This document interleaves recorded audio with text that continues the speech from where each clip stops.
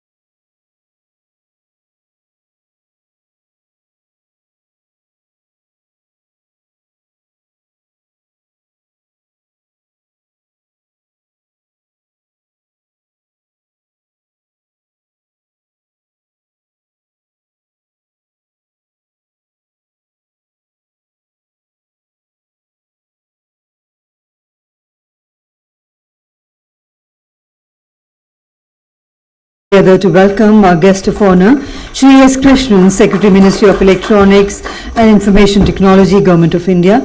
I also would like to invite our distinguished guest, Shri Sushil Palji, Joint Secretary, Ministry of Electronics and Information Technology. May I invite Shri Shivnath Tukral, Vice President, Public Policy, Meta India. I also invite Mr. Dilsher Singh Malhi, Founder and CEO, Surbhi.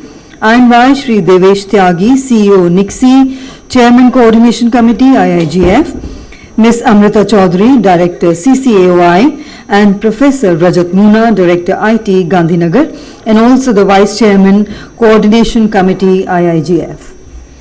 Ladies and gentlemen, we also warmly welcome our dignitaries who have joined us on the virtual mode.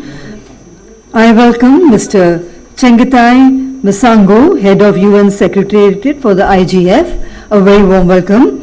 I welcome Professor Rekha Jain, Senior Visiting Professor, ICRIER. Warm welcome to you, ma'am. I welcome Professor T.V. Ramachandran, sir, Broadband India Forum. A very warm welcome to you, sir.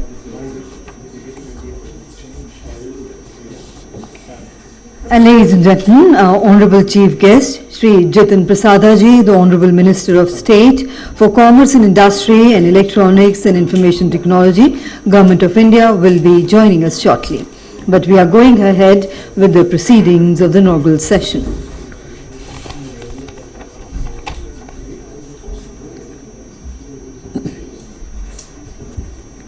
Namaskar and good morning. Our guest of honor, Shri S. Krishnan, Secretary, Ministry of Electronics and Information Technology, Government of India, esteemed dignitaries on the dais and also on the online platform, distinguished participants belonging to different stakeholder communities such as the government, civil society, technical community, academia, private sector, and media both in person and online, from the education and the private sector and the civil societies. It is my honor to welcome each one of you to the India Internet Governance Forum, IIGF 2024. IndiaAI is a multi-stakeholder platform for bringing together different stakeholder groups in India to foster and promote discussions on issues related to Internet.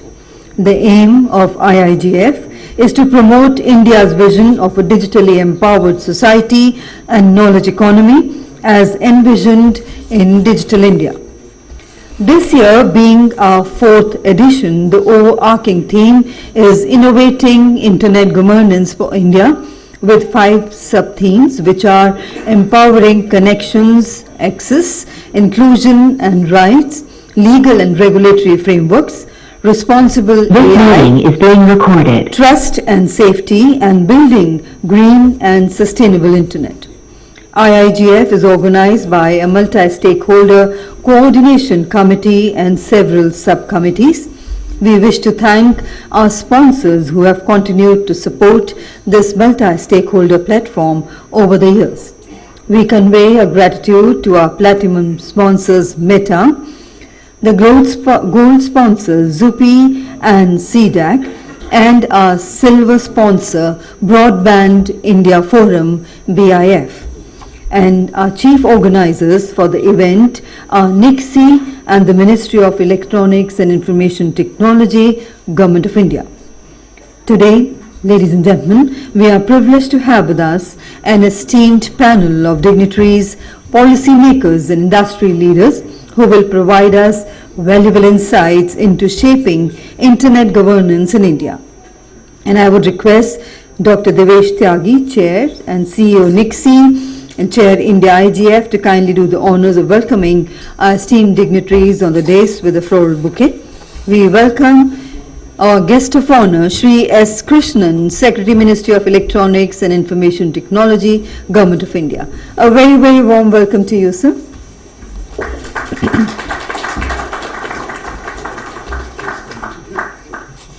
We welcome with a floral bouquet our special guest, Shri Sushil Palji, Joint Secretary, Ministry of Electronics and Information Technology, Government of India.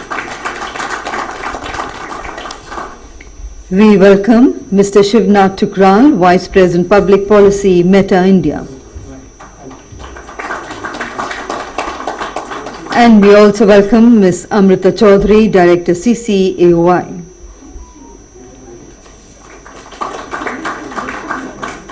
Thank you very much indeed, sir, for doing the honors.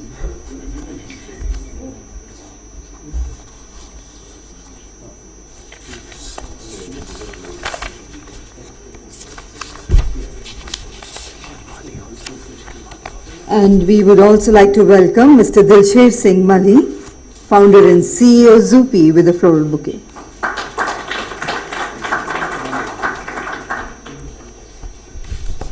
Thank you, sir, for doing the honors.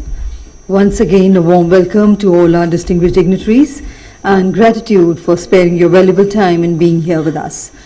To formally open today's proceedings, I invite Shri Devesh Tyagi, CEO of NICSI and Chairman of the Coordination Committee, IIGF, for the opening remarks.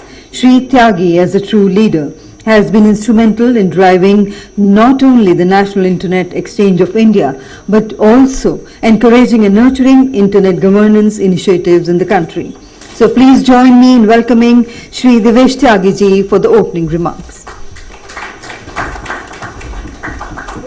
Thank you. Good morning all. First of all, I thank all of you to be here. Respected Sri S. Krishnan, Secretary, Ministry of Electronics and IT. Sri Sushil Pal, Joint Secretary, Ministry of Electronics and IT. Sri Saurabh Thakural, Vice President, Public Policy, Meta India. Professor Rekha Jain, Senior Visiting Professor, ICR. Sri Cheng Patai, Head of UN Secretariat for the IGF. Ms. Amrita Chaudhary, Director AIORI, and other dignitaries which are present with us.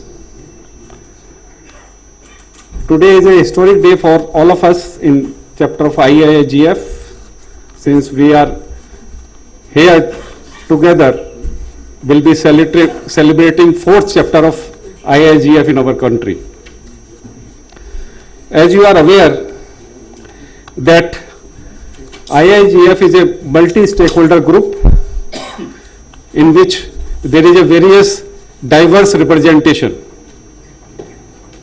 This forum works for promotion of internet governance in our country, and this forum has in past held various discussions and which has been very fruitful in taking India governance in our country forward.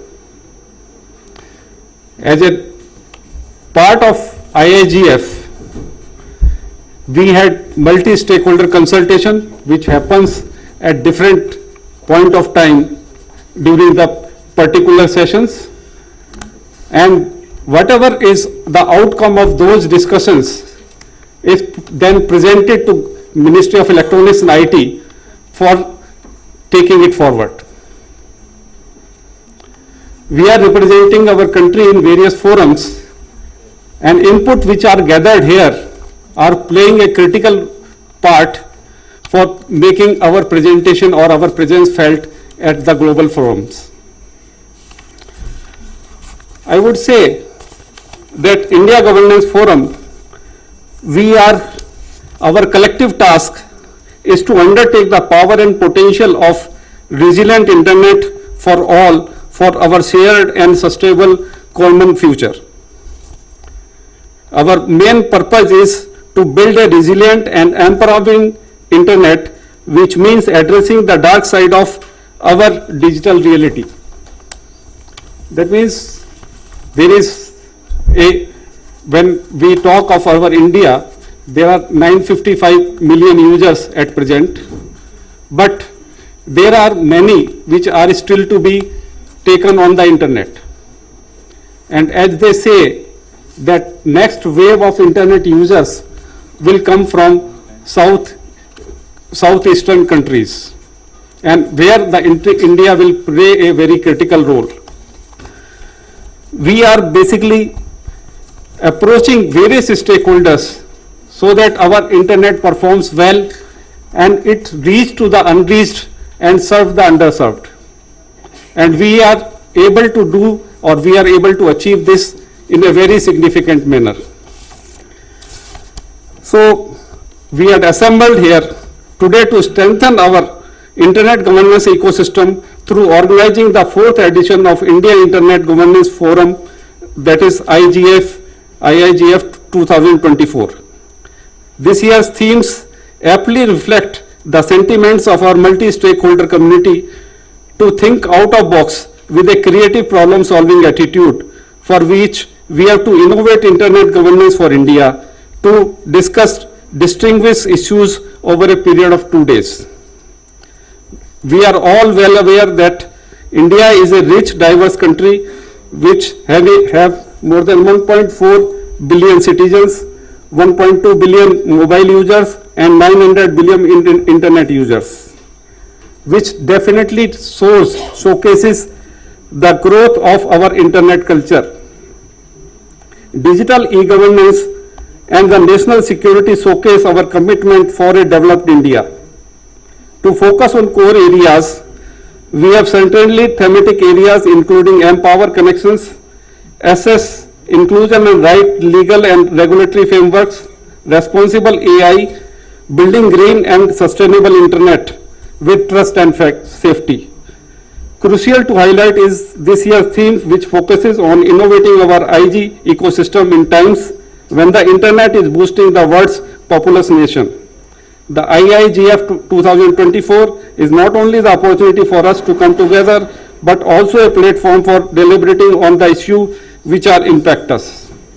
With this background, I would first welcome Sri S. Krishnan, Secretary, Ministry of Electronics and IT, to be with us, and he is a driving force and guidance force for us on this particular forum.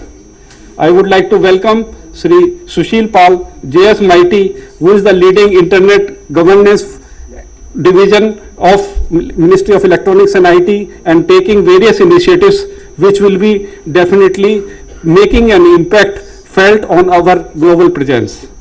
I would welcome all other dignitaries which are present on the dais and the people who had gathered us, and they will be making their contribution felt during the course of discussions. Thank you very much.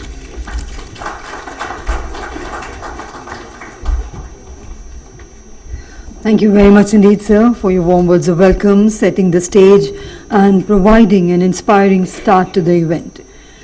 I now have the privilege in inviting Ms. Amrita Chaudhary, Director of CCAOI, who will provide a recap of the IIGF journey from 2021 to 2023.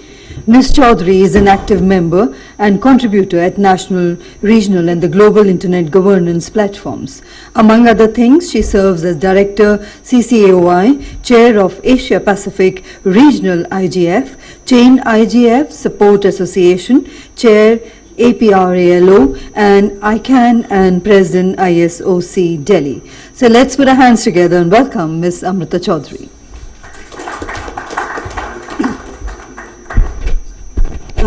Thank you so much, and I would just give you all a brief recap of what India IGF has been doing for the last 3 years. It's not extensive, but I thought I would just share a bit. I'm sorry, I'm not so tall, so you may not be able to see me.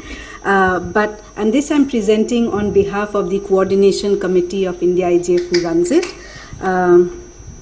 So what is India IGF about? It is a multi-stakeholder platform which brings together different stakeholders. Okay, thank you.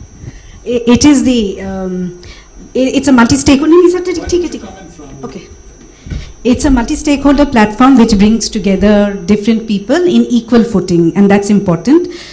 We discuss issues on the norms of governance which impact the social and economic development which is related to internet. It is an annual event which is organized by a multi-stakeholder coordination committee, but all the work is done on a volunteer basis by the subcommittees. For example, we have the theme committee, we have the reception committee, we have the team which does the research, we also have a team which manages these events, the finance, sponsorship, etc. So a big thank you to all the volunteers. So the journey so far, the first year we started was an online event. The theme was Empower India Through Power of Internet, and we had 3 sub-themes. This will be up on the website, so I'm not going to go into details. The next year was a hybrid event wherein the theme was leveraging tech aid for empowering Bharat, with 5 sub-themes.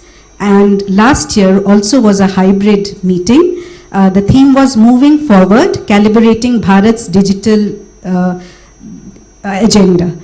And if we look at the messages, while we have reports of all these events, but some of the key messages I thought of highlighting is that being a country where we have a lot in stake because of, we are using digital like never before, we need to shape the internet for the future through policies, regulations, standards, rights and responsibilities. We need active participation of Indians in the international fora where decisions are taken, especially standards. We need to strengthen and institutionalize the multi-stakeholder model of internet governance for an open, free, secure, trusted and accountable internet. We need meaningful access, and that initiatives need to be prioritized in that aspect. We need to foster an environment of inclusion through legislation, opportunities, skill and capacity building. Promote local language and multilingual internet, and prioritize cybersecurity in government organizations, industry and consumers through legislations, better cyber practices, skill developments, cyber hygiene, and push for greater accountability of platforms, states and private players.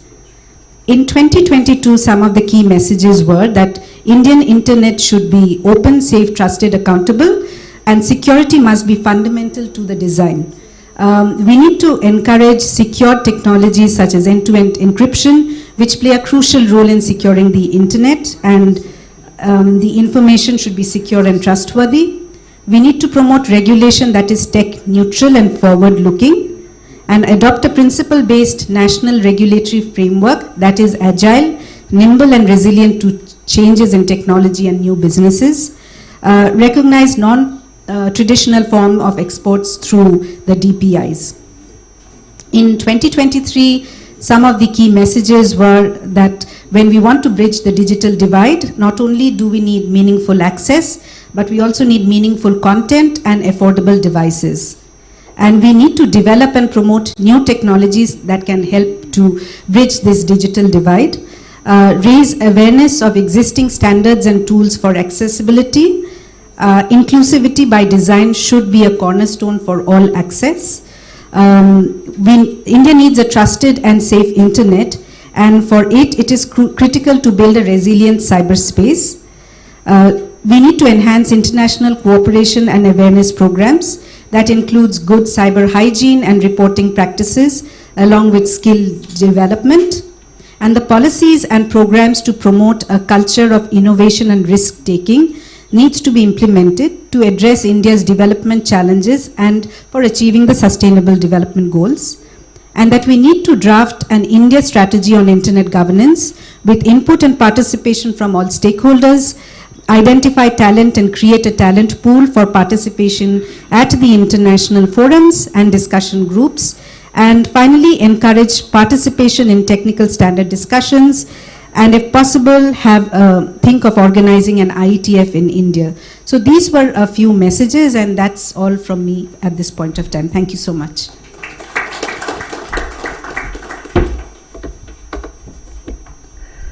Thank you very much indeed, Ms. Chaudhary, for walking us through the milestones achieved by IIGF over the years.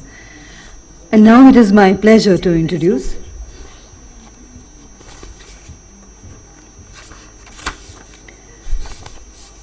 invite Mr. Dilsher Singh Mali, founder and CEO of Zupi, for the special address.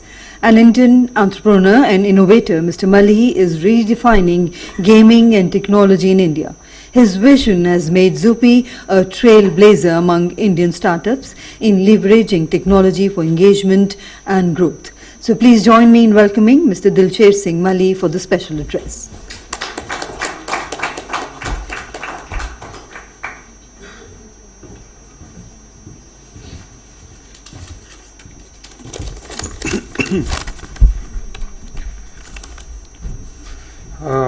Respected Secretary Meti, Shri S. Krishnan Ji, distinguished speakers and esteemed guests. It is an honor to be here today to address this gathering of policymakers and thought leaders from across the globe. As a brief introduction, I come from a town in Rajasthan. I graduated from IIT Kanpur in chemical engineering, and now I'm running one of India's fastest growing skill-based gaming startup named Surbhi that employs more than 400 people and is building a tech-led product, and we host over 100 million users. I join you today to echo that tech and innovation are fueling the digital powerhouse that is India, and I'm hopeful that it will continue to thrust our country towards the goal of $5 trillion economy. India has the world's third largest startup ecosystem and is home to over 146,000 startups. As per the Global Innovation Index, India has consistently improved its rank, jumping to the 40th position in 2023 from 81st in 2015. This has happened mainly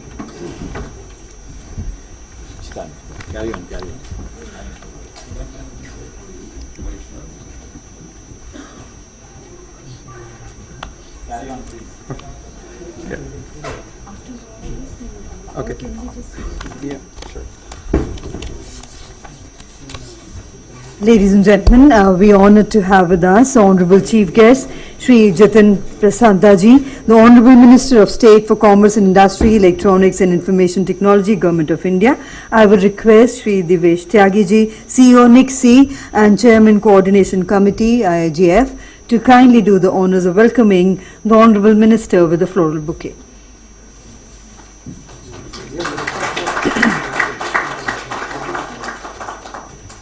And over to you, sir, to kindly carry forward your address.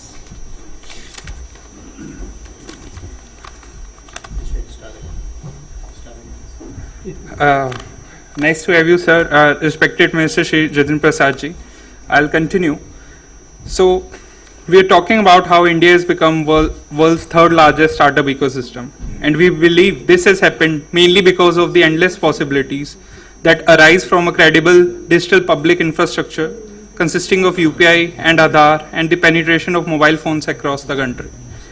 Now with the Bharat 6G vision, the semiconductor mission and the AI mission, startups are positioning India for an exponential economic growth.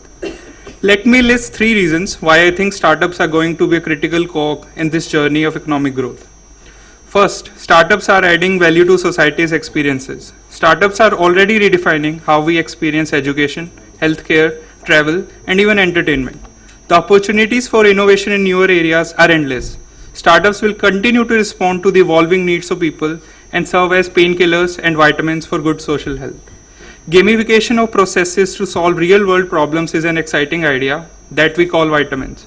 Perhaps we are on the path of moving just from painkillers towards more invigorating vitamins and towards measuring prosperity not just by GDP but by GWQ, that is, Gross Wellness Quotient. And at Surbhi, we are grateful to be contributing to this journey where gaming is fulfilling the society's deep need for competitive engagement and entertainment. Secondly, tech-driven innovation by startup has the potential to transform other sectors as well, such as development of high-performance hardware and GPUs. We all know NVIDIA, which is the most valued company in the world today, started with making chips for online games. Studies in the UK have highlighted that advanced game engine technology is being used by surgeons to train for surgeries virtually. The oil and gas industry is leveraging AR/VR technology to reduce travel time and thereby reduce emissions associated with transportation. There are several other examples of this multiplier effect that gaming tech has on enhancing education, financial services, cybersecurity, etc. Advancements in AI and blockchain technologies are being driven by the need for making gaming platforms more engaging, secure, and transparent. Ultimately, such spillover effects stimulate skill development, tech advancement, and overall economic growth. Thirdly, the Indian legacy or the Indian way.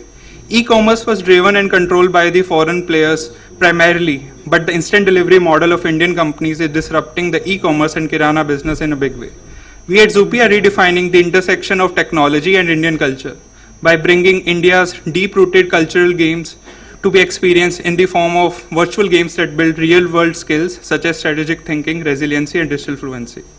Online gaming can potentially feed into the indigenous metaverse for which favorable conditions are right now emerging very well, like local electronic manufacturing, AI advancements, around 1 billion smartphones with high processing power.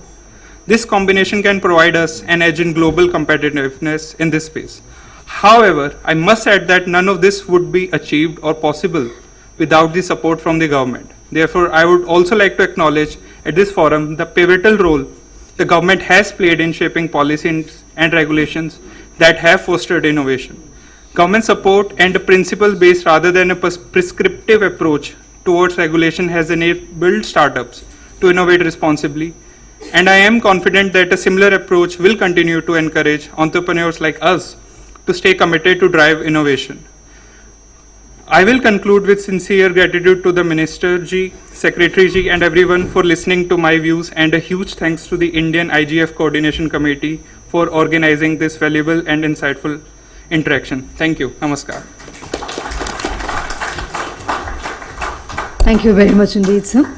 Ladies and gentlemen, I now have the privilege in requesting Honorable Minister, sir, and our dignitaries on the dais to kindly light the ceremonial lamp and formally inaugurate IIGF 2024.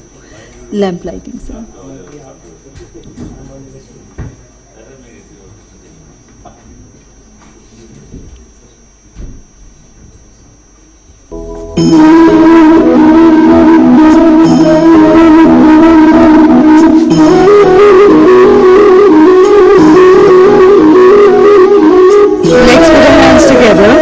As IIGF 2024 is being formally inaugurated by the Honorable Minister and other dignitaries.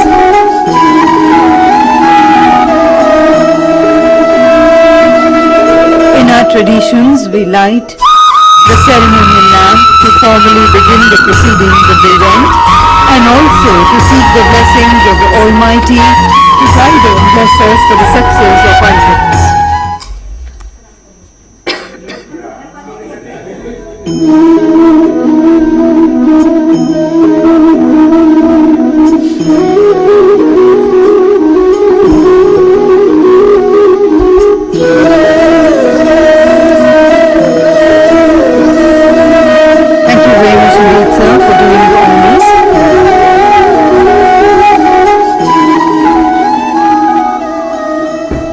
Ladies and gentlemen, we are honoured to have with us Shri Jitin Prasadaji, Honourable Minister of State for Commerce, Industry and Electronics and Information Technology, Government of India.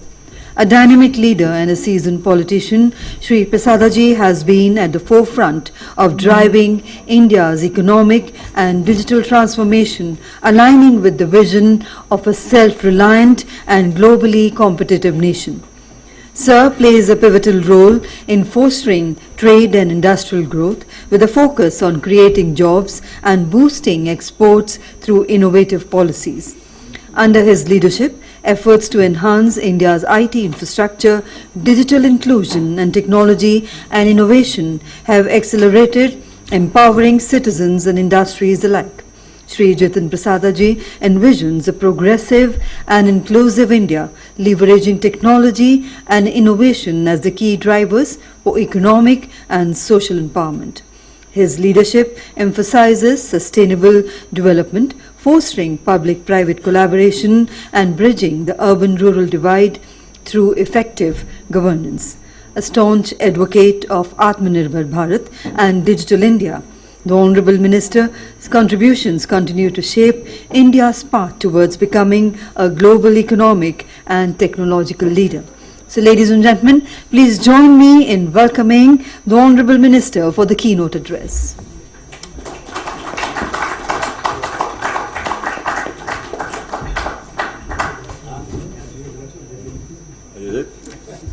Thank you for giving me this opportunity early and for those words in my introduction.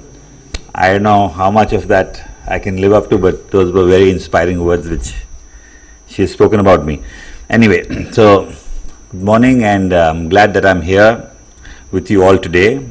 And with us on the dais, our Secretary of the Ministry, Mr. Krishnan, and Mr. Chengtai Musongo, Head of the Union Secretariat of IGF, who's joined us online. Yes? And there are a lot of other leading lights. Dr.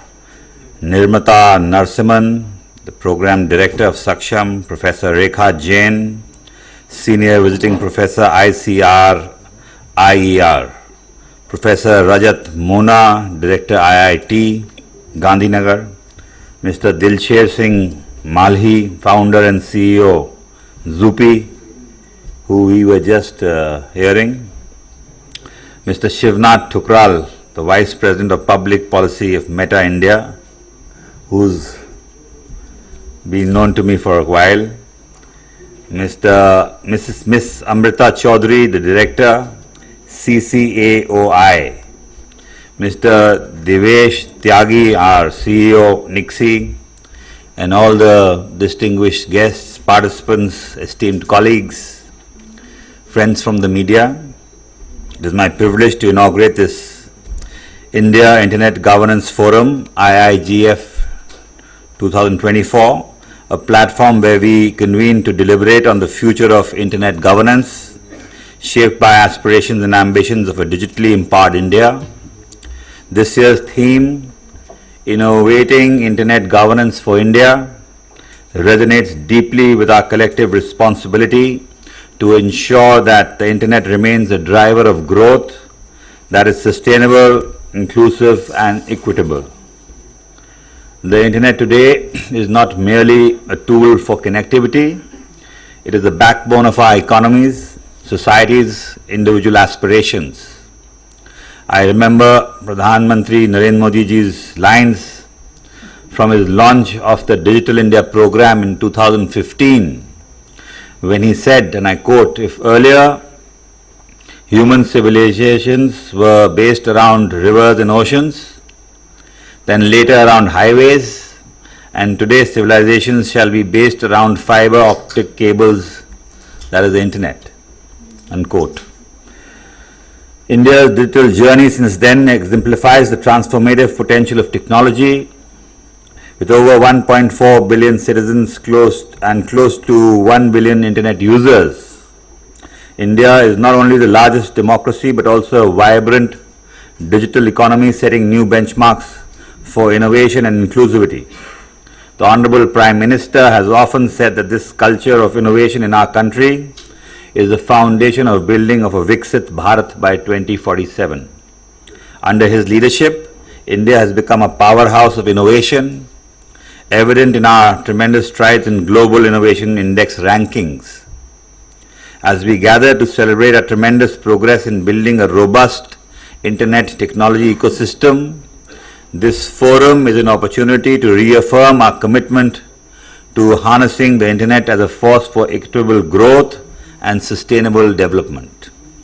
Our discussions today should not only focus on addressing the challenges of the Internet governance, but also on exploring transformative solutions. Artificial intelligence is the cornerstone of these transformative solutions. Our vision is to make AI in India and make AI work for India as well as AI for all. Today, India is placed for a transformative AI revolution. We have the world's biggest youth population, highest percentage of people using large internet language models, and in every 3 out of 4 Indian startups investing in AI. As I'm sure you all are aware, about 10,000 crores has been approved in the budget for the India AI mission that aims to bolster India's global leadership in artificial intelligence, democratize its benefits across the strata, and ensure technological self-reliance. This derives directly from the vision of the Prime Minister, who often mentions how trust in AI will only grow when related ethical, economic, and social aspects are addressed. I'm sure you're aware of the 7 missions, the pivotal initiatives of this AI mission. India has consistently demonstrated its firm conviction to establish global shared principles in an open, free, and secure digital and technological future for all. Its participation in shaping the UN proposed Global Digital Compact remains crucial. As one of the world's largest digital economies, India brings unique and valuable insights into how digital tools can empower populations at scale. In this context, the upcoming WSIS Plus 20 review, that is the World Summit on Information Society in 25, holds significant importance for India and the international community. The WSIS Plus 20 review, marking the 20th anniversary of this summit, is a platform to assess global progress in building an inclusive information society. India's transformative journey over the last decade, marked by rapid digitalization, digital successes like UPI, Aadhaar, Digital India, serve as a model for other nations. Through its participation, India will showcase its tangible progress in bridging the digital divide and consequently several other divides such as regional, linguistic, gender-based, and some examples are that today 95% of our villages have been linked with 3G, 4G connectivity with a special focus on most inaccessible areas. Our technology-enabled startup ecosystem has reached 600 plus districts in the country, with more than half of them being led by women. The government's flagship AI language tool, Bhashini, is helping all citizens across access governance in their local language. It is our vision that Digital India helps bring out national and global solutions for the deepest interiors of our country. Tier 2, Tier 3 cities, towns and villages are to be at the forefront of this revolution. Thus will ensure that technology becomes the force multiplier in the country and provides opportunities to everyone. India's tremendous progress in leveraging digital economy to deliver good governance is already being globally lauded. From direct benefit transfers to our DPI, our technological solutions have set new records in governance. I remember the Prime Minister had remarked in his last visit to Poland that India's UPI's daily transactions equal that of the population of the European Union. Our resilient internet infrastructure, powered by the Bharat Net project, has reached most Gram Panchayats, bringing the promise of digital age to rural communities. Yet, alongside all this progress, we must address the critical challenges of cyber security threats, misinformation, and network disruptions. Thus, a robust internet infrastructure cannot exist without adopting advanced security protocols and real-time threat detection systems. This will ensure that our digital networks remain reliable and secure, even in the face of evolving challenges. The key to achieving this lies in collaboration, driven by engaging with wide variety of stakeholders of whom the most significant are the users of the net. Their voices should resonate in both national and international forums. One such example is the Global Partnership on Artificial Intelligence, the GPAI, which promotes multi-stakeholderism by fostering collaboration amongst governments, academia, industry, and civil society. In fact, I have recently returned from the GPAI 24 summit in Serbia, where I highlighted this very aspect. In India, we have demonstrated how these collaborative governance can deliver results, whether it is Digital India empowering women entrepreneurs through digital platforms, enabling farmers with real-time market data, or enhancing children's access to education through e-learning. Other examples include MyGov that enables citizens, businesses, and governments to collaborate on policy making, offering a participatory platform for feedback and ideas. Another instance of policy development through multi-stakeholder approach was the formulation of the DPDP Act, where inputs received through public consultations were considered and adopted. The multi-stakeholder approach ensures that our policies remain open, inclusive, adaptive, and responsive to needs of all. However, despite being the largest connected nation globally, our presence in the critical global public forums where global standards and technologies for the internet are determined, is notably underrepresented. It is a priority of our government to address this imbalance and ensure that our nation's perspectives contribute significantly to shaping the global discourse on internet governance. Another priority for us is building a green and sustainable internet. The rapid growth of digital economy comes with environmental challenges such as high energy consumption of data centers and electronic waste. As part of our sustainable commitments under the Panchamitra Declaration articulated by the Honorable Prime Minister in the COP26, we have taken proactive steps to reduce the carbon footprints of our digital infrastructure, from promoting the use of renewable energy to incentivizing green innovations in the tech industry. We are striving to align technological progress with environmental stewardship. I also utilize this forum today to urge all stakeholders to integrate sustainability into their digital strategies. Most importantly, this forum is not just a platform for discussion, but also a strong call to action. Our deliberations today will have far-reaching implications for India's role in global internet governance. The insights and recommendations emerging from this gathering will shape our digital policies, ensuring that they are inclusive, secure, and future-ready, and enable India to lead by example. I encourage each one of you to actively participate in these discussions, bring forth your expertise, innovative ideas, and diverse perspectives. Together, let us build an internet that reflects the values of equality, transparency, and sustainability, empowering every citizen and ensuring that internet remains a force for good. And with that, I end and I thank you all, and I wish you all a successful and a productive forum. Thank you.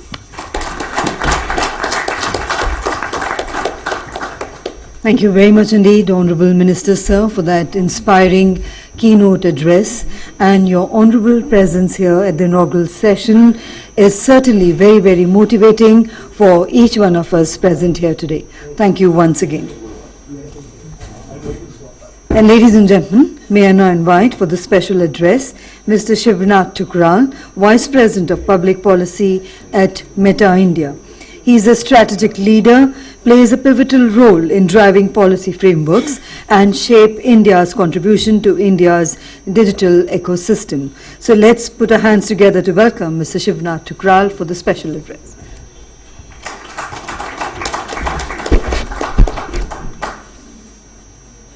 Morning everyone, and thanks for coming in, and it's quite an honor to speak right after the minister, so I requested him to stay for a while, although I know he has to leave, so I won't take very long. I'll keep my remarks very short. This is not the first time I've spoken at this forum, and I think one of the great parts of the IIGF is that it lays the ground for what is going to come up later next week when the IGF forum happens. One point the Honourable Minister touched upon, which I completely agree, is generally India's underrepresentation at the global forums when governance issues are discussed, and I think that's one area, Honourable Minister, we would love to seek your guidance and support to how to ramp it up. The whole idea that the India Internet Governance Forum is able to talk about governance issues, and I'm sure you want to hear from those who govern and not from those who get governed, and to the friends in the press, I know everybody's question to Secretary Sir will be, when are the rules being released? I'm sure that question they will save for you later in terms of an example of good governance. I think one of the best parts of what I have learned over the last few years here is how the Indian policy making has evolved so much that I would say it is one of the most participative than I've ever seen in any of my counterparts across the company, where not only are consultations opened up during drafting of the law, but eventually after the law is made open for consultation, and then in India, the unique part being the rule-making process, which is also very consultative. So I would congratulate the government and commend of the way it has been progressing over the last few years. It has only gotten better. And what it has led to from a governance perspective is allowing companies to represent pretty openly and in an institutional manner. Gone are the days when you would play the shadow games, getting articles written, etc. I'm sure that's still our mainstay, but the fact is that one can approach this government pretty directly, pretty openly, and make a representation saying, hey, as a part of the consultation, we think this is not in the right direction, not because it will hurt me, it will hurt the industry. So one thing which has happened from those who are governed perspective as well is, we have also elevated the debate to say, what can enhance the industry's potential? That's number one. So we have leapfrog not only in terms of technological adoption, but in the way governance has happened in India. I'll give just two quick examples before I stop. The other is India's offering. Honorable Minister, you mentioned about UPI. India's offering on DPI at these forums is now seen as the benchmark.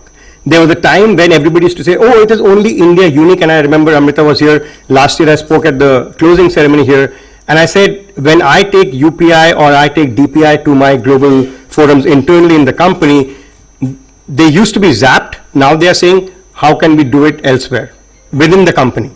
Payment is just one example, right? I mean, when we talk about the health stack, etc., everybody's kind of quite excited. The question is, how will it happen? And that revolution has to be led by institutions which are quasi-government, participation of the private sector, etc. So not only in policy making, where we have evolved and become more participative, in our offering from a technological solution, we have also become very participative. The other aspect, the minister touched upon the use of AI, and here I would like to spend a couple of minutes. Minister, you talked about large language models today, and I can brag a little bit about the concept of open source AI, where some of our large language models, Meta's large language models, are being adopted for Indian solutions, Indian innovation. Kisan AI being one such example, where they have built their own LLM using the base foundation of Llama 3.1. My simple submission at a governance forum like this, and Secretary Sir will agree, I want to also cite an anecdote from a meeting a couple of weeks ago where the Secretary Sir was there, but just to kind of enhance the, highlight the value of open source AI, one, that it allows innovation to happen locally. Two, it is in line with what India stands for when it comes to open source technologies, open source standards. And third, the most important is that it is not exorbitant for Indian startups to adopt. So those are the three main drivers I feel open source should be looked at very, very carefully. And there has to be a revolution towards that.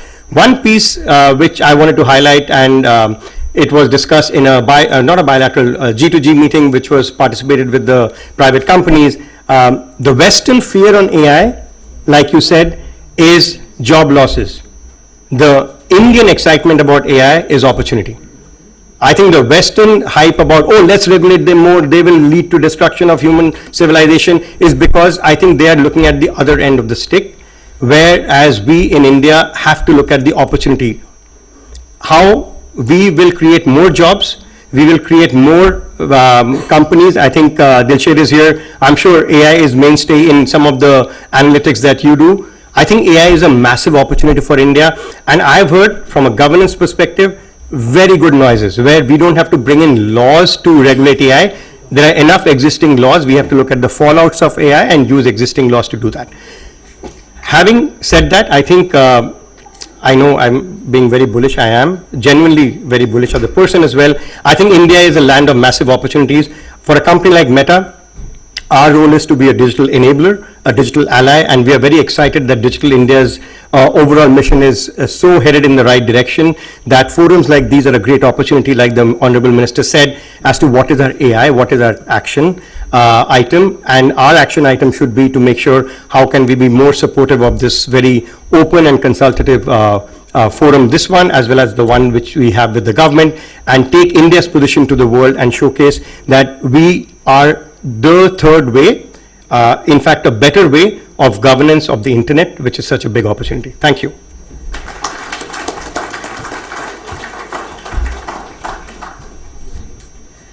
Ladies and gentlemen, we would like to thank Honorable Minister before he leaves with a token of gratitude, a small memento, sir. So there's a small memento.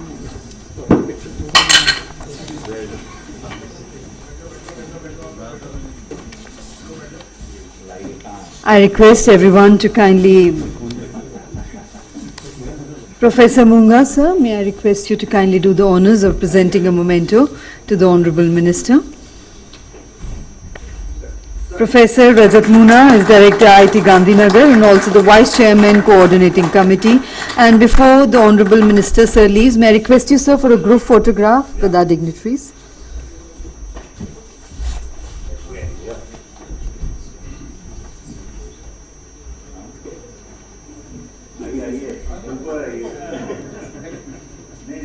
And ladies and gentlemen, let's once again put our hands together to thank the Honourable Minister, sir, for kindly sparing his valuable time in gracing this occasion. Thank you.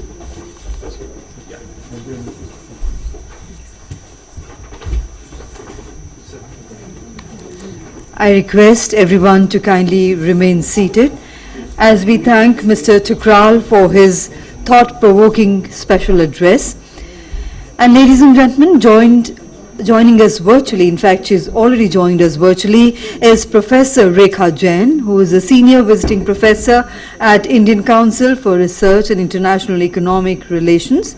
Professor Jain is a leading authority in telecommunications and digital policy research in India, with a rich academic and professional legacy.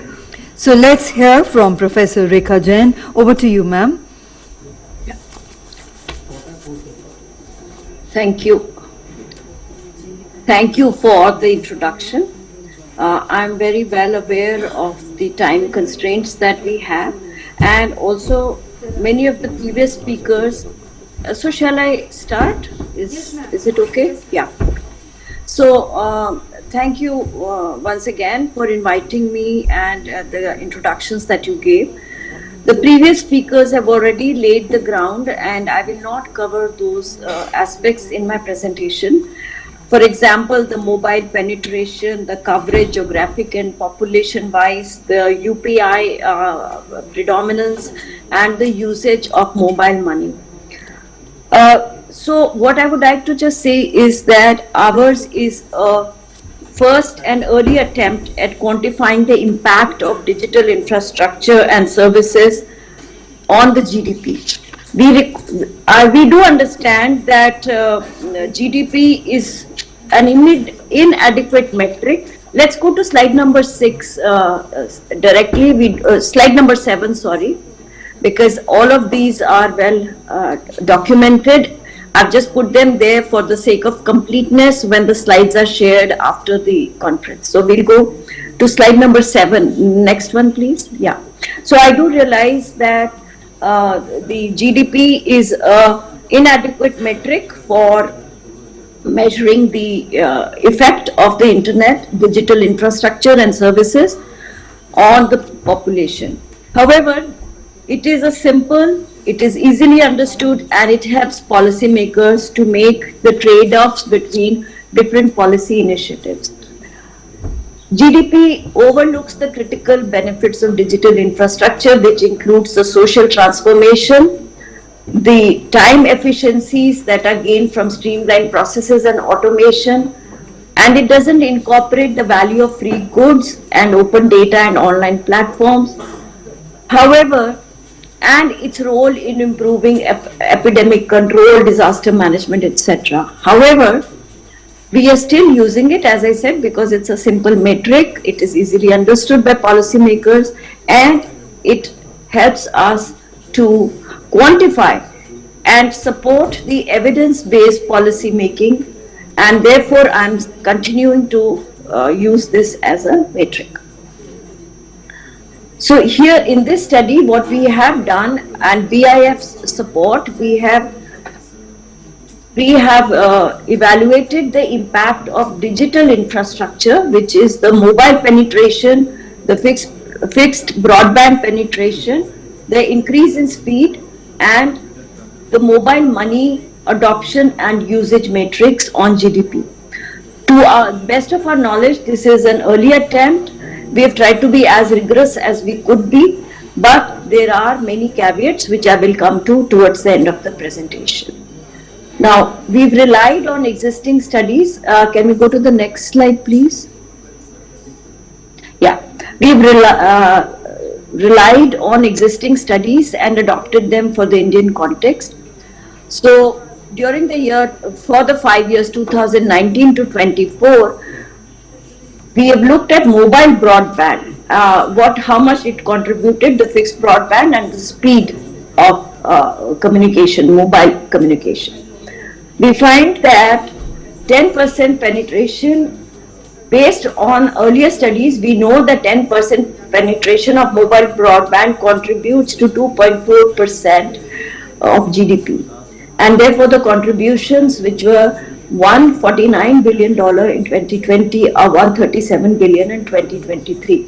Now all these metrics have the issue of they are based on increases in speeds. So there is a limit to what the GDP contributions will be as we go forward as the denominator or as the base increases. The fixed broadband penetration, it is fairly low in India right now, but despite that, it has contributed nearly $100 billion to the Indian economy in 2023. And this is based on prior studies for the Asia Pacific region, which say that 10% penetration adds 1.63% to the GDP. And this contribution begins at a baseline value of at least there has to be 2% penetration of fixed broadband. And when we look at fixed broadband, we look at more the penetration per 100 inhabitants, because we want to cover the broadband penetration over the geographic area, whereas mobile broadband is on a per capita basis. If you look at speed, the metric to compute the contribution to speed is a 1% increase adds 0.015% to GDP growth. And we can see in 2023, when 5G was rolled out, there was a very significant contribution to GDP amounting to $559 billion, which obviously, because as the speed increases, will as a percentage of the baseline speed will decrease, this contribution is going to go down. Now, if I look at how do we, the mobile money, the UPI, we have been talking so much. Can we go to the next slide, please? Next slide. Yeah.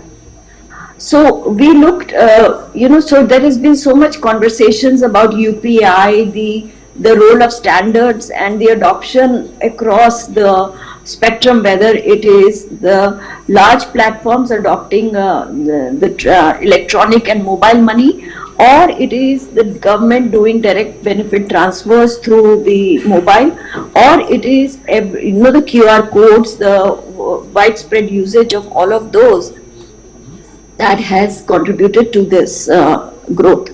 So here we have modeled it on GDP as a function of fixed capital, labor, human capital, digital infrastructure and services, including mobile money and broadband adoption. And this is based on work which has been done by the GSMA Global Adoption Survey on mobile money. And this holds across multiple regions and so on. The econometric model is fairly rigorous because it takes into account the endogeneity between mobile money adoption and GDP growth. So what is it GDP growth driving mobile money growth, or is it the other way around? That aspect is already handled by the way the regression equations are modeled. And our analysis for India shows that there are network effects and critical mass impacts as is evident in these kind of network things. Can we go to the next slide, please? The mobile money usage users, not mobile money usage, but mobile money users increased from 10 million to 800 million over a 7-year period. Look at the tremendous growth. And the GDP contribution, just because we had more mobile money users, were increased from 1.34% of GDP to 3.24% of GDP. And GDP increases significantly after mobile money users reaches a threshold. So below a particular level, the increase in GDP is very minimal, and it increases after that, which is what we call the critical mass effect. And after a 30% increase in the mobile money users, this effect tends to stabilize. Next slide, please. When we model the effect of mobile money users with the usage as the ecosystem matures, we will see more and more transactions on insurance, on banking products and other such products. And this contributes in a synergistic way with the number of mobile money users increased. So the combined impact of, if we see how the transaction values per account have grown from only $1 in 2016 to $3,000 in 2023. And the GDP impact increased from 0.46% of GDP to 4.33% of GDP. So it's a very significant increase. You can see in the graph below that when I only look at just the usage part, that the metric that captures how many transactions per account, which is the green line, and the orange line, which is a combined effect of mobile money users and usage, you can see the significant difference between them and the synergistic effect of this. Next slide, please. So I'll come to the last slide. So what is very obvious from this study is that evidence-based policy making is important. We need to be able to collect data. We had a lot of trouble getting the right kind of consistent data, and I think we've been asking NICSI and asking METI that to support nationwide collection of data on internet-based metrics, and this I hope the government will support towards more to help it enhance its decision-making infrastructure. So our study shows that because of the contributions to the GDP, because of speed enhancements, we must accelerate fiber deployments through streamlined right-of-way and PPP models. And this is something that the previous speakers have Surbhi was talking about. We also need to invest in rural high-speed internet because the speed gap is going to contribute to an economic gap, to a region gap, and so on and so forth. We need to boost internet speeds because we need to deploy 5G faster. More importantly, can we promote Wi-Fi proliferation? Here is an SOS to the Department of Telecom and to the METI. Can we have the PM Vani? Can we have the 6 gigahertz and 60 gigahertz spectrum bands de-licensed, unlicensed, or lightly licensed as we go forward in a accelerated way, because these contribute to speed enhancements. We need to strengthen financial inclusion through digital infrastructure and policy incentives for mobile money adoption, because even now many of the users who could use the lower socioeconomic class do not have smartphones that enables mobile money usage. So can we have policies that facilitate that adoption? And digital payment adoption, though the P2P infrastructure is fairly robust, but I think making payments on government websites is still a problem many times, and I think those need to be sorted out, which can easily be done. And thank you. This is the end of my presentation. I hope I have stayed within the time limits. Yes, ma'am. Thank you very much. If there are any questions, I'm happy to take them through email or through other mechanisms. But here, my last statement would be, all private sector, public sector, please support collection of data, its analysis, data monitoring, data analytics for policy making if we want better digital governance. Thank you. Thank you very much indeed, ma'am. Thank you for all the insightful presentation we had from you and for kindly joining us virtually. Thank you once again. And ladies and gentlemen, we are also joined on the virtual platform by Mr. Chengtai Masango. He is the head of the UN Secretariat for the Internet Governance Forum and who will be addressing us from Riyadh. He has played a pivotal role in promoting and strengthening the IIGF and its multi-stakeholder ecosystems of national and regional initiatives and youth initiatives, best practice forums, policy networks, and dynamic coalitions, and the IIGF ecosystem. And Let's welcome Mr. Chengtai Masango, all the way from Riyadh, who's joining us on the virtual platform. And over to you, sir. Thank you very much. Can you hear me? Yes, sir, we can hear you. You can kindly go. Okay. Yes, I'm sorry, I was traveling today and I just, I got in at 3:30 this morning actually, so I am still organizing myself a little bit, but just give me 1 sec and I will start. Right.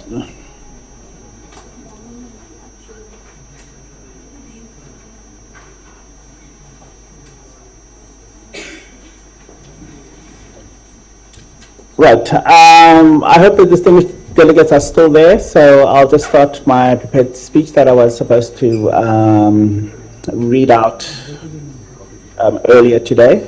So, Excellencies, Minister of State for Commerce and Industry and Electronics Information Technology, distinguished delegates, ladies and gentlemen. It is a great honor to join you at the National Indian Internet Governance Forum 2024, and I extend my gratitude to the IIGF Multi-Stakeholder Organizing Committee of India for their tireless efforts for making this forum a reality. The main theme of the meeting, Innovating Internet Governance for India, resonates deeply with the transformative role the Internet plays in shaping our societies and economies. It cuts across nearly all aspects of our lives, from the work to education and to communication and social spheres. Opportunities and challenges differ from community to community. On one side, we have generative AI revolutionizing content creation, and on the other, we have 2.6 billion people that remain completely off the digital system. Your agenda recognizes this well by focusing on ways of empowering across regulatory frameworks and for governing AI responsibly, building trust and safety, and joining our efforts for a green and sustainable internet. These critical areas demand our collective focus, and today we have the pleasure to learn from you. Stakeholders in India have been aware of the priorities since the very beginning of our now strong internet governance ecosystem.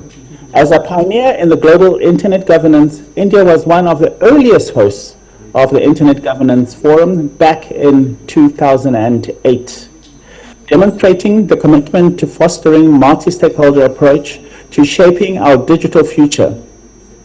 And let me tell you, the IGF, which was held in Hyderabad, is still held as one of the high points of IGF annual meetings. It was really very well organized, and people really had very fruitful discussions, and they also had a very, very good taste of Indian culture, the full spectrum of Indian culture as well. I distinctly remember that in my head, even though it was, quite some time ago.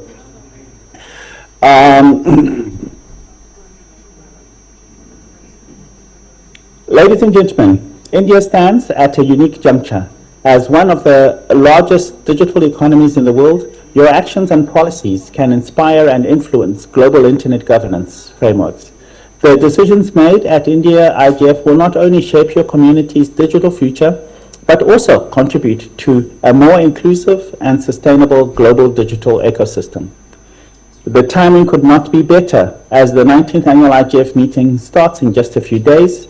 The government of Saudi Arabia will host the IGF 2024 from the 15th to the 19th of December in Riyadh under the overarching theme, Building a Multi-Stakeholder Digital Future. As stated, I am addressing you from Riyadh, and together with the host country and our community, we expect that the 19th IGF to gather thousands of stakeholders from around the world to engage in constructive discussions on ways to harness digital technologies. Now, we know that we are behind in achieving the 2030 agenda, for sustainable development. Strengthening our actions through the power of digital has never been more important. I trust that the outputs of the IGF, of this IGF, will enrich the Riyadh discussions and will, with innovative ideas and the unique perspective that you have. This is also a crucial moment to work together to shape our digital future. The 20-year review of the World Summit of the Information Society, WSIS, in 2025 offers a chance to look back at what has been achieved and, more importantly, to set the course for years ahead. And this will also complement the implementation of the recently adapted Global Digital Compact and its principles. I hope to see you in Riyadh in the coming Sunday. If in-person participation is not possible, I also encourage you to participate online and to ensure the world learns from your exemplary work. I also hope for a physical invitation to next year's Indian IGF. As I said, I still fondly remember my memories of the meeting that I attended in 2008. Once again, thank you for inviting me, and I wish you fruitful deliberations. Thank you. Thank you very much indeed, sir, for taking time out for all of us here from your very busy and hectic schedule for that inspiring address. And once again, thank you for joining us virtually on behalf of IGF. So, ladies and gentlemen, moving ahead, I now have the privilege to invite our special guest, Sri Sushil Palji, the Joint Secretary, Ministry of Electronics and Information Technology. He is a senior bureaucrat with extensive experience in digital governance and policy making, has been instrumental in shaping India's digital transformation initiatives, and has been a driving force behind several national digital initiatives. So let's welcome Sri Sushil Palji for his special address. Thank you.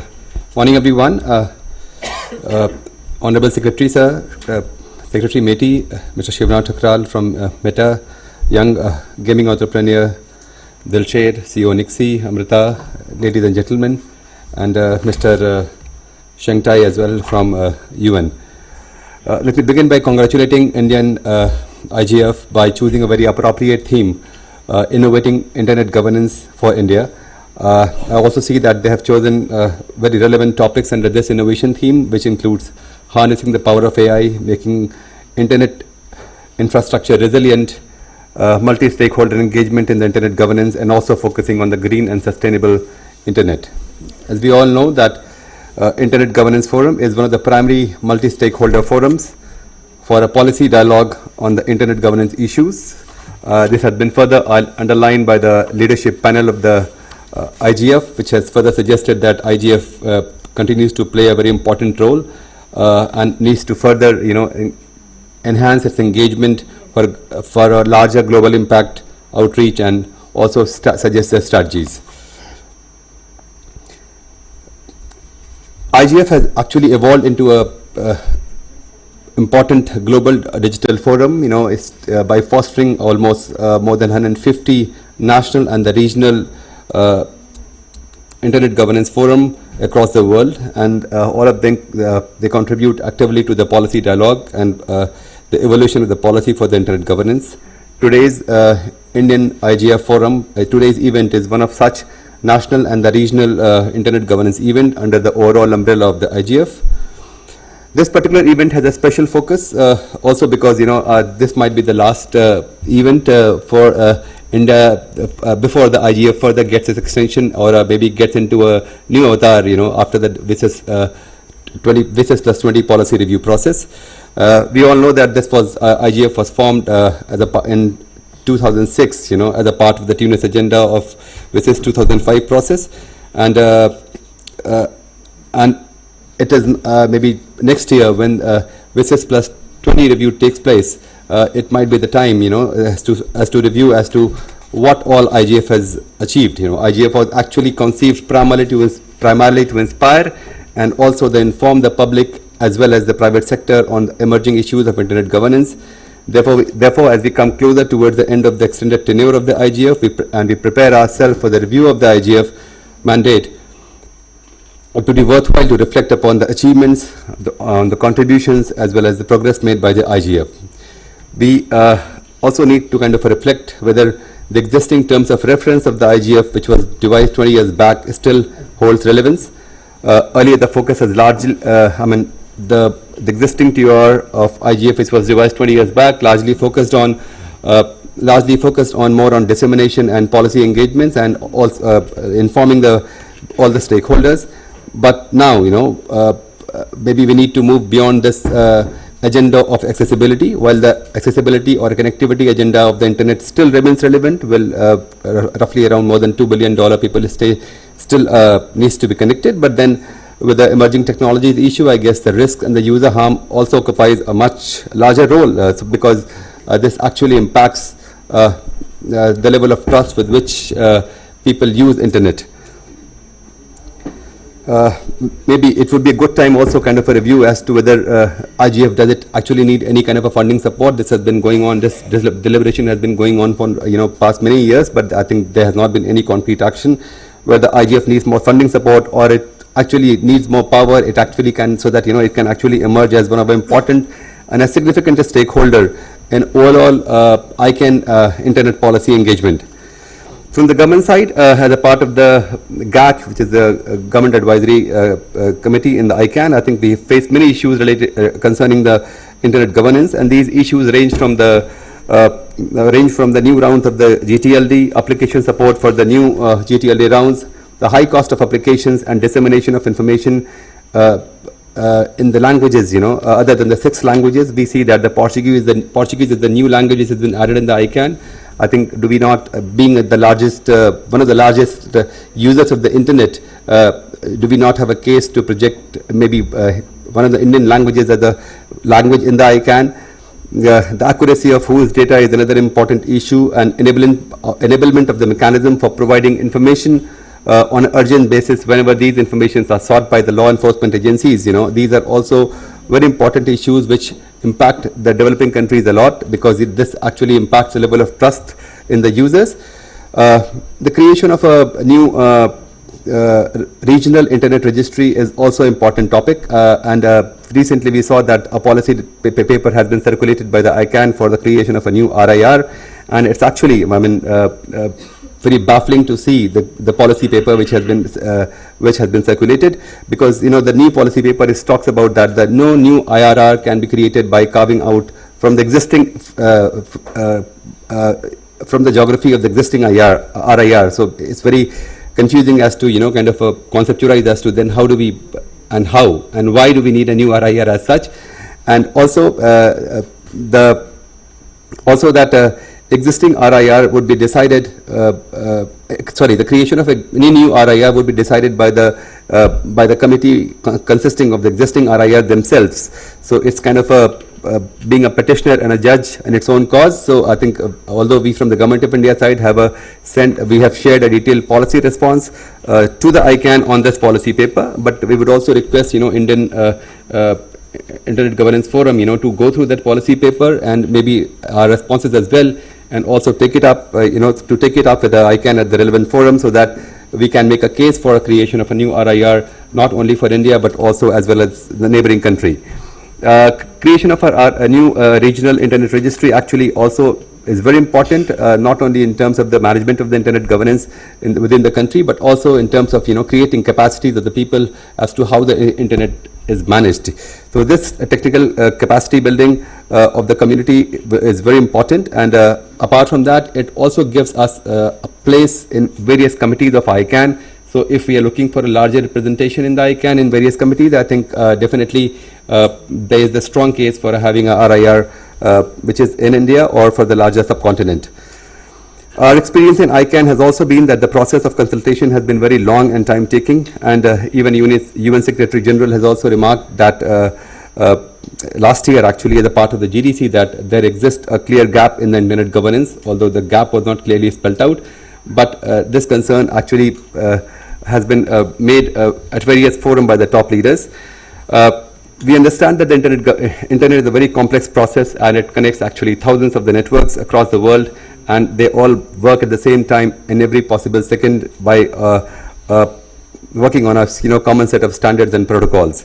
But the ICANN process is also very complex, so to having a very complex process, complex governance process to manage something which is already very complex, it kind of a completely slows down and delays the decision making. I think maybe in that scheme of things, if whether the Indian IGF or IGF as such can play a larger role, can actually be a catalyst, to expedite the decision making, and can be a catalyst to kind of put forward the agenda of developing countries' internet governance. I think we all need to reflect upon, and if we can do that, I think that would be something really something to look forward to. And apart from that, the UN General Assembly, when it adopted the GDC, apart from the pact of as the annex to the Pact for the Future, among other things, the Global Digital Compact does support the IGF as a primary multi-stakeholder platform, and it also recognizes the technical community as a distinct stakeholder and underlines the multi-stakeholder process. Therefore, IGF has far more responsibility on its shoulders, and I'm sure after the Basis Plus 20 review process, it would, we would see, IGF into a new avatar, which is far more powerful and much more energized, and is ready to take forward the agenda. And on that note, I hope the today and tomorrow's discussion in the Indian IGF would discuss these topics and send some credible suggestions both to the IGF as well as to the government, which to further the concerns of developing country in the overall internet governance process. Thank you so much. Thank you very much indeed, sir, for that inspiring address. Ladies and gentlemen, our guest of honor, Shri S. Krishnan, Secretary, Ministry of Electronics and Information Technology, Government of India, is a distinguished civil servant with a wealth of experience in public administration. Sir has been the driving force in advancing India's digital transformation and fostering innovation in the field of information technology. And with a focus on Atmanirbhar Bharat, Shri Krishnan's efforts are shaping a future where technology serves as a cornerstone of India's economic growth and societal progress. So let's put our hands together to welcome our guest of honor, Shri S. Krishnan sir, for his address. Thank you again for that generous introduction. We heard from the Honorable Minister of State for Commerce and Industry and Electronics and Information Technology, Shri Jitendra Prasad ji. Mr. Chengatai Masango, Head of the UN Secretariat for the IGF, Professor Rekha Jain, Senior Visiting Professor from ICRIER, Professor Rajat Muna, Director of IIT Gandhinagar, and present here on the dais, Shri Shivnath Tukral, Vice President Public Policy in Meta, Ms. Amrita Chaudhary, Director of CCAOI, Shri Dilsher Singh Mali, founder and CEO of Zupi, who gave us an idea of what youthful entrepreneurship is all about in this country, and my colleague in the Ministry of Electronics and Information Technology, Shri Sushil Pal. I think it's the event started with a very good recollection of what was discussed in the last edition of the IIGF and what actions have been taken. Clearly, there are a number of steps which need to be taken in order to ensure that the internet continues to remain what it today is to a huge segment of the global population and also a very, very large segment of India's own population. I still remember days when the internet was a complete novelty. No one took it all that seriously. An email would be sent and it was never regarded as a valid piece of communication till you received a signed copy of a letter. Those were the days that we recall. The internet today has replaced all of that. Modes of communication have changed. It has become the first line of communication.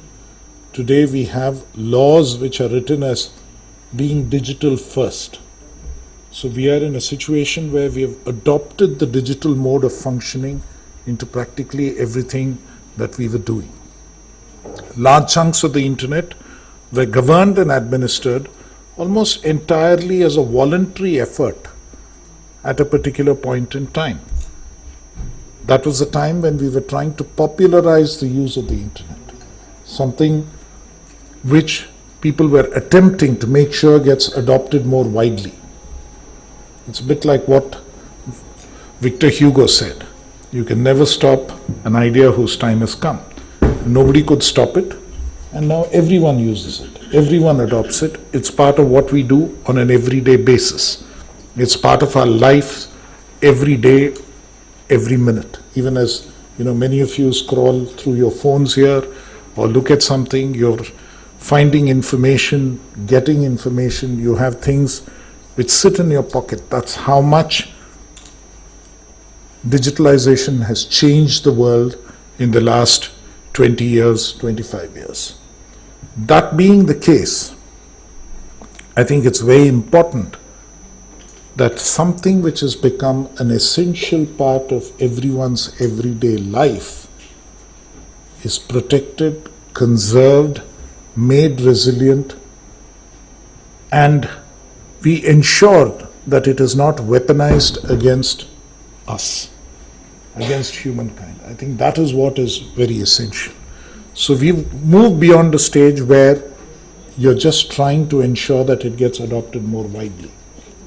Today we have, the number was cited by Dr. Tyagi, we have 955 million users in India alone, and globally there are so many more. It has become a basic necessity for most people in their everyday life and everything that they do. Today we believe that if you're not able to submit, says, why do I need to turn up in an office, or why do I need to turn up and meet you in person? I can send you an email, I can talk to you on the phone, or at best we can do a video call and figure out what needs to happen. That is the way in which we communicate. When it has become so ubiquitous, when it has become so part of everyone's life, I think we have an even greater duty to make sure that it is kept secure, it is kept resilient, and it is not misused in a way that hurts people. So, which is why there are many elements of internet governance which have suddenly become significantly more important than they were before. And India, having so many internet users, and for whom using the internet has become a way of life, for whom many people are dependent on it for incomes in a number of ways, more ways than we can actually imagine, I think is in a situation where we have to necessarily protect the way the internet is used, make sure that it is available for the good of the largest number in this country. I think that is the critical element that we need to think of, and we have to think of ways in which this can happen. Dr. Rekha Jain's presentation talked about how you actually strengthen the entire network within the country, the need to actually make broadband available. See, India, the way India consumes the internet is very different from the way the rest of the world does it. We do it on the basis of mobile data. 90% of internet access is based on mobile data connections. In the rest of the world, it's entirely the reverse. 90% is based on wired connections, broadband networks, fiber optic networks. It's been tremendous for the expansion of the internet. But in the long run, is it something which is resilient enough, or should we be investing in broadband connectivity and making sure that it goes out? That is a question which needs to be asked. We have the national fiber optic network which is being rolled out, and hopefully when that is done and there is much more connectivity through those means and more speeds and more information being consumed, it might become even more important to India's own population. So as it becomes part of that, a lot of aspects need to be tied up. Yesterday, I was walking through some of the streets of Old Delhi. If you actually look up and see, and I'm sure many of you who live in different parts of Delhi would have seen it, if you actually look up and see the kind of cables which are carried along the sides of the roads, along the street lights and along the lampposts, you start wondering, is this what we are relying on? It is a complete, I mean, it's worse than a spaghetti bowl of cables, and the image is something that I can't actually take out of my mind. I think it was this thick, the number of cables, individual cables which are being carried. And how are you ever going to find out whose connection is coming through which? And many of them probably are redundant and they're just stringing on more of them. It's an informal way in which the entire internet and entire connectivity, cables and all of that have been connected across the country. Now, is that resilient enough? Is that safe enough? Is that secure enough?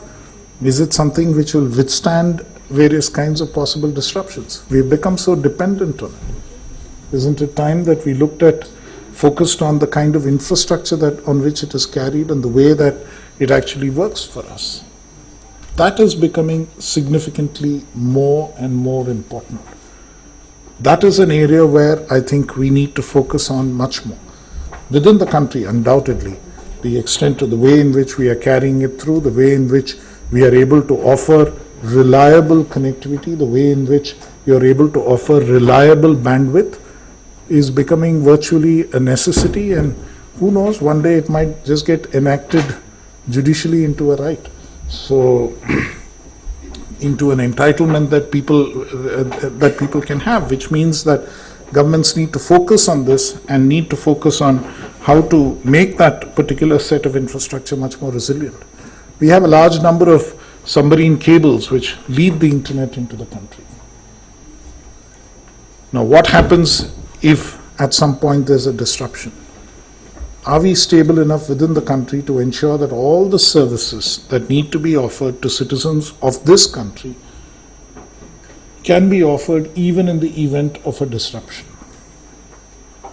That is what internet resilience ultimately is all about. All the data that needs to be stored within this country to offer essential services. I don't mean a whole bunch of Instagram pictures. I mean, I don't really mind where they are stored, but all the financial data, all the data which relates to power utilities, all the data which relates to telecommunication utilities, a whole host of other data which is required for people to actually live their daily lives on a digitized basis as we do today. Do we have the data center capacity within the country to store all of the data that we need? Can we do it? That we need to do it is the next question. But can we do it is one question, and which we need to be prepared for, which we need to work towards, saying plan for that capacity and make sure that it is provided. Immediately it raises the issue of power. Today the biggest question is availability of power. You know that globally all the big major technology companies are trying to figure out ways in which they can secure adequate power for AI applications. And related to that is data centers. And as we adopt AI more and more, the minister pointed out the importance of adopting AI. As we adopt AI more and more, do you have enough power supply to power that? And otherwise, where do you make sure that this power supply comes up in a way that we are able to address this issue? This is again something that MeitY is looking into right now to make sure that along with the Ministry of Power, along with the Ministry of New and Renewable Energy Sources and all other related agencies, we plan for this capacity to make sure that we have enough power for the data centers and for the AI compute facility that we need in this country, which will underpin what needs to be happening on the internet.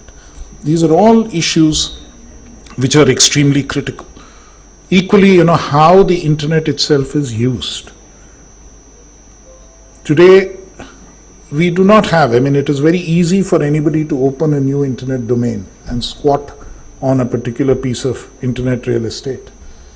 We were reading about, with great interest, I think, some couple of siblings, young siblings who had opened up something, a particular, on Geo, they had opened up a particular domain name, and then, it was a question of how do you sort of get them to part with it. Now that sounds amusing, it's a commercial story, but it could happen to anybody and it could happen to anything. How have we secured ourselves against that? At a time when you wanted people to open more domain names, wanted people to open more websites, it made a lot of sense to allow that freely. It made a lot of sense to make it really easy so that there was greater adoption. Now, has the point of inflection come where there's been adequate adoption, and now you need to look at a situation where we are more circumspect about the way in which new websites and domain names are opened. We sort of do what nowadays is very famously called KYC to ensure that we open it only for the people who really need to do it. These are all questions which need to be addressed. Equally, in terms of infrastructure, there was talk of the standards which need to be applied, the protocols which need to be applied, the kind of say that Indian companies need to have in it. That again is Indian companies, Indian stakeholders need to have in it in order to connect up to what needs to happen. So all these become vitally important questions, and I think those are the questions which these 2 days of deliberations in the IIGF really need to address. And this is the preparation that we need for the IGF which is coming up in Riyadh, and eventually the way in which we approach the WSIS next year, because that's when the entire review of internet governance really takes place, and India really needs to take its rightful position there. And when we talk about a multi-stakeholder approach, and that's the beauty of IIGF itself, that it is a multi-stakeholder approach, I think it's very important that we sit together, discuss the issues which we need to discuss, figure out what the country's priorities need to be, what is in interest of the multiple stakeholders who are part of this setup even here in India, what each one of them requires, each one of them, what are the interests that need to be protected, ways in which that overall the interest of India's internet consumers, India's internet users are fully protected, because it's no longer a matter of you have to protect it the way you protect the electricity grid. You have to protect it the way you protect any other piece of essential infrastructure that the country has. You can't treat it as just an amateur game where you just keep expanding it. It has now become essential. It has become central. In some ways, having an amorphous structure to do it, having a structure where there are a number of agencies as a community who are responsible for it, is probably good. I'm not saying it is necessarily bad. It may be a good structure to have, simply because when you have so many players, you balance each other out and you prevent anything too wrong from happening. It is possible. But we need to think about it, and we need to think about it strategically and figure out whether that is the best way to go about it, and what further safeguards do you need in order for that to happen. So these are the kind of issues that I would really hope IIGF this year again focuses on, looks at these issues and figures out how we go forward. They've selected, as was said, very, very interesting themes of discussion. There is the power of artificial intelligence, which needs to be looked at. It was people have already spoken about it. My friend and colleague in the ministry, Shri Abhishek Singh, is there for the next session, and he will probably sort of talk about how we can actually use this. You have a session on resilient internet infrastructure. I would be extremely interested to see what comes out of that particular session in terms of, how we can actually design this and go forward, both from a technical and a legal perspective. That would be a very interesting area that we are concerned with. The role of the multi-stakeholder community to build a digitally empowered India, again, multi-stakeholder in this context is extremely important. All interest groups need to be represented. Their key interests need to be protected, and the broader interests of the country itself need to be protected. And that's one way of bringing it all together. And of course, building a green and sustainable internet, green power, and especially as there will be significantly larger power requirements, how they'll be met will be an important element. So I think all of these are very critical points of discussion which need to come up. And in the Indian context, what we need to do is extremely significant. Two other issues that I would raise in the Indian context. One, of course, is language. And we have sort of pushed the point that Joint Secretary Mr. Sushil Pal already made. We've pushed globally that there needs to be greater adoption of internet-based languages. The way domain names are named and opened now is possible in 22 Indian languages, is what I understand. All of this is something which will enable greater inclusivity and greater participation in the way that the internet gets used and in the way that people are able to take to the internet, particularly in a multilingual country like India. So that's a very positive development, and that's again something which needs a message that needs to be taken forward, because many people are probably not even aware that it is possible, and that's something which we work on. And another key element of this, of course, is the cyber security dimension of it, and cyber security on an everyday basis is becoming more and more important. And as we rely on the internet itself to actually take care of much of what happens in terms of interfaces, that becomes very important. And somewhere along the line, I think in that sense, it was briefly alluded to that when AI is used in the Indian context, we believe that the legislation is currently adequate, and I truly believe so, because when you actually read through, recently, I think last week, Financial Times carried a full-page article on how regulation of AI is becoming an issue in different countries, especially of deep fakes and so on. There are many countries which don't have adequate laws. Fortunately, in India, there are laws, and already laws on misrepresentation and things which can be used for that purpose. So that's one part of it which gets taken care of. But there's another part which doesn't get taken care of, which is, how is the responsibility fixed? In today's context of Section 79 of the IT Act, how is the responsibility fixed? Because it's an unvariegated set of internet intermediaries. So is there need for better classification? Is there need to look at, who carries how much responsibility? Because again, that's very vital in the case of the internet, because internet is a basic pipeline. It is the fundamental, and it is important for the resilience of the internet, simply because the internet itself, if you were looking at it as just a network of pipelines which will carry information flow, it deserves and it requires to have full, what we call the safe harbor. I mean, nobody who is a participant in that process, and that's what it's fundamentally intended for. But the intermediaries in the process could be many. There could be pure infrastructure technological intermediaries. There could be others who are not necessarily pure technological intermediaries, where different levels of responsibility may lie, and especially in an AI context, that responsibility may change. So that's something which needs to be examined as well, and I would love to hear from this forum as to what their thoughts on that aspect itself are, because that is something which could be an important issue on which we need to deliberate, and how exactly that needs to be looked at. So these are the two other issues that I think needs to be part of the agenda of the discussions in the coming sessions. And we would be, in the Ministry of Electronics and Information Technology, extremely interested in hearing about what the outcomes are. And we would expect, with expedition, we need to take this whole thing forward. I think we are at an inflection point in terms of the governance of the internet. There are important international fora which are going to meet both in Riyadh later this month and also globally next year. And before that, we need to get our entire stance on this, on the internet governance aspect together. We have many elements of it already in place. We have been steadfast in the way that we have followed up many of these elements.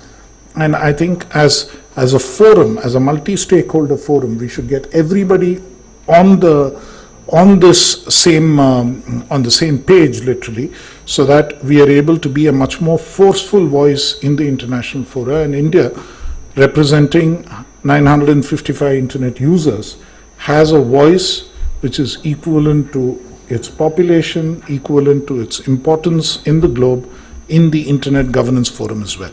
Thank you very much for giving me this opportunity. I think this is an extremely important event, and we need to work forward on this basis. You've received excellent guidance on this from the Minister and the other speakers, and I think there's a lot that you can chew on and come back to us in due course. Thank you.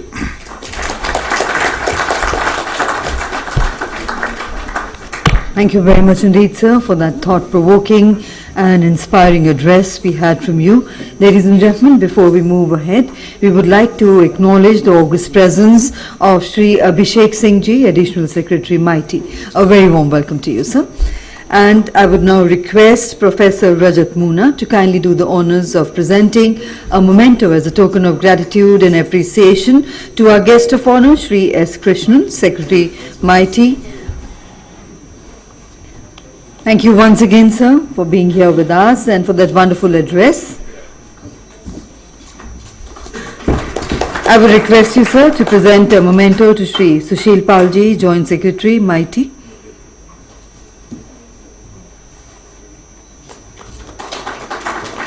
We present to Shri Shivnath Thukral, Vice President, Public Policy, Meta, India, and also to Mr. Thank you, sir. So, and to conclude the inaugural session, I invite Professor.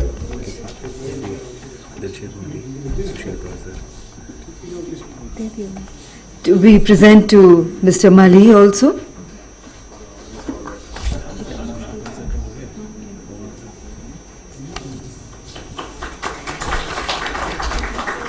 And now, ladies and gentlemen, to conclude the inaugural session, I invite Professor Rajat Moona, Director of IIT Gandhinagar and Vice Chairman of Coordination Committee, IIGF, to propose the vote of thanks.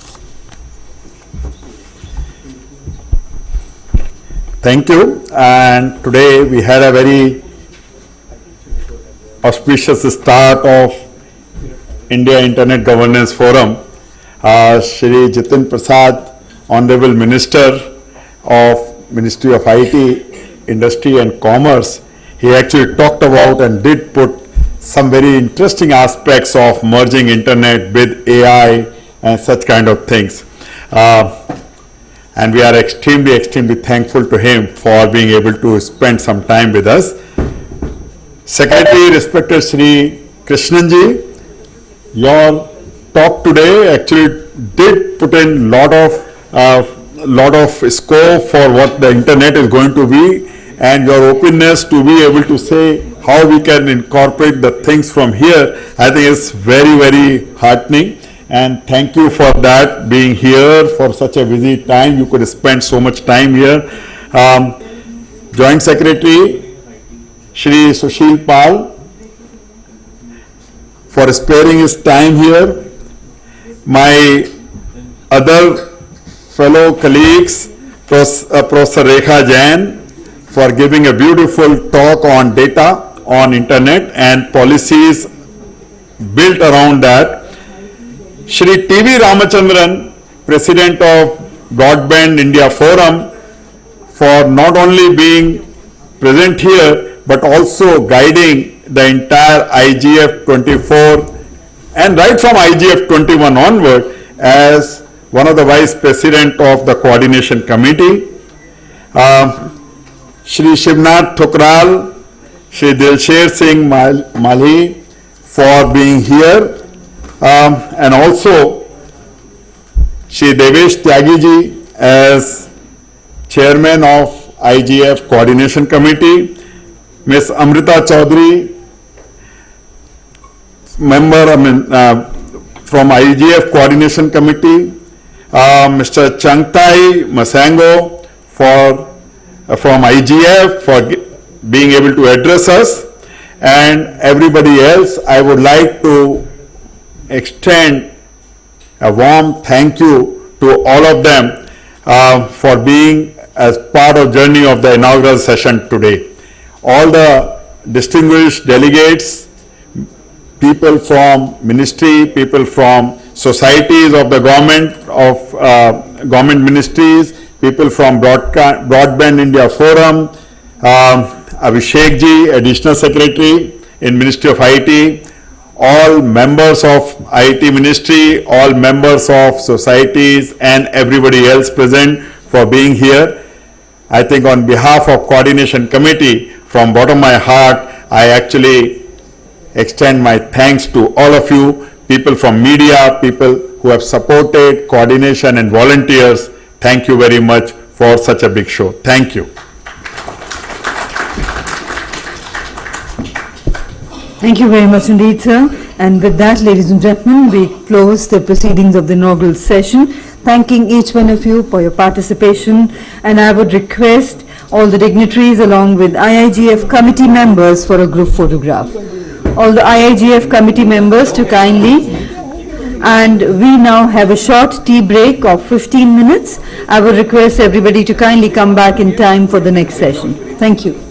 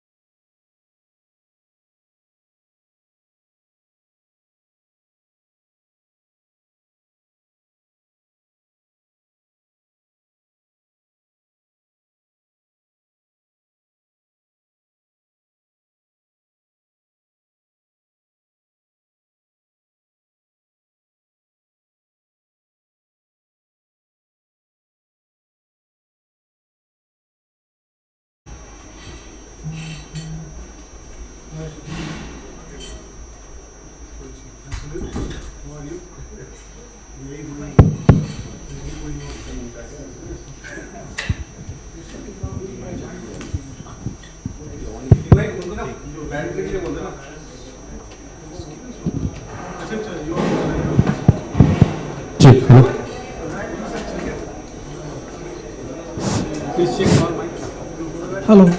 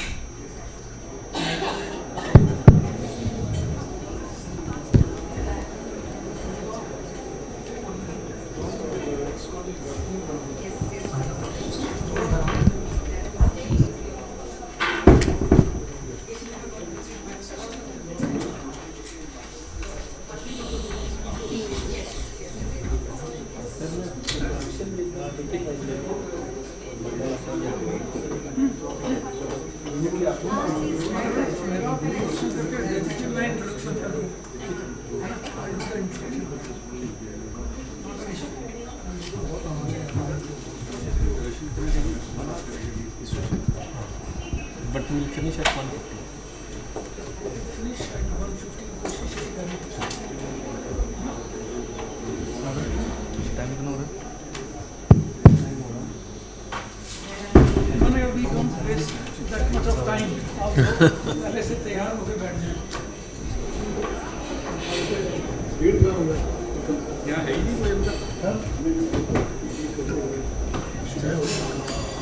नहीं अभी लोग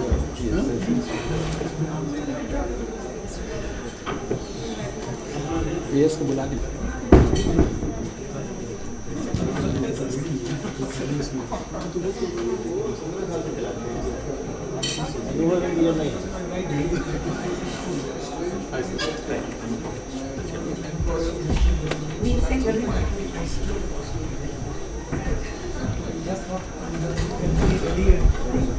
hello.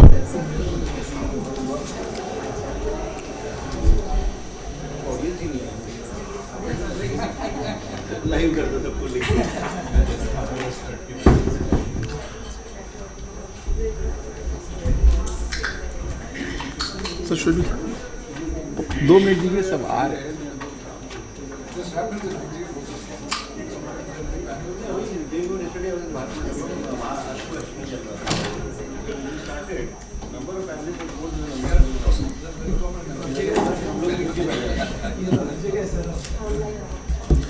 Good afternoon, everyone. This is to bring all of you to main session 1.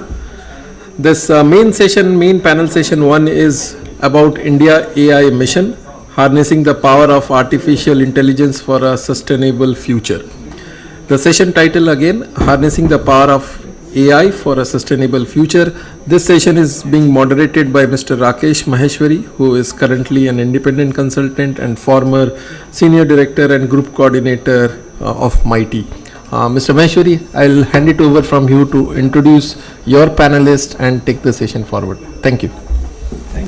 Thank you, IIGF, and thank you, Anupam.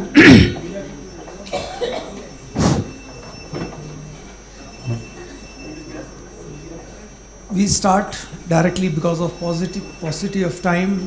We immediately jump to the session, which is on India AI mission, harnessing the power of artificial intelligence for a sustainable future. As you may be aware that India AI mission aims to position India as a leader in AI research and development, while ensuring the benefits of AI are accessible to all sections of the society. With a focus on inclusive growth, the mission seeks to harness the transformative power of AI to address India's most pressing challenges, from healthcare to education to climate change to sustainable development. The India India AI mission, as you may be aware, has got 7 pillars. In fact, has already been launched, has been approved by the Union Cabinet in March of 24 with 10,000 crore plus budget. Presently has got 7 pillars where the focus is, including on the compute facility, capacity, innovation centers, datasets, platforms, datasets, application development initiative, future skills, startup financing, and safe and trusted AI. Today, in this specific context and a broader context of AI for the good, and also in the context of India's priorities in AI, that we shall be interacting with our experts representing government, industry, NGOs working for improving the life of differently abled people, and policy think tank organizations. We have Mr. Abhishek Singh ji, who is Additional Secretary in Ministry of Electronics and IT and heading the India AI mission. We have on my left Mr. Sunil Ibrahim, who is policy head in Meta India.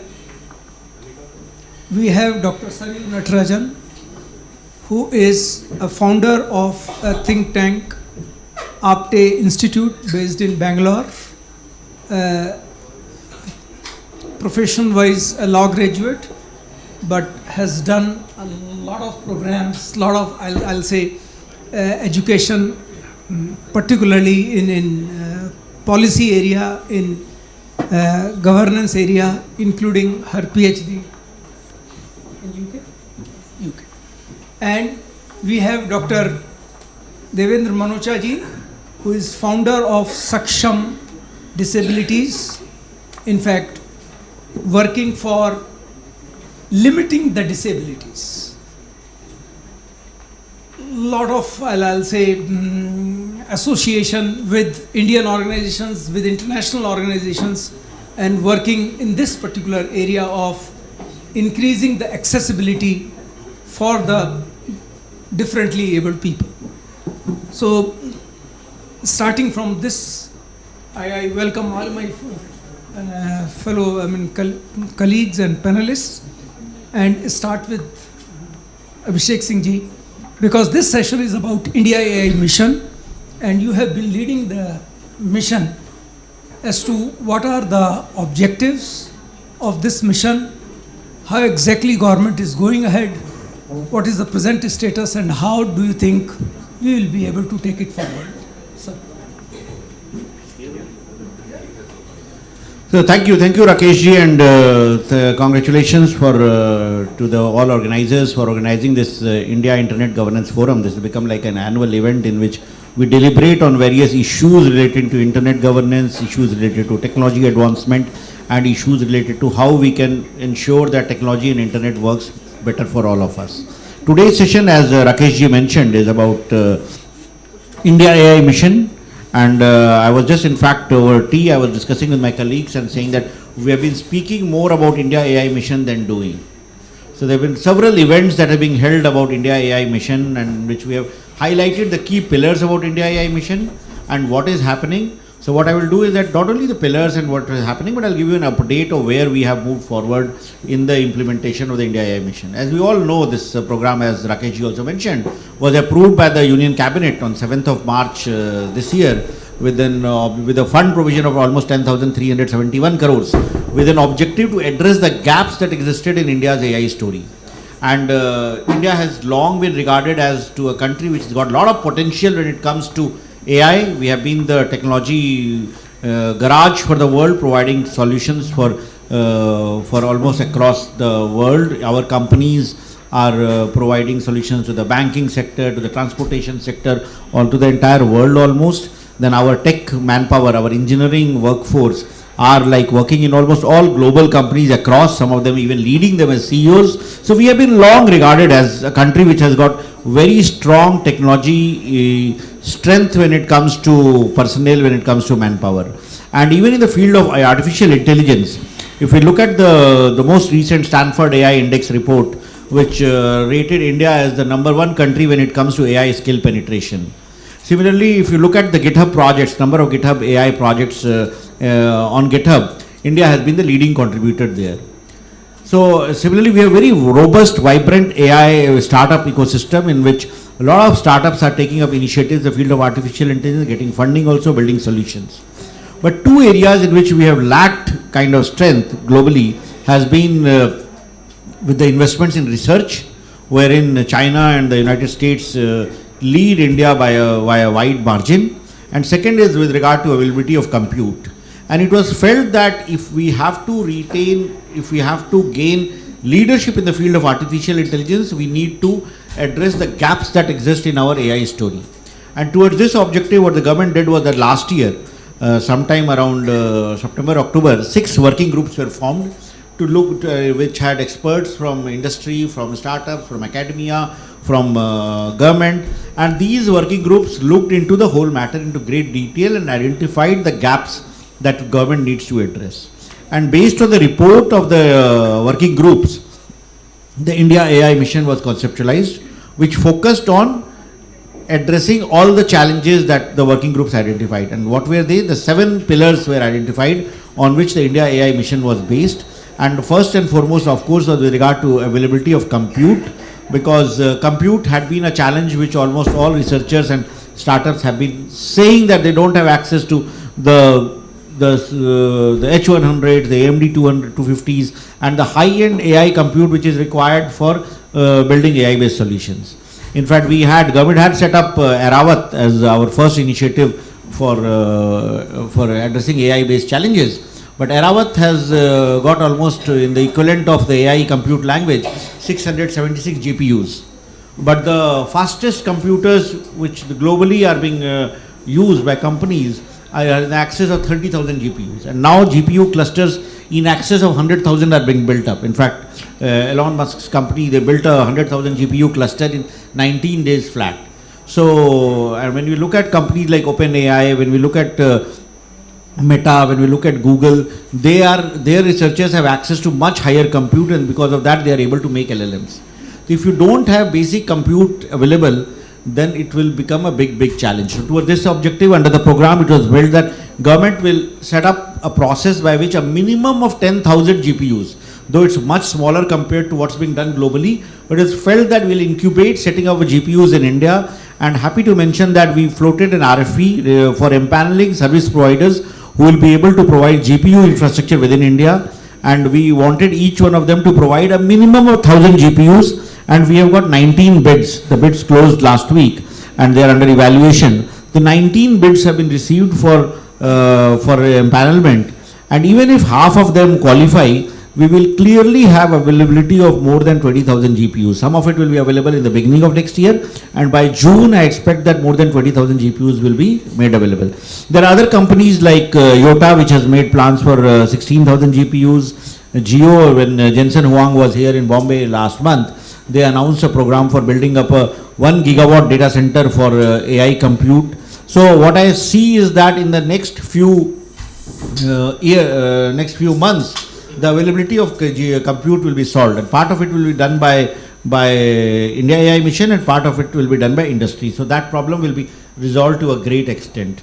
The second key pillar about IndiaAI mission is about the application development initiative, because the whole world feels that India can be the use case capital for AI, wherein AI based applications can be developed, deployed at population scale, and then they can become available for deployment anywhere in the world, just like our DPIs are there, digital public infrastructure, in which the whole world looks up to India as given the leadership. So IndiaAI application development initiative seeks to develop 25 high impact AI applications in various socially relevant sectors and deploying it at population scale. Towards this objective, we launched the IndiaAI Application Innovation Challenge in August, and across 5 themes, 14 problem statements. The themes were agriculture, climate change, learning disabilities, healthcare, and governance. And we got almost 900 entries there, which are currently being evaluated. And again, by next year, we feel that some applications, whether it's for diagnosing tuberculosis or breast cancer or for providing support to farmers, some of these solutions will be scaled up for deployment across. So that's the application development initiative. The third key initiative, third key pillar under IndiaAI mission is of course the datasets platform. On the datasets platform, what we are trying to do is that for any AI researcher or an AI startup or any developer, they need access to datasets. So for that, we are building the IndiaAI datasets platform. For that also, the minimum viable product with the first level of datasets will be available by January. That work is also currently ongoing, will be there. The fourth key pillar under IndiaAI mission is of course about future skills, of ensuring that we retain our skilling advantage. Because with AI coming in, with Gen AI coming in, some of the low value coding jobs will be impacted. In order to ensure that we do not miss out on the opportunity of skilling in AI, we have come out with a program in which we are giving fellowships to undergrad students in various colleges, to MTech students and to research scholars for taking up projects in the field of artificial intelligence. So this is currently ongoing. We have already started this program. Students are getting the financial support towards their projects. And then we are also setting up data labs across tier 2, tier 3 cities, in which youth will be trained to become data scientists, data annotators, data analysts. And for that, we have developed a curriculum in partnership with industry, and 200 data labs are currently being kind of set up. And these training programs will start again by next year. Then the sixth pillar about IndiaAI mission is, the fifth pillar is about the startups. Like how do we provide funding support to startups? So under that also IndiaAI Startup Mission has a funding provision for providing financial support to startups at all stages, at pre-seed stage, seed stage and the growth stage. For that accelerator model and the growth of fund of funds model is currently being worked out. That work is currently ongoing. The sixth pillar is of course about building up India's foundational model, which is trained on Indian datasets. For that, we have had several rounds of discussions with researchers across the world, trying to see what will be the best model for building up an Indian foundational model. There have been several views in this regard, in which some people think that we should not be building a foundational model. We can ride on the open source foundational models, but there is a big school of thought where high-end researchers across the world who do feel that India should invest into a LLM. So that is again something that we are working out the details, the nitty-gritties of that for building a foundational model. And the last but not the least, the seventh pillar is about building a safe and trusted artificial intelligence solution so that it conforms to the responsible and ethical AI principles. Towards this objective, we kind of floated 8 projects, the expression of interest which asked for institutions, academic institutions, startups to submit their proposals for building safe and trusted AI. We've again got 2,000 applications, out of which 8 have been selected for funding in the first round, and these work has already been started. These relate to various components about safe and trusted AI with regard to detecting algorithmic bias, machine learning, deep fakes, then tools for ensuring that AI conforms to responsible principles, data governance. So several projects have been taken up under the safe and trusted pillar of AI. In the next, and then we are also doing some hackathons with I4C and all for various problem statements. In the coming days and the weeks, there will be a lot more activity from IndiaAI mission, and we are also at the same time working on setting up our team, right, trying to strengthen the team that we have. We have got some very good interest from startups and from AI researchers who are joining our team. So if there are anyone else whom you would think, the audience here, would be wanting to contribute to this mission, we'll be happy to take them on board, because without having a robust AI team, all this whole 7-pillared approach of building this India's AI story will not be possible. So we do need to work very closely with the startups, with industry, with academia, with the AI community, and look forward to doing this. Yeah, thank you, sir, for such a comprehensive overview of what's going on in IndiaAI mission and the opportunities that it presents for everybody. With this, I move to Dr. Surbhi, madam.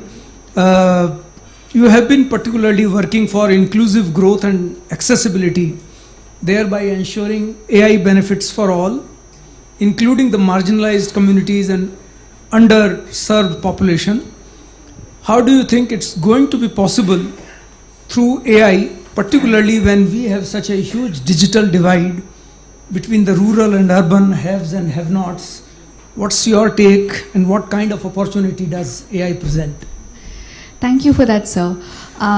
I think that indeed AI presents a very significant opportunity, and the numbers range from 500 million to $1 trillion depending on who you ask. And indeed AI is something that can transform all aspects of life. It is already doing so, whether it is work, whether it's the way we engage with each other or with the government. And as the Honorable Prime Minister has said several times, and even in the talks prior, there has been an emphasis on the inclusivity component of AI. What I will do is focus very specifically on the potential of why AI can actually play a big role in promoting inclusivity, rather than getting into the details or the risks sometimes that can come in the context of AI. AI has a few, the characteristics of AI are such that there are a few reasons why it can promote inclusivity. First is that AI technologies or digital technologies by design work without exhaustion, and they also work without pettiness. And I don't say bias, because bias is a technical subject that deserves its own thinking and understanding, but it can work without being influenced by some of the concerns that human systems are subject to. So AI is especially useful in questions or concerns of inclusivity, where the interaction with the human system causes problems. One such example is in the context of education, where teachers might struggle in sort of developing personalized information or content or learning for the students that they teach. They might be encountering exhaustion, they might be encountering difficulties in being able to tailor-make their responses, also missing out on the need for intervention. And again, AI here can play a role in supporting the educator or the instructor in the classroom in actually bringing in more students to participate more effectively. The second is that the capacity of AI to zoom in and zoom out, and this means that digital technologies with far less friction and far less difficulty are able to scope out and look at a question, as well as scope in and look at a question. So for example, in the context of education, they have the ability to zoom in and look at the individual level and contextualize learning to a person's particular interests. So there are several startups and companies that are already doing this, where they go to the classroom, and if children are struggling with trigonometry, as I often did in my class, they are able to target specific problems, design specific questions so that you're able to practice. On the other hand, it also has the capacity to zoom out, which is sometimes difficult for human systems to do. So for example, AI has played a role in drug discovery, AI has played a role in solving abstract problems, again things that are fundamental problems which sometimes human systems face. The third is that AI systems, because of how they work, sometimes reduce cost and friction quite significantly, which means again they can play a role in inclusivity. This works, it can democratize access quite a lot in terms of individuals, communities that might otherwise lack access to these systems. And hence I think AI has significant potential in terms of promoting inclusivity, and of course we have to be careful of some of the risks as well. But over to you, sir. Good, nice to hear you. I mean, from the inclusivity benefits of AI, and in fact, I'll like to continue on the same part as to how do we ensure an inclusive AI, particularly to ensure to have assistive technologies for differently abled people, as to what can be done, what can be done, and maybe what actually has been done, if you can elaborate, Dr. Manochaji. Thank you so much, and very, very honored and happy to be here in this forum, in this discussion. When it comes to the issues related to persons being disabilities, or rather I should call disability plus, because it goes beyond just the, as India's thing says about just 2.6% of population, because what we are talking about are people who need any kind of reasonable accommodations to be able to participate in the social and economic activities of the country. And this percentage can go as high as almost 50 to 60% of the population, because all of us do need some kind of reasonable accommodation which have been associated with persons with disabilities traditionally. Problem also is bigger because we are not just talking about assistive technology here, we are talking about inclusion. Assistive technology does not work on its own, alone. It cannot be functional. Assistive technology cannot be functional just on its own. You can't just give me a wheelchair and imagine that I will be able to reach every place in the city. It requires the infrastructure which allows a wheelchair to operate. Similarly, the information infrastructure falls into similar category. You can't just provide me with a screen reading software and feel that text to speech conversion will work everywhere unless you make the digital infrastructure in such a way that allows such technologies to operate, like making your website or designs, or when you talk of digital documents which are being circulated, do they actually allow assistive technology to actually work? So then suddenly the scope of work increases so vastly, because now we are talking of each and every digital document and each and every website of the country, and not just some little small minuscule part of it which has been created only for persons with disabilities. Now we are talking of all websites and all digital documents, because we want persons with disabilities to be included.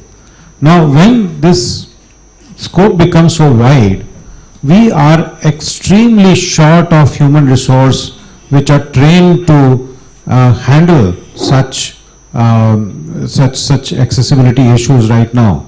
We have huge legacy documents and things that need to be made accessible, especially in light of the RPWD Act, Rights of Persons with Disabilities Act, and the Indian standards which have been put, IS 17802, which makes it mandatory for all these publications to be accessible. And recent Supreme Court judgment says that if you don't do it, there will be the very strict enforcement of penalties which will start coming in, which will start kicking in at as early as first quarter of 2025. So you're not really talking about just things being voluntary, is good to do. It's something that need to be done, must be done. How do we do it? Unless we are able to leverage this huge potential of AI to be able to cut down the human intervention for such mitigations, we are really nowhere to be able to solve this problem, and we will create more hurdles in the region of inclusion. There are other aspects to it. I'll give you an example here of the second aspect that I'm saying, that we need solutions. We are not looking at just proof of concepts anymore. There have been several proof of concepts using AI, but in terms of assistive technology, unless this proof of concept becomes the real solution that goes into the hands of people, I think it requires a much deeper intervention, a much deeper application of our minds in the use of AI for solving. Like there are at least 8 to 10 examples of smart glasses being created for persons with blindness. They are huge enablers. They have a potential of being huge enablers. Because till now, the information about environment is something that is always eluded for a person like me who's a person with blindness. But this smart glass, which you may not even realize that I am wearing, that if I am wearing a Meta Ray-Ban glass and sitting in this room, that has a potential of telling me, whether few people in this room are actually sleeping or listening to me, or, whether, what is the level of interest which is there, or what is around me, which everybody else is able to see, but I am not able to make out whether I am boring somebody or actually engaging somebody in my conversation. So this kind of environmental can be huge enabler for me to operate in equal terms with the rest of the people. But unfortunately, all these are proof of concepts, but can I actually really sit here and do all that? Requires some deeper intervention for turning proof of concepts into usable solutions. So I think all the researches which are happening in the field of AI, especially in terms of assistive technology, really need to move that one step forward. We just are seeing that, yes, we are there, we are almost there, and we have been seeing this almost there for past 5 years. So I think that's the second aspect which I just wanted to bring up. Thank you. Thank you, Dr. Manocha ji, for giving such an insightful of what needs to be done. And with this, maybe I move to Sunil Abraham ji. I mean, IndiaAI mission has a particular focus on AI research and development. Abhishek Singh ji talked about the ability of, or the India's strengths and opportunity in AI research, innovation and entrepreneurship. Meta, as we know, has already developed certain technologies, open LLMs. How exactly do you think that such platforms can be used to really move from maybe what the ideas are to what the solutions should be?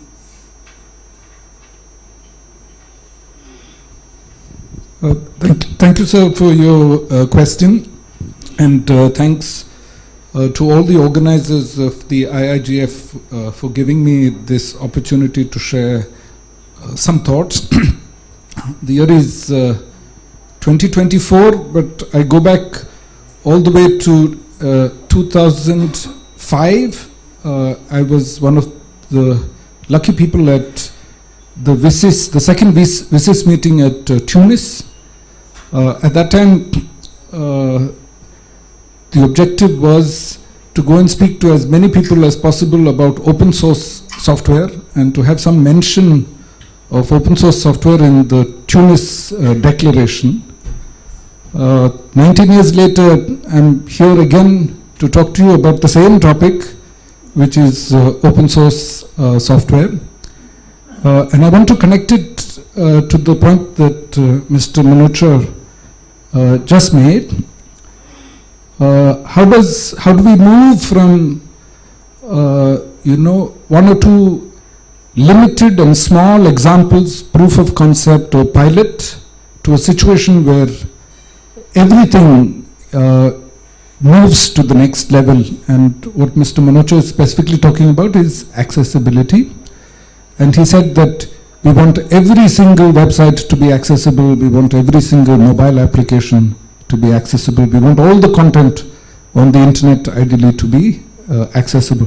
So Meta's small contribution in that space, and this is a project I've spoken about before, is React Native. React Native is a framework to build mobile application user interfaces, and what Meta decided to do is to build WCAG 2.0, or I forget what the latest version of the standard is from the W3C.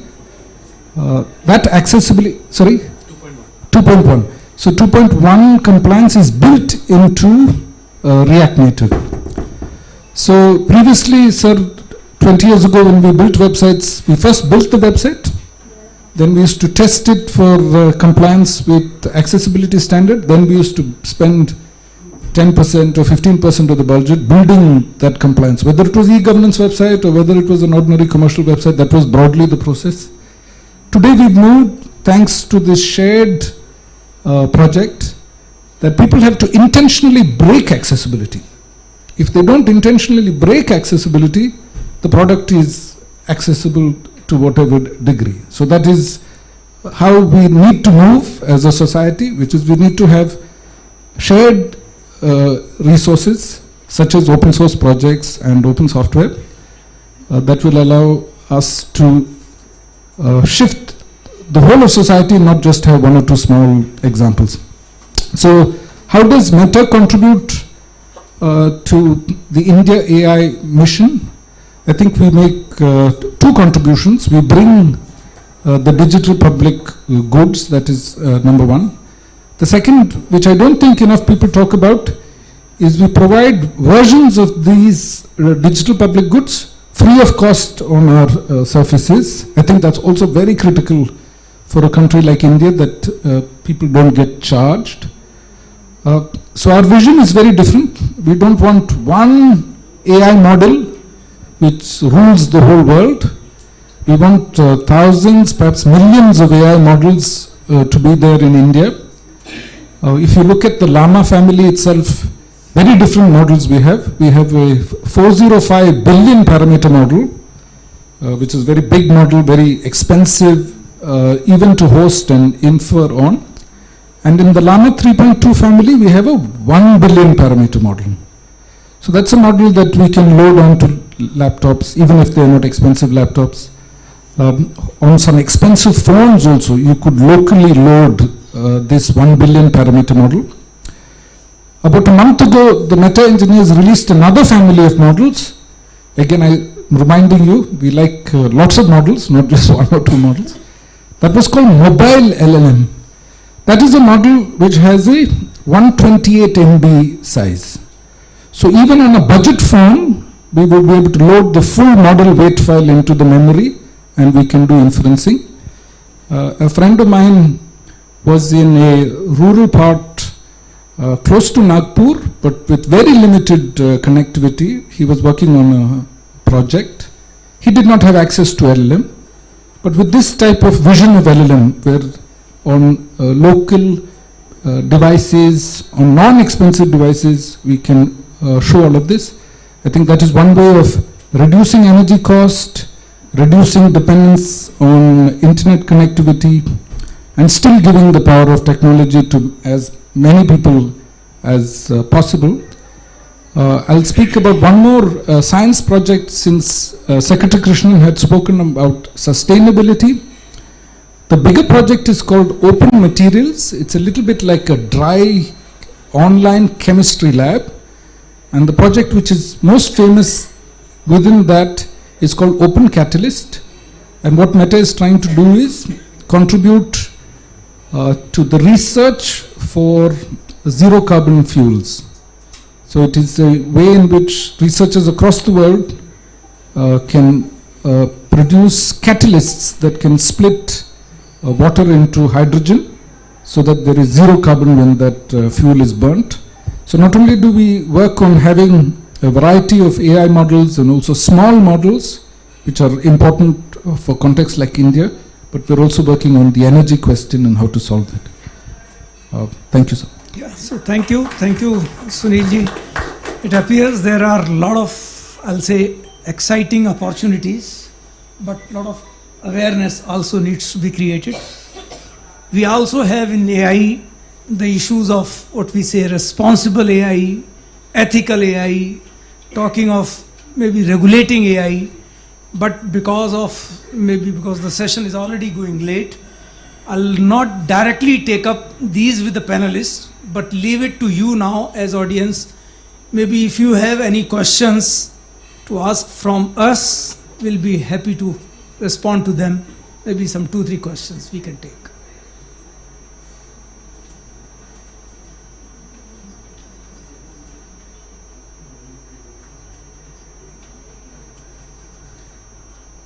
So it appears no questions.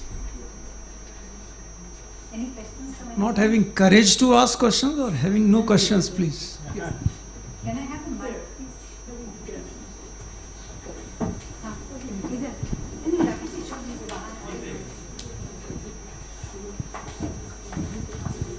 Hi, this is Annapurna from the Economic Times. My question is for Abhishek, sir. The datasets platform under the IndiaAI mission that's coming up in January, will that have data from only government departments, or what is the kind of data that will be available? The way it is being designed, that ultimately it will have data from all sources, government and non-government sources also. So the initial set, maybe there will be a mix of the two. So there will be various kinds of data sets that will be available. Like for example, the Bhashini data sets, which has been used to build the tools of the Bhashini project, which is one of the AI applications that we have. It has data sets not only from within the government, but also from non-government sources. Like for example, Google also has contributed data sets to there. So the India Datasets platform will be a comprehensive dataset platform which will host data sets from both government and non-government sources. So how many private organizations are contributing to it? We'll get to know when we launch it, the MVP. So it's not, so once the MVP is there, on day one there will be a few data sets that will be available, the starter set.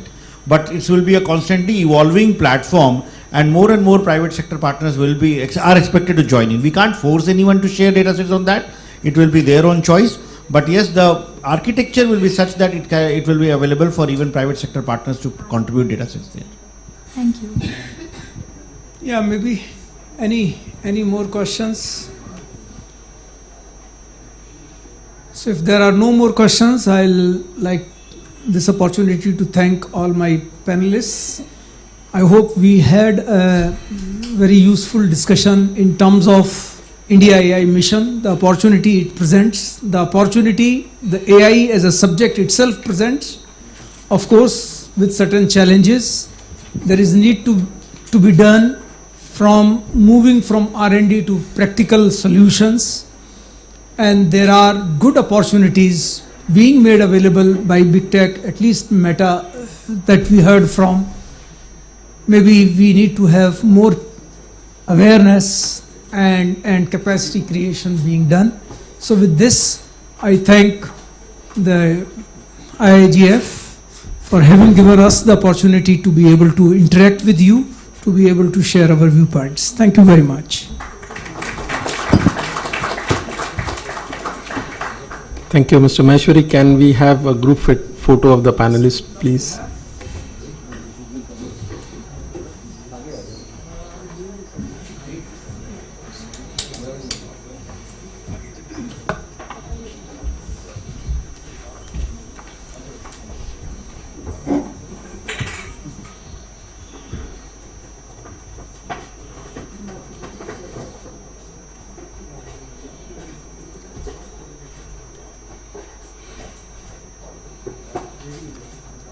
Thank you. I will request Mr. T. Santosh from MIT to hand over the mementos to the panelist. Mr. Abhishek Singh.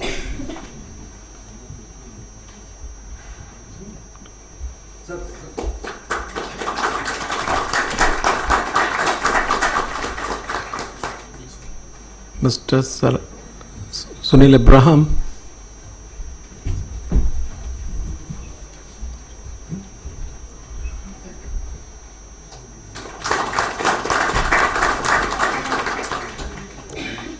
Dr. Sarayu Natarajan.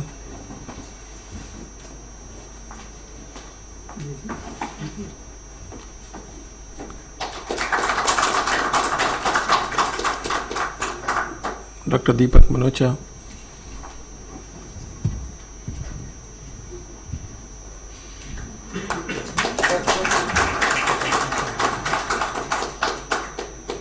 And finally to Mr. Maheshwari.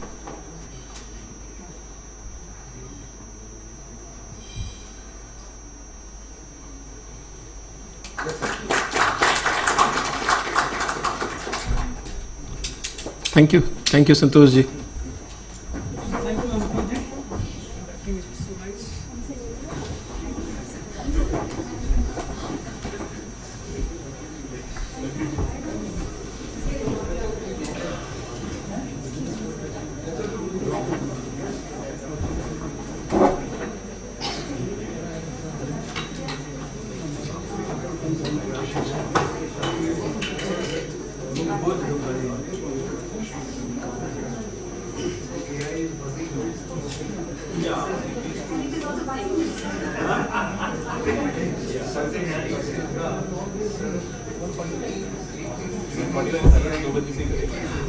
The lunch will be served from 1:30 onwards outside, and we'll start the next session at 2 p.m.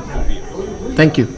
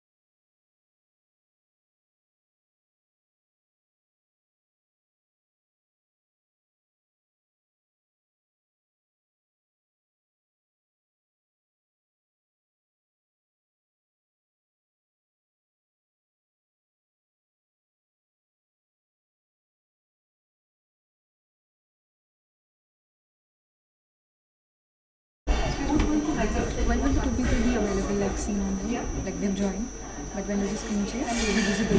They will be visible.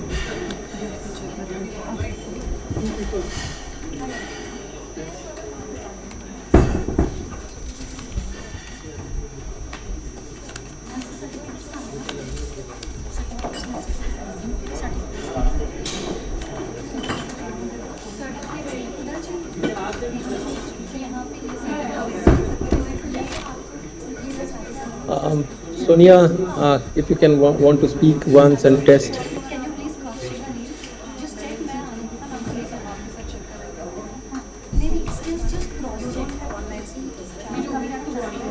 Mr. V. Raj, if you want to speak once and test your mic. Can you hear me now? You need the online services to be shown. Hello. Hello. Yes, please showcase the online speakers on the screen.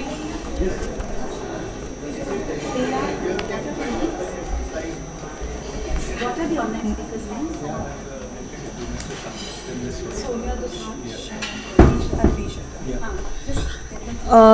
names? The name of the online speaker are B. Shadrak and Sonia Dusank.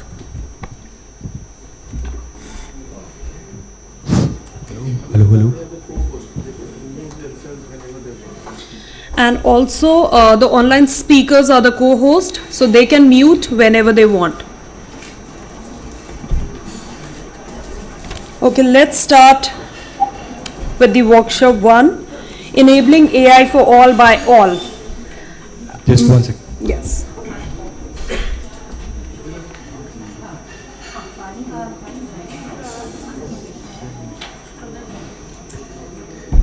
Can we have the workshop 1 banner behind? Or will this be?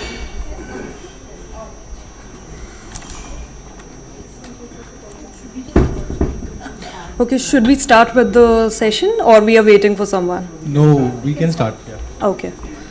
So for first workshop is enabling AI for all by all. So for moderator for this session will be Mr. Gaurav Sharma, International AI Policy and Advocacy Advisor. He will be taking this session forward. Thank you. Thank you. Good opportunity by India Internet Governance Forum. My name is Gaurav.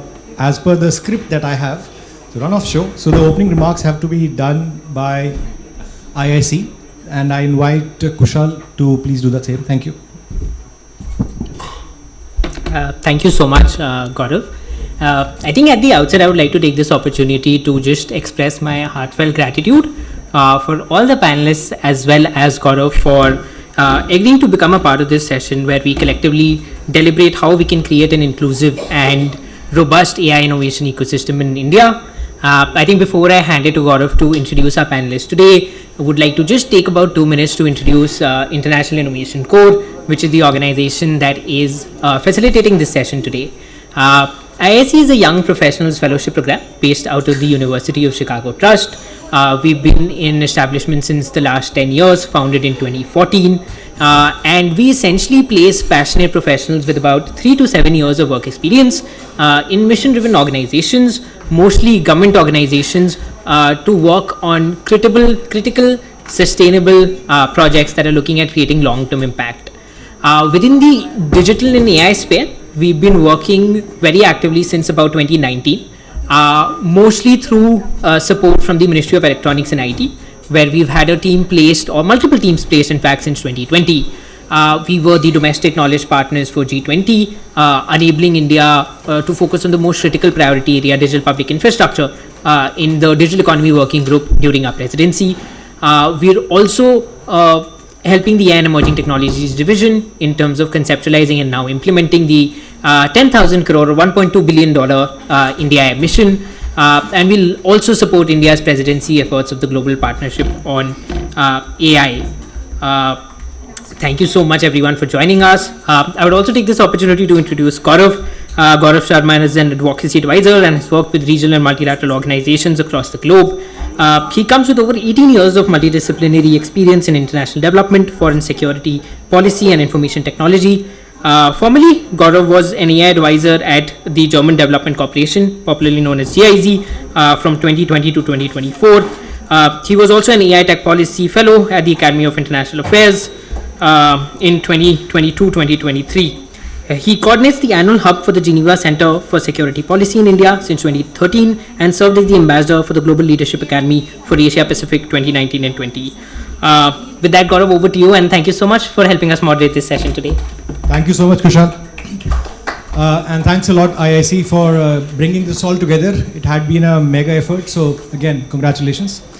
So the theme of the session is very simple. It's enabling AI for all, by all. And my task is very simple. I will run through the setting of the context of the session in terms of why this is important and why in India it is particularly important. And I would like to bring in the comments also from personal breakthrough why AI and why I went into AI, but that is second. The second part of this is only introducing the panelists, which are a phenomenal set here sitting in front of me and also online. Thank you for all joining in. But let me get you a little bit of a highlight why AI, the technology, is actually capturing the imagination of all, right? So when I worked in IT, and I'm still younger in working in IT from like 2004 onwards, it's 20 years. We were working like with technology firms like Infosys, TCS, Wipro. What we used to do, we used to write programs and outshore contact, to America, to Europe, to Australia. And I still remember that we used to actually make maybe a little bit, make CDs, courier them and send it back to them for some implementation. What has really AI changed in terms of whole ideology is that now technology is impacting the grassroots at a moment's notice, right? So it is not that I have to apply for a telephone somewhere or do I need to really get access to a SIM card.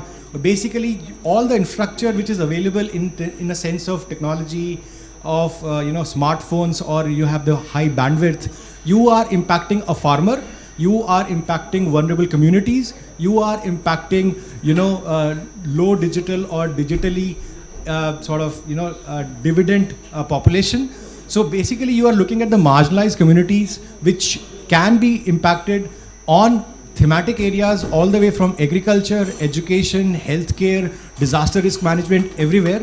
And the theme is all encapsulated in AI. So that is what is capturing the imagination of the government, of civil society, of private players, because they see that there is a moment which has come into life where technology is not a digital, of the rich and the, of the privileged, but it is actually making sense for the underprivileged, for the bottom of the pyramid, for the baseline population. So getting this into context, that's why the theme itself holds, and that's why governments, whether it is global north and global south, are looking at this technology to take advantage of it. I hope this is a sort of a sentiment which resonates in your head, and it's a socio-technical system, right? So it's not a technology which is only influencing you for your work, but it is psychological, it is socio-cultural, and it has a larger impact going forth. Thanks. Okay, take a breath. I talk a little fast, but yeah. The second part of my session is more important, and that is introducing the panel.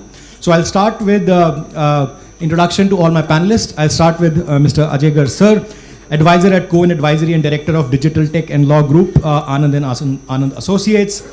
He's a distinguished technocrat and a former government officer, having worked for more than 20 plus years in MIT, Ministry of Electronics and IT.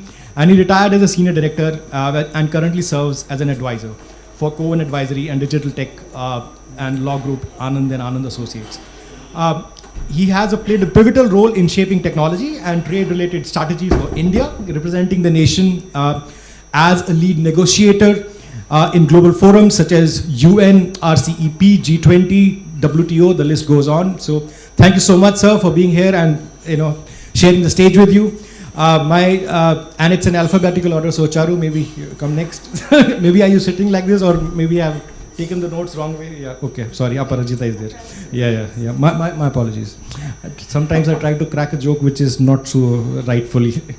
So Charu is a distinguished technology policy expert with wealth of experience in fostering sustainable data ecosystems and driving AI innovation.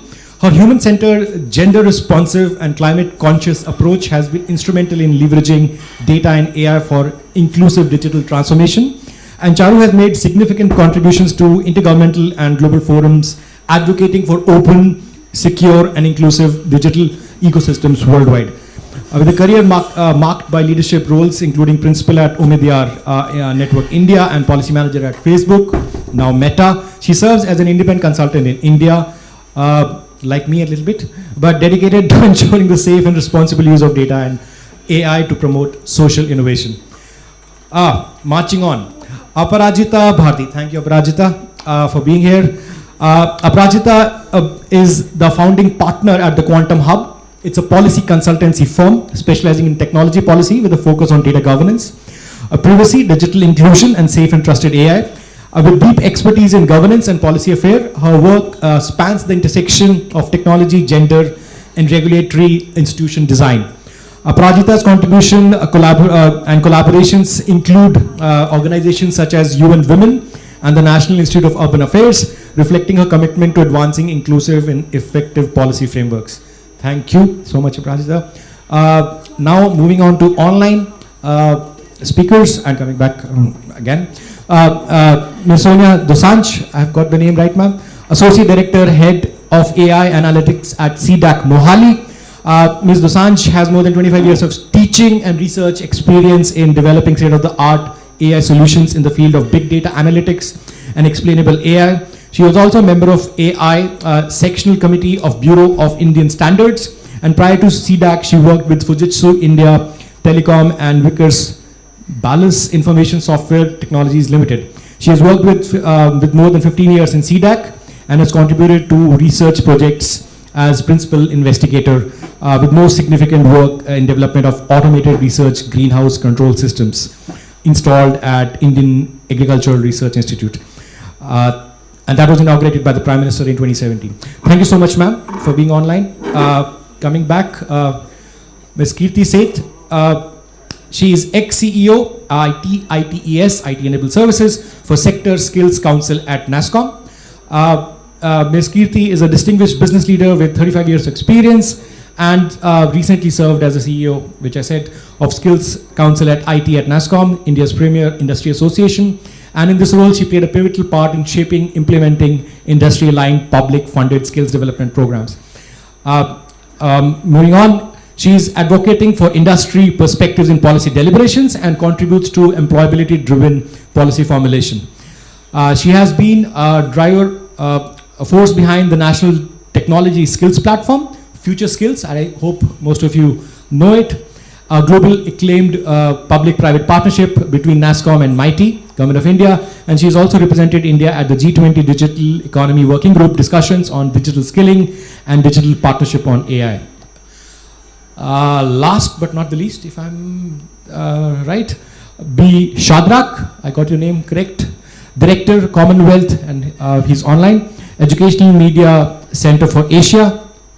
Mr. B. Shadrak is the Director at the Commonwealth Educational Media Center for Asia, where he leads initiatives to enhance quality learning and expand access to education and skill development across Asia.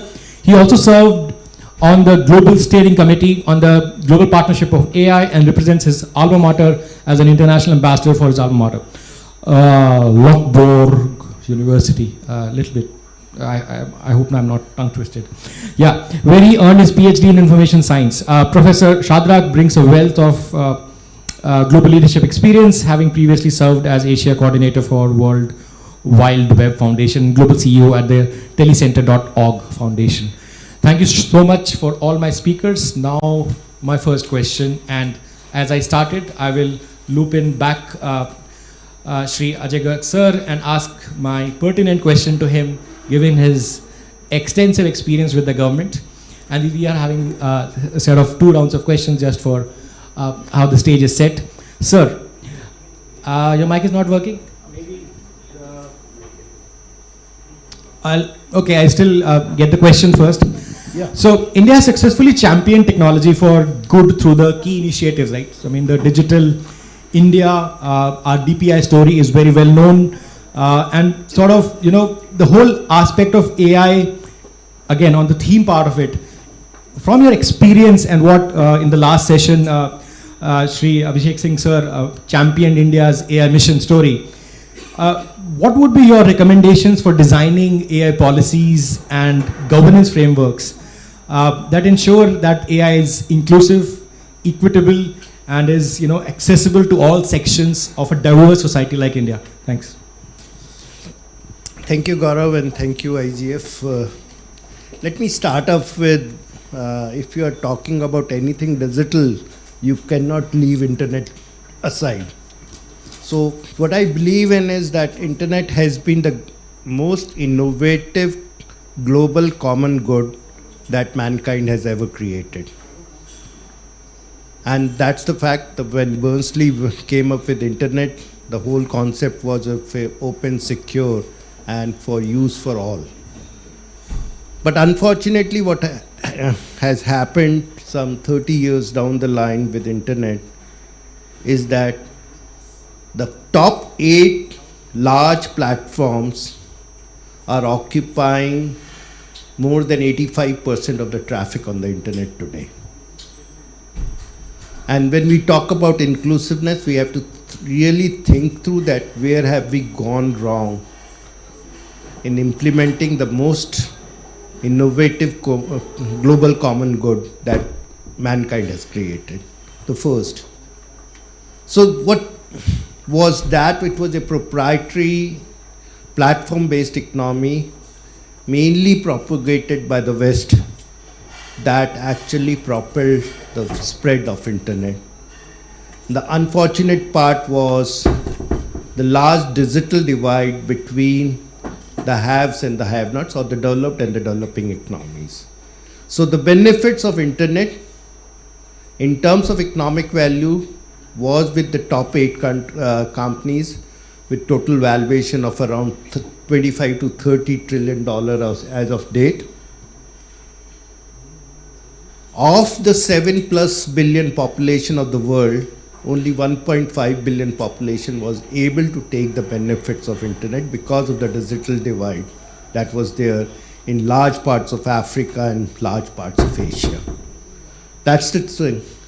What India did well was that they realized this and created a model which was different from the proprietary digital platforms in terms of common public goods that we created at a scale and size and a speed which was unimaginable prior to they being implemented.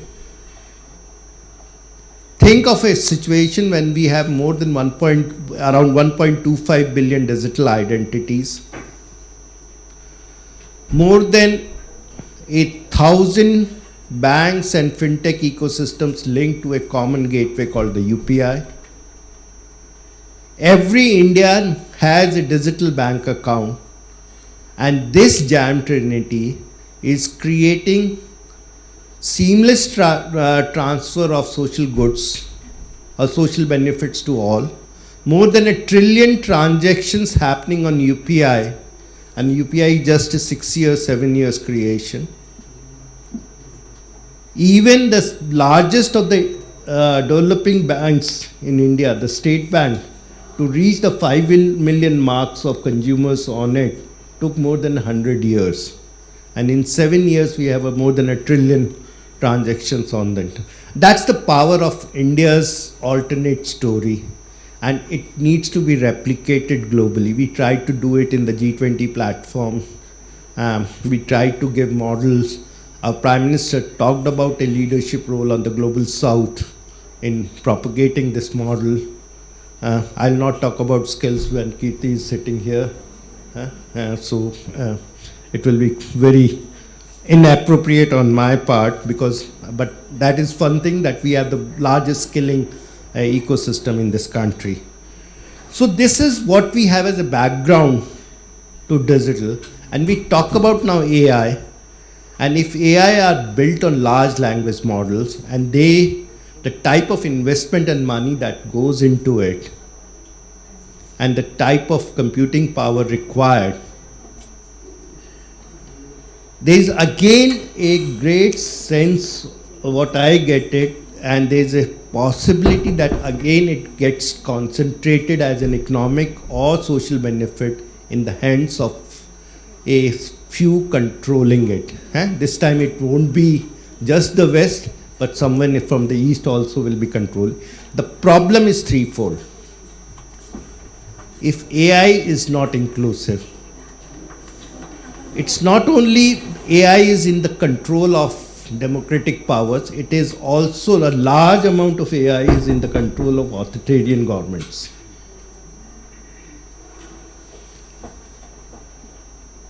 That's the most scary part which we have to find solutions there when we are sitting here discussing this subject, which is, I think it is in the evolving stage. How do we make AI inclusive? I talk about three solutions to it, Gaurav, on this. The subject that is always discussed is around bias and responsibility, and we created a playbook for NASSCOM on responsible AI. But the subject of sovereign AI and defining sovereign in a global perspective is the first subject that we need to understand when we are talking about AI as a regulatory framework.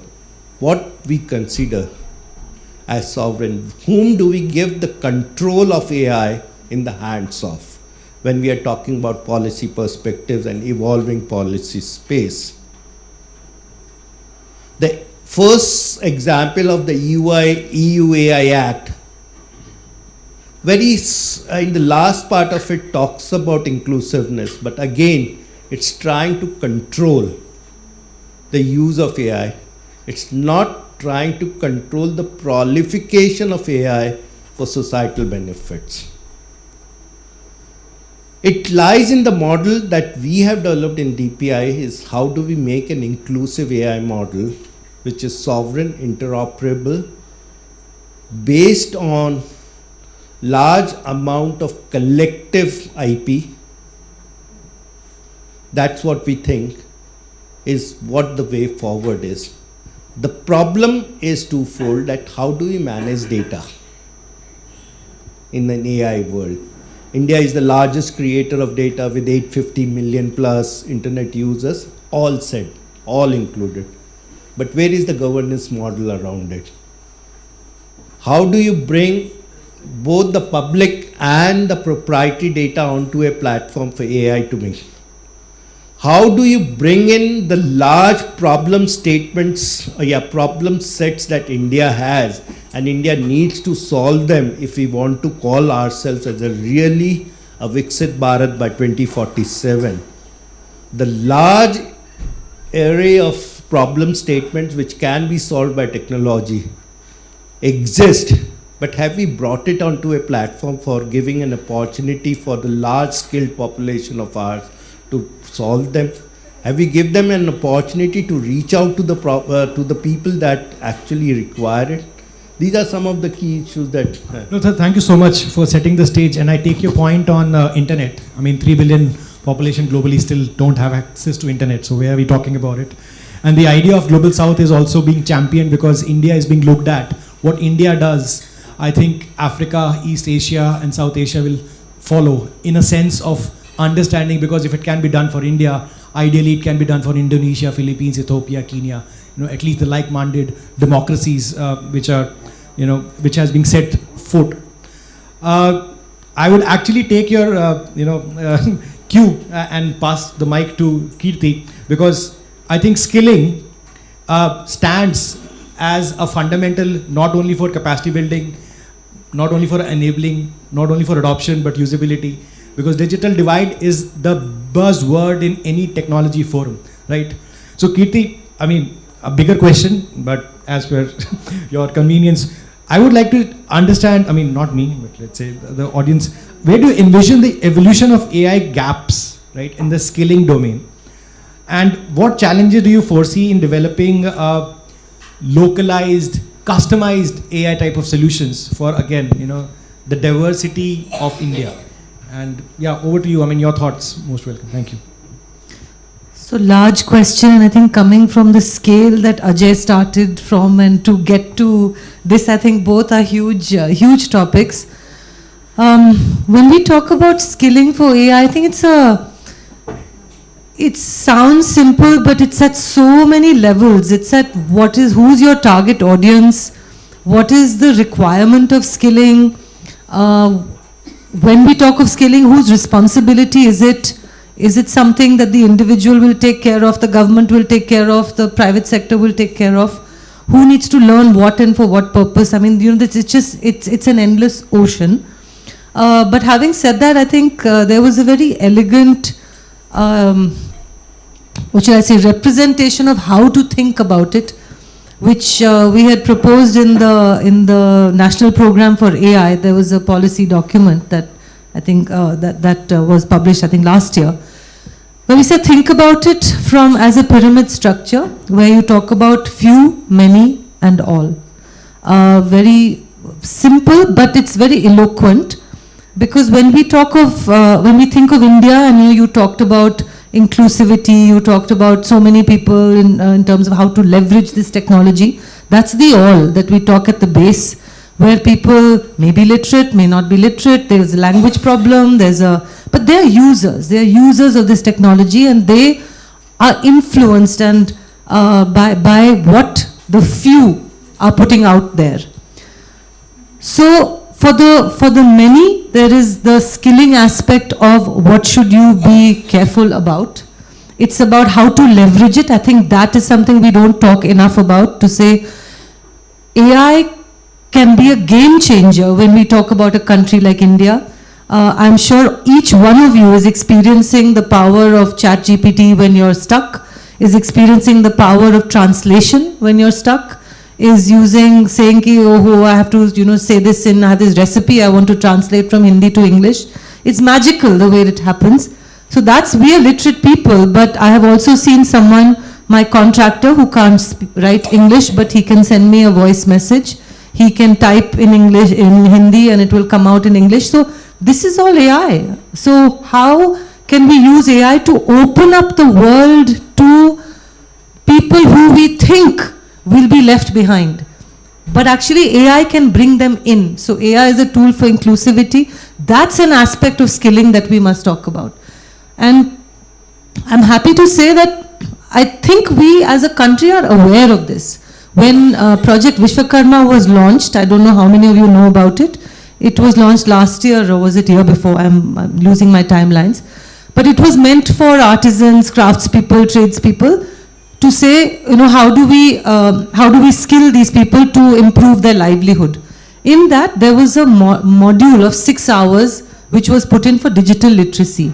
And this was designed so that people who are not literate can access it and be exposed to the power of what technology can do for them. I'm using the word technology, you can use the word AI, but I think in this room, and we are all aware that technology and AI, I think right now we are talking about it in very, synonymous terms, because it's all in the digital domain. It's all about what that phone, what that program can do for you.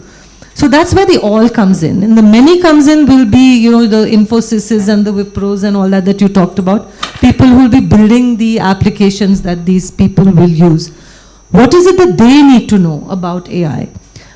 We hear a big criticism in India to say we don't innovate enough. At least I'm from the tech industry, and that's something we keep beating ourselves up on, to say that are we just mimicking solutions of the globe and we're not creating something new?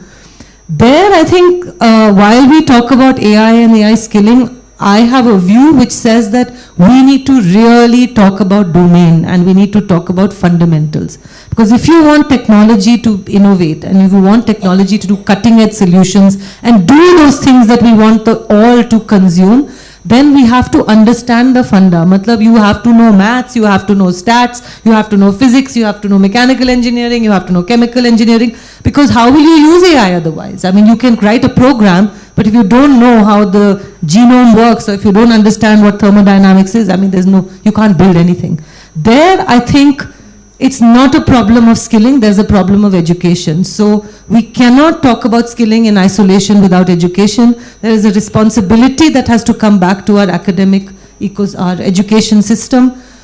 As a policy framework, I think our National Education Policy 2020 is a fantastic policy document, but the devil is in the implementation. to say how will we actually implement it. The mechanisms to leverage all that is out there in this world, use technology for education, use AI for skilling, use personalized learning, all those lovely things that we talk about, using AI for all the good things that it can bring you, but how will that education system bring them in? So I think that's something that we have to do.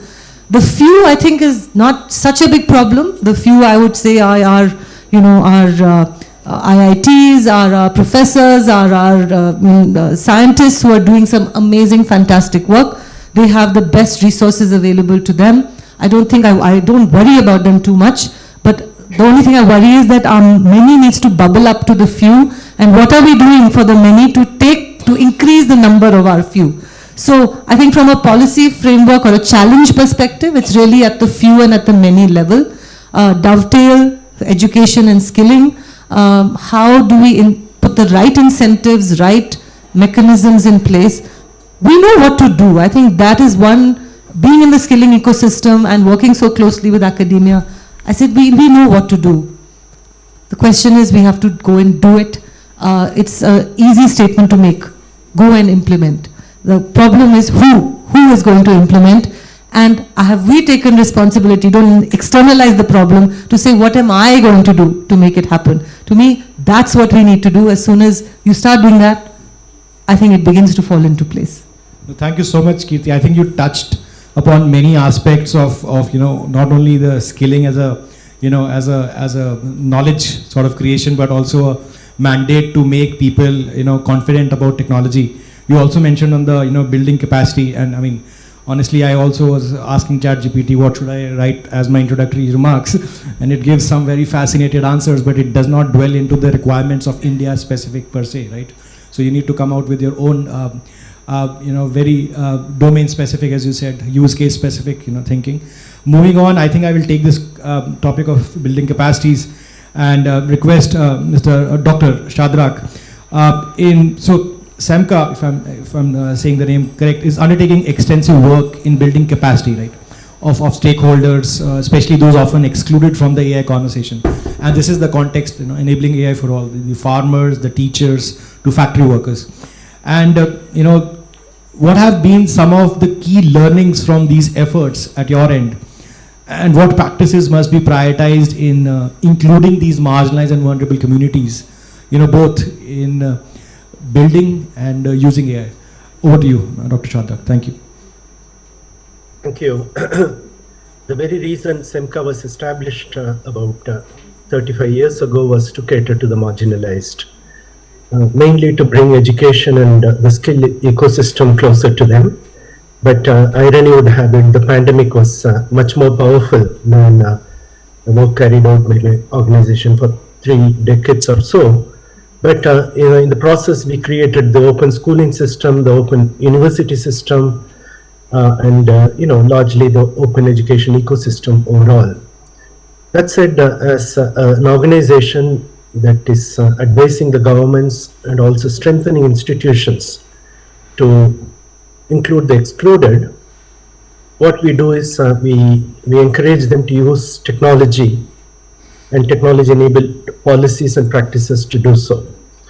And now with AI, it becomes all the more imperative, but also all the more easier for governments to include the excluded, whether it's persons with disability or people who cannot afford to go to school, who are around, who could still be reached. So numerous opportunities there faces. But that said, although we have programs for the formal system, like the school teachers who teach following the NCERT syllabus across the country, we have a program called AI for Teachers together with NCERT, and we have just reached only 50,000 teachers, whereas we have in the country about 8.5 million teachers to reach. We also have a similar one in the last JPI India Summit in December. We launched a 15-hour long courseware that again looked at teachers and students together with MIT US, and this program is also quite popular. And recently under JPI umbrella, we came up with a courseware for AI for farmers, which we are piloting amongst 10,000 farmers in Maharashtra, together with the Yashwant Chavan Maharashtra Open University, certifying them and bringing them to the lifelong learning paradigm. And we hear from MP Boj Open University and UP Rajashri Tandon Open University that together with the KVKs, they would like to initiate this program in the Hindi belt as well. So for which we are talking to Bhashini and using Bhashini as the tool to translate and make these video-based courses available to other geographies as well. But that said, I think if you look at the efforts undertaken by various governments around the world, oftentimes the informal sector workers are forgotten. Even in the IndiaAI skilling strategy for the broader sections, although there is a policy intent, but when it comes to delivering goods for the marginalized sections of the society, particularly the informal sector workers, largely these are women.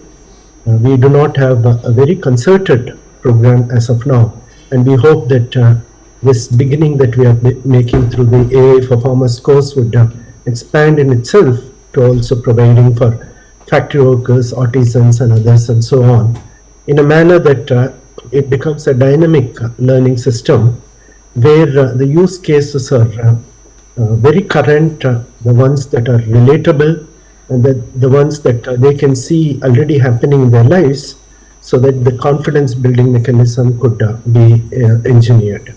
But that said, we should not see the grassroots and the informal sector workers only as users. How do we see them as creators?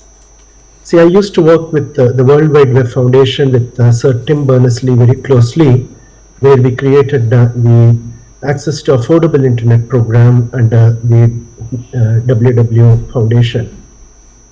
Now, one of the greatest regrets Sir Tim had expressed to many of us was that when he created the web, he of course did not appropriate it. He gave the Dr. Shalman, sorry, could I request you to summarize? I mean, I've got a chit that I have to have 3 more speakers and this is the second round, but I will come back to you on your points. If I could summarize in next 1 minute, please. That's fine. I think, the point I was trying to make was, we need to include the excluded, not just as mere users, but as creators. And the point I was making about Sir Tim Berners-Lee was that the internet that he had created was not for the 8 corporates that Mr. Garg talked about. He wanted the internet to be for everyone, for every person, and the data that shared by each person is protected and if necessary also monetized by that individual. So the second internet he wanted to create was something in those lines, but it still has a long way to go. Thank you. Thanks a lot, Dr. Shadrak. And your points on, I think, certification and accreditation are most valid, because we need people to be qualified and actually show that they are qualified. In India, it's a paper which works. I'm a high school graduate. I have a degree, and it actually makes sense to sort of leverage that type of potential in Indian context with a very young population. And I also take your point on the programs for, the marginalized communities that you are to strengthen technology as an enablement.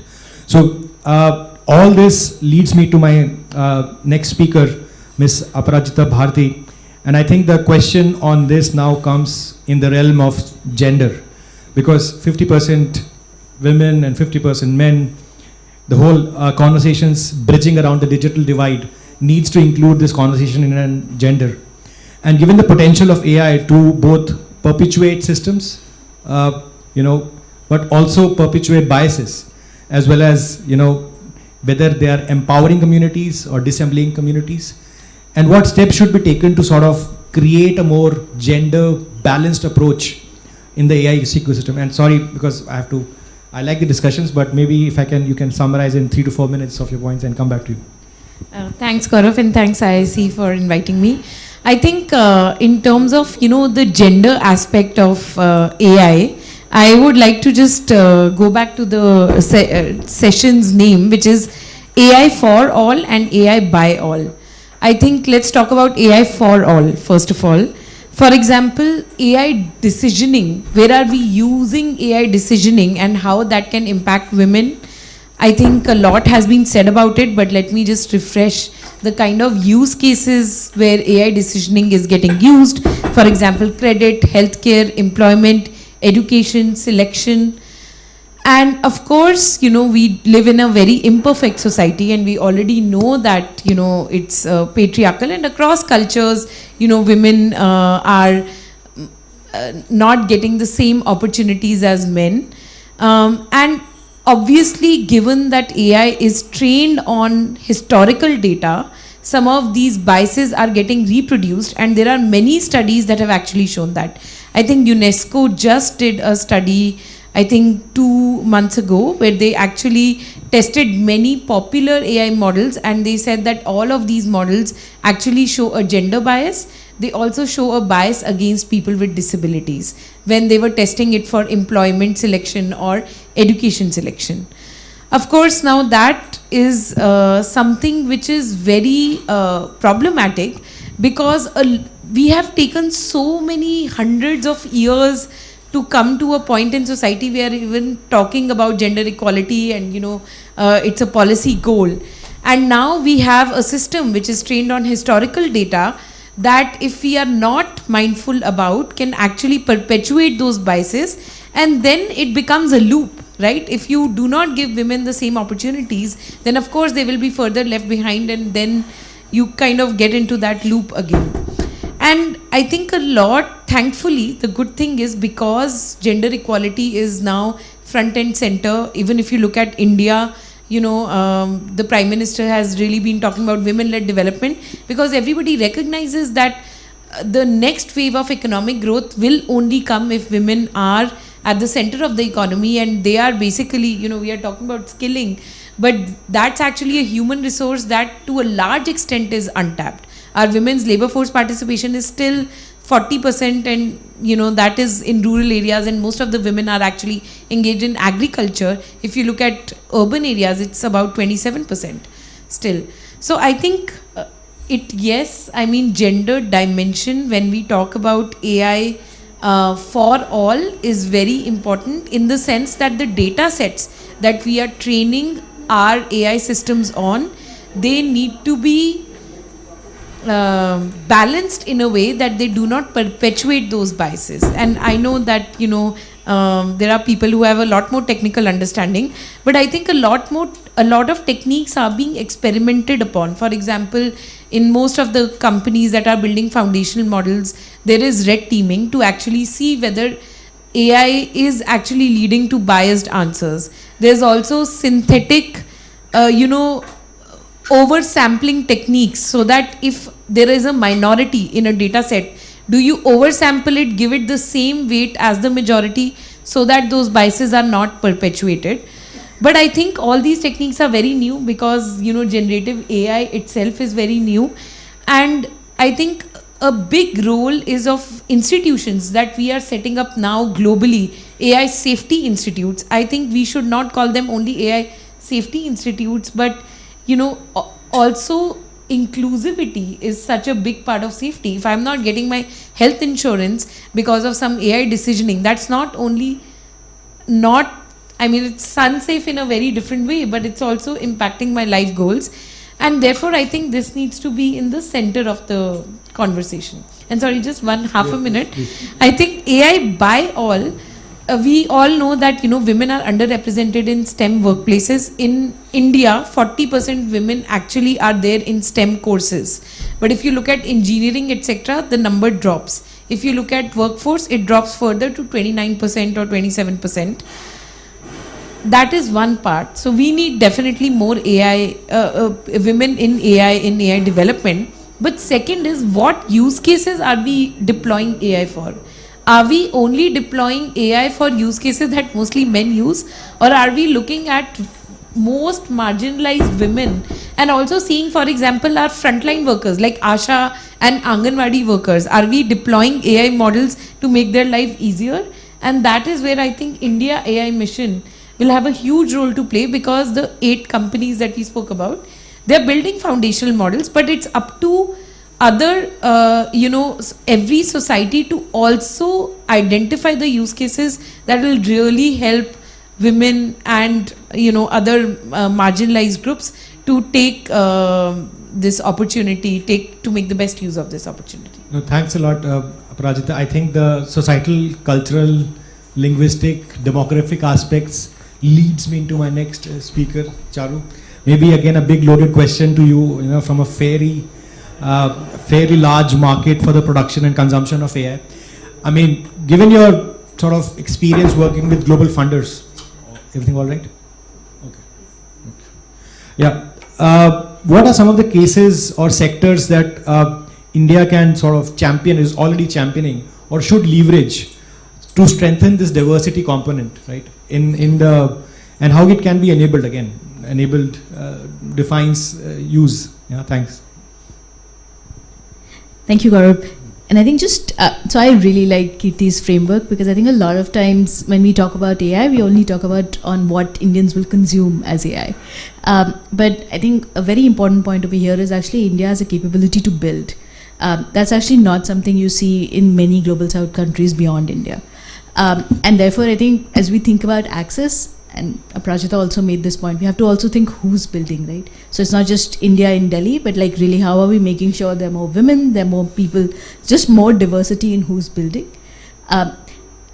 Because when you bring in that diversity, you actually see products go out. So we did a survey in agriculture, right? And for the longest time, people have said farmers will never use digital. But that survey essentially said that 70% of Indian farmers have access to some kind of digital technology from which they get weather updates. And 10 years ago, when a lot of international technology was getting imported in India, people said these products would not work. So I think a lot of this who's building, they will build it for the right audience.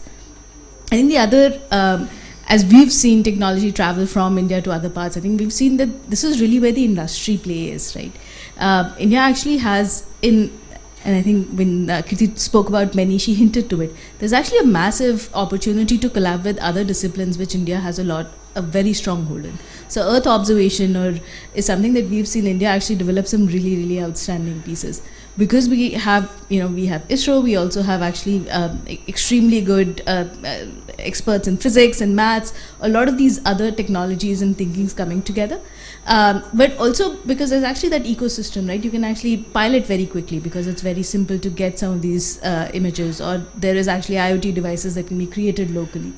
That ecosystem, for example, is very, very live when we look at it from an earth sciences or earth observation perspective. I think similarly, there's a lot of discussion around generative AI, but where we think a lot more of AI, at least from an impact perspective, will come in is actually things like material discovery, right? So chemicals, again, huge industry in India.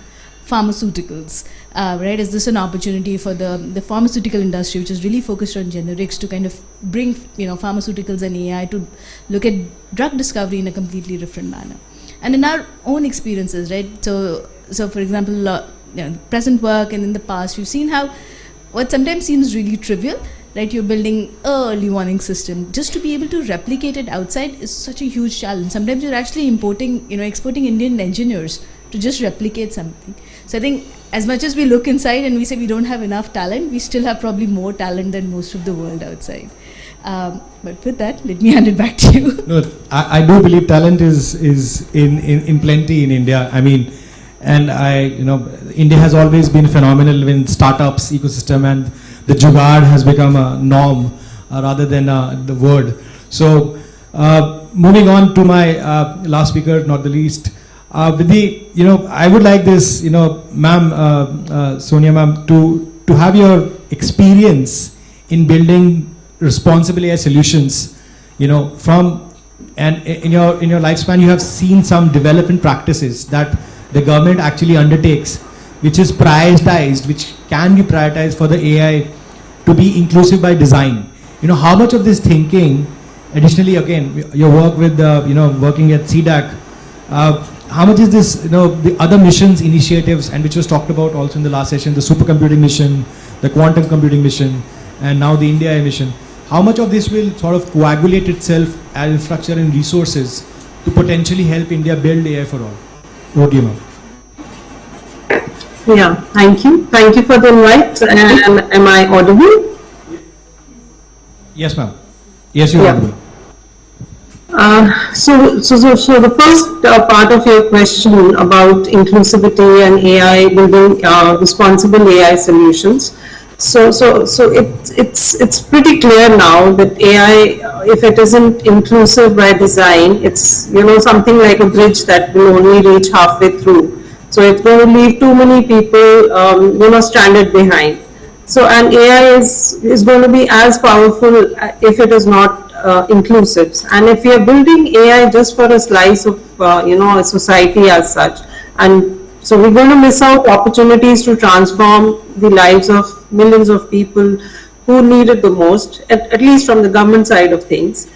And in a country which is as diverse as India, if AI isn't inclusive by design, we're simply leaving out too many communities and people behind, you know. And so the real question out here is, how do we make it happen? And that too at a very, very fast pace, because technology is moving at such a fast pace. So we need to be, you know, ahead of things.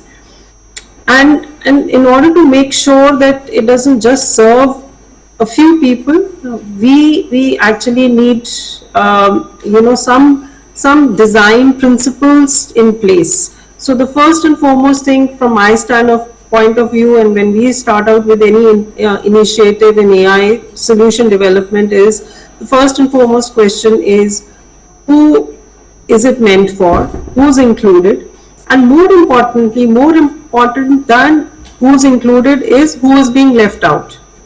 So that if that questioning comes in your design life cycles, you may be able to reach out to a bigger audience.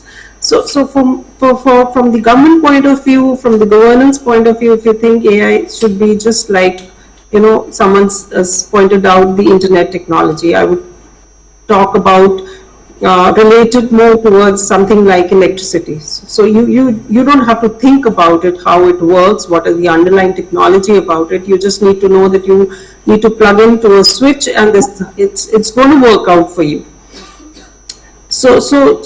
But at the moment, if you talk about these AI technology tools, opportunities are majorly concentrated in few urban hubs that we call off, and while the large part of the country is still being, you know, left out. So I'll say, to truly light up India, as far as AI is concerned, we need to take some bold steps in the right direction, and that too at a very fast pace. So from that point of view, I have two things to say. One is from the development side of things, and one is from the reach side of things. How do we make the technology accessible to each and everyone? So from the development side of things, as a responsible AI solution development, first and foremost thing is we need to have diverse and representative data. I think people have stressed upon this. The earlier panelists have spoken about it. So I'll just give a simple example. Like in our society, largely the Indian society is not predominantly only English speaking or only Hindi speaking. We speak what we call as Hinglish, right? So how many tools do we really have when you talk about, you know, speech or voice recognition systems that can actually cater to such typical, you know, use cases as far as our country is concerned, right? The second thing is that accessibility matters. It matters a lot. So we're talking about people with low-end smartphones, with low internet connectivity, and who speak regional languages. So now the goal of AI and a responsible AI, even from governance point of view, should be that we need to meet people where they are and not where we think they should be, right? So we need to touch them where they actually are at present. And the third part of would be the explainable and the transparent AI systems. If people cannot understand how a decision is being made of, I think one of the panelists says, why is my loan credit being denied? If the AI systems are not able to explain why the loan application was denied, the people are not going to trust it, right? And apart from that, the transparency part, I think most of us have already heard about it. There's one more aspect to it, is the counterfactual, explanation, which says that if it has been, the loan has been denied, what can I do to enable it for the system to give me a go ahead? So that is a counterfactual explanation that needs to be embedded in. And the fourth would be, we need to have all the stakeholders coming on board. I think we need to have engaged people who have ears to the ground, who are basically a rural population that needs to be part of the entire ecosystem of development. So that was from the development standpoint of view. I'll request you, I just want to get it, but I took your first points on accessibility and explainable AI, and I'll come back to you. But thank you for highlighting that the diversity in speech and voice is not only in the Hindi and English, but yeah, of course, we have 5,000 languages, and if you go to tribal areas, Gondi, Mundari, and maybe the East is much more complex than we really imagine. So thank you for your kind remarks. I'll come back to you on the follow-up session. I'll try to open the session because we are running a bit late to the audience. If you have very targeted questions to any of our panelists, and because we have the diversity of our panelists, so anybody who can have a raise of hand, or anybody who wants to shout out something if you desire, or okay, there is who should I ask for the mic? Yeah, okay. At the back, anybody? Okay, or maybe it's a lunchtime, after lunch. I did not have my gajar ka halwa, but sorry. If there are no comments or such, any comments if you want to make, please, should I get you the mic?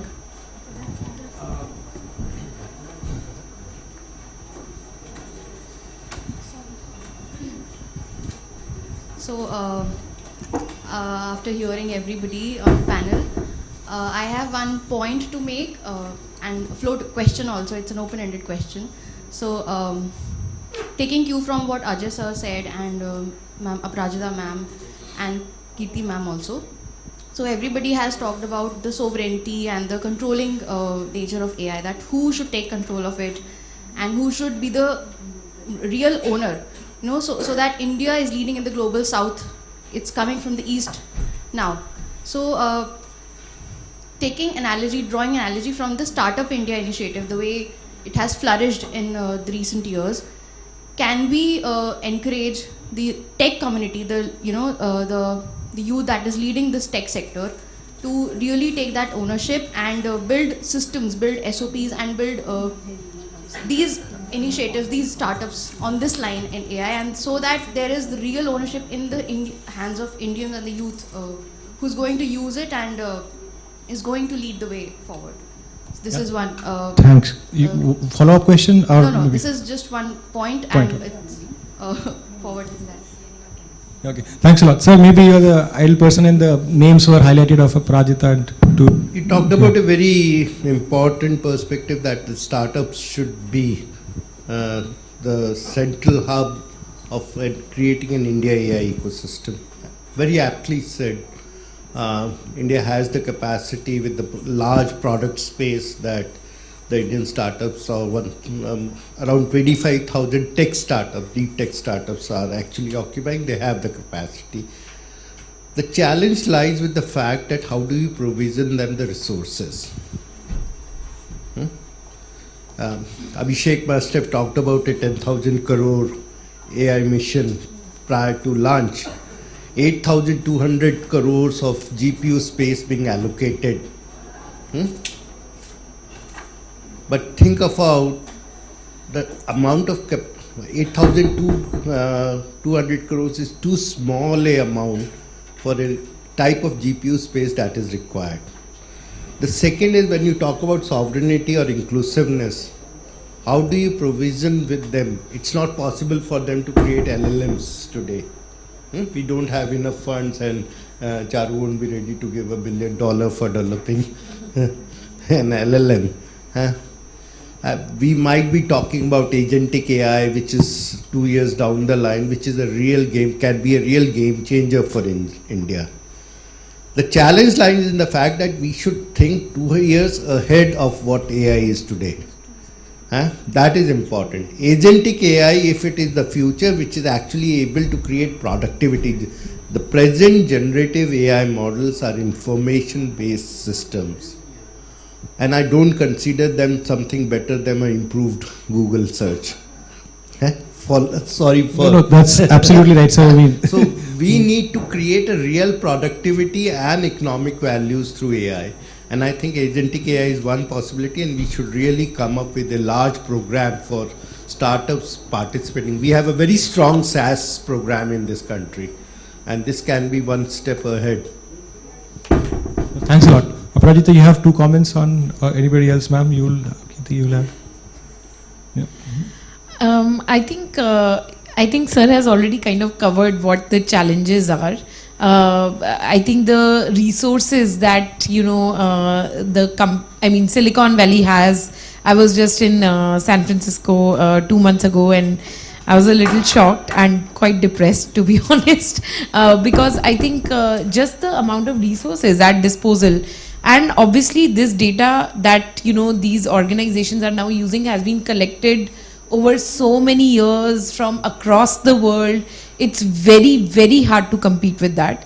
I think the only advantage that, and infrastructure is a huge, as sir has already pointed out, 8,000 crores is nothing as compared to the, venture capital, etc. that is available in the Silicon Valley, that has already been invested over many, many years. But I think what opportunity we have is actually what Gaurav, actually sir started with, that, we've built digital public infrastructure. A lot of data is being collected through digital public infrastructure as well. So those data sets are getting created, updated, real time. Can we now start thinking also about how do we use that data, whether that is with the government or with entities that have now control of digital public infrastructure, to see how we can also train LLM models, etc. on Indian data. I think that is really important. I am a little less optimistic that private sector will come and willingly share their data, because they have no interest. It's very hard to build incentives for them to be able to come, and that is what we are grappling with. But the good thing is that we have this other machinery where a lot of data is being collected, and maybe we can also use that and make it available to Indian startups, which I think the Indian Data Sets platform also wants to do through the AI mission, so that they are able to build stuff for India.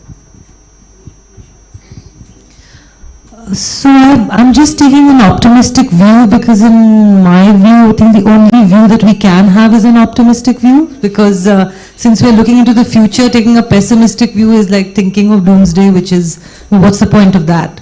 So the optimistic view is that just what we did in tech, say 30 years ago, maybe we can do it in the future as well. Yes, maybe we cannot create a fresh LLM today, but the fun is going to be in the applications that are built on top of the LLM. So is it necessary that we need to create an LLM? Yes, if you talk about sovereign LLMs, it's a major issue. I think it was one of the issues that was discussed even in the GPI conference, to say, can you legislate your way into private sector sharing its data? That was one suggestion that came up. I don't know if it will work, but it was a suggestion that was made. But yes, we have our own data, and yes, we can use it to maybe sit on an existing LLM and make that LLM work more relevant to the Indian context. But what India has excelled in in the past is applications for the world. So perhaps that's a way to go. And most of the startups that are working today are in that space. The other big thing going for us is we have the people. So no matter what happens in the rest of the world, they simply don't have the people. And as the years go by, they will continue to have less and less of the people, and ours at that point, I think, will be getting better and better. So my optimistic view is that we're going to be hitting the sweet spot very soon, where everybody will be coming to us for the people to maybe build on what they have started on and will build further. Is it true or not? I don't know, and actually I don't care, because I think that is the only way I'm going to think. And I hope everybody thinks that way, because that's the only way we will get somewhere. No, thanks a lot. I think we are all positive optimists when it comes to India. I mean, great remarks. I think the realism of India is when which you do not expect happens, and when you expect the most does not happen. So let's be positive optimists about the innovation mindset that India carries in its population at scale, and let everybody, the government, the public, the private, the civil society, everybody come together to do its own bit, because everybody will benefit by the population scale size that we have, and we have seen this. So ending my comments, concluding remarks, but I will start with all the speakers by giving them 1 minute and start backwards, because Sonia ma'am and Shadrak, I did not give you much time to speak. So ma'am, Sonia ma'am first, and then Dr. Shadrak, 1 minute each, and then I'll follow back as comments. Yeah, thanks. So I think I would just like to add on to this that we need to align policy, infrastructure, education, everything, align everything so that we can empower a citizen of India who's, who does not have real access to such technologies. If we can touch those peoples, I think we've done our job. And I also want to add that I heard our Honorable Prime Minister also say that we cannot have a situation where we are sending our flour to outside. Flour, by flour he meant the data, the Indian data set, and having the bread made out of that flour and being sold to us back in India. So we cannot have that kind of a situation. We need to safeguard our Indian data sets and leverage on that data sets ourselves rather than someone else doing it for us. So that's it from my side. Thank you. Dr. Shadrak, please. Thank you. I think while there is a lot to be gained by data sovereignty, there is a lot to be gained by data sharing as well, particularly with regard to solving global problems where India would also need global data to come up with models that are predictive enough for us to prevent a range of issues that would face us in the coming near future. That said, I think when it comes to India, I would think that something similar to the national digital literacy mission, probably it's time for us to have a national AI literacy mission. Thank you. Thanks a lot. I take the note of national AI literacy mission. Over to you, Kirti. I'll move backwards. So I think I've pretty much said what I wanted to say in the response. The time is now we've established the data bank. I think there was a news item that just came out a couple of days ago. We've got the AI mission in terms of the GPUs. The incentive structure, I think that's where the magic will lie to drive action, because we will need to drive action a certain way. We've seen how a good policy can have an impact. I mean, the PLI scheme is for all to see. If I would say there's one thing to take away is, if the government is involved to drive action in a particular direction, think through incentive structures, and if they don't work, come back into a feedback loop and design something that drives the actions you want to drive. Without that, we can keep wishing the alignment that Sonia talked about, and I think we talk about it all the time, that people need to be aligned. Why don't they get aligned? Because everybody's pulling in different directions. So can we think of an incentive structure that actually forces the ducks to fall into a row? Thank you so much. Aparajita? I think a lot has been said. I just want to acknowledge that we are at a very pivotal moment where we are setting up institutions that are going to define our path forward for the next 10-15 years. And 10-15 years feels like a millennium when it comes to AI, given how quickly, like in 12 days from now, we could, because OpenAI is announcing something every day, all this could have become outdated, and we might be discussing something else itself. But I think because we are thinking about institutions, and India is also thinking about an AI safety institute, we are also thinking about how do we have a regulatory mechanism around AI. Very important, I think, to think about three things. I just want to say, one is inputs. What inputs go into, developing AI? from an inclusivity perspective, processes to see what is being developed is actually something which is not causing Aparajita, we have to wrap up. I've been put my legs. And the third thing I just want to say is the use cases, that we have to make sure that our use cases are also inclusive, because otherwise we'll not succeed. Charu, you or yeah, both Charu and Sir has 30 seconds each.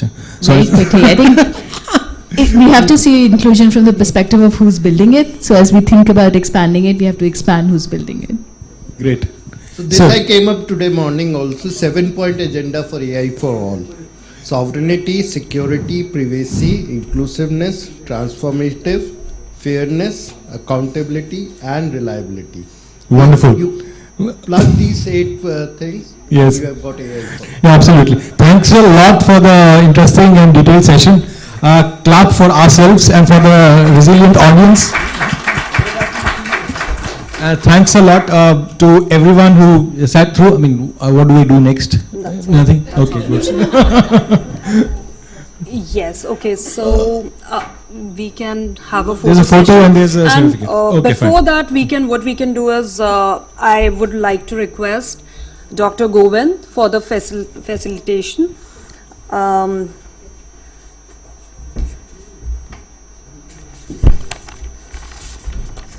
So first will be Dr. A.G. No, first will be A.G. Garg.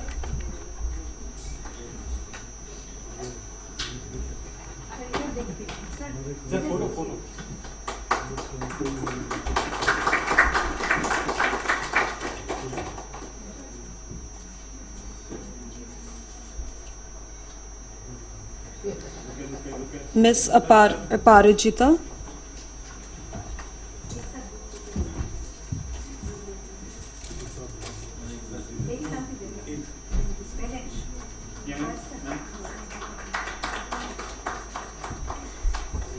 Miss Charu.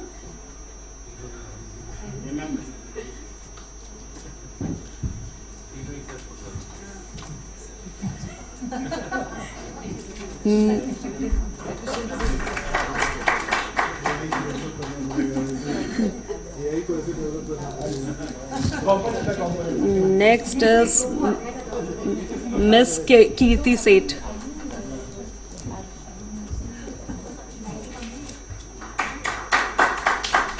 Now it will be Gaurav Sharma.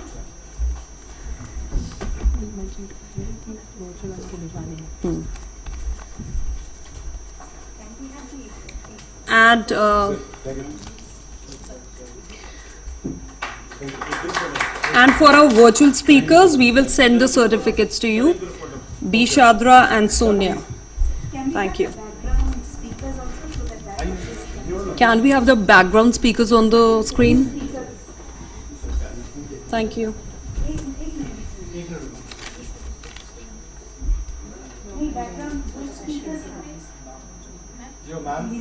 Sonia ma'am,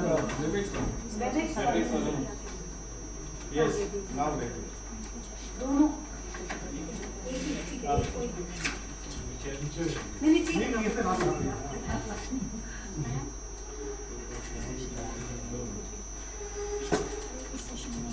Thank you so much.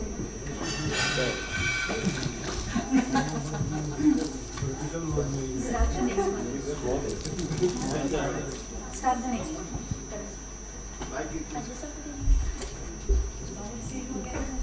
Gaurav. Okay.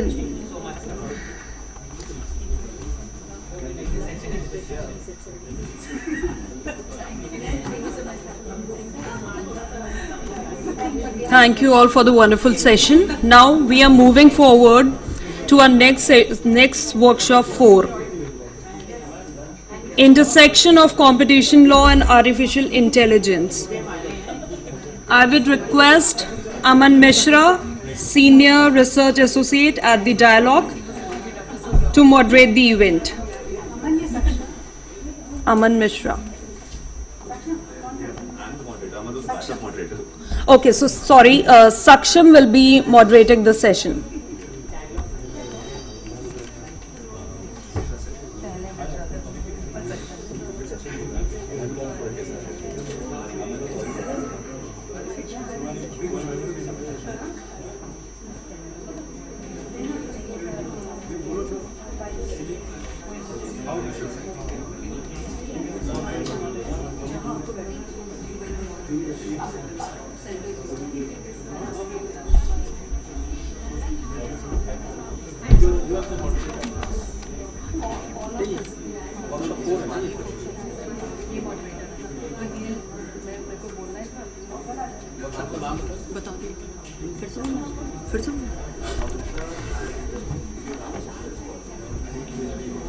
You want me to re-announce? Okay.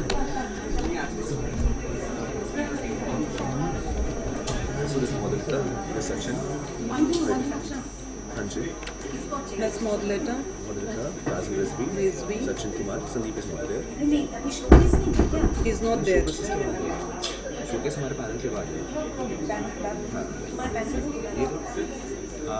Where is she? I'm just asked like the panelists to come on stage. Hello.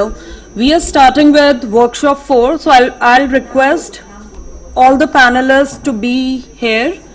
Miss Modulata Bose, Mr. Rizvi, Dr. Sachin Kumar,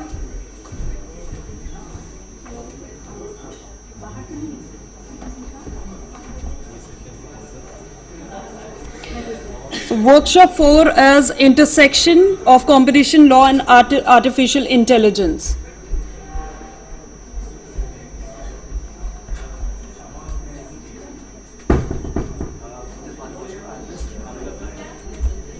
Abhita? Okay. And hello. Okay, and Abhinav Nair will be joining us virtually. Can you put him on the screen, please?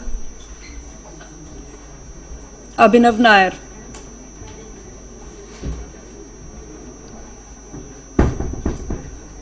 No one online. Abhinav, there's one. There's one.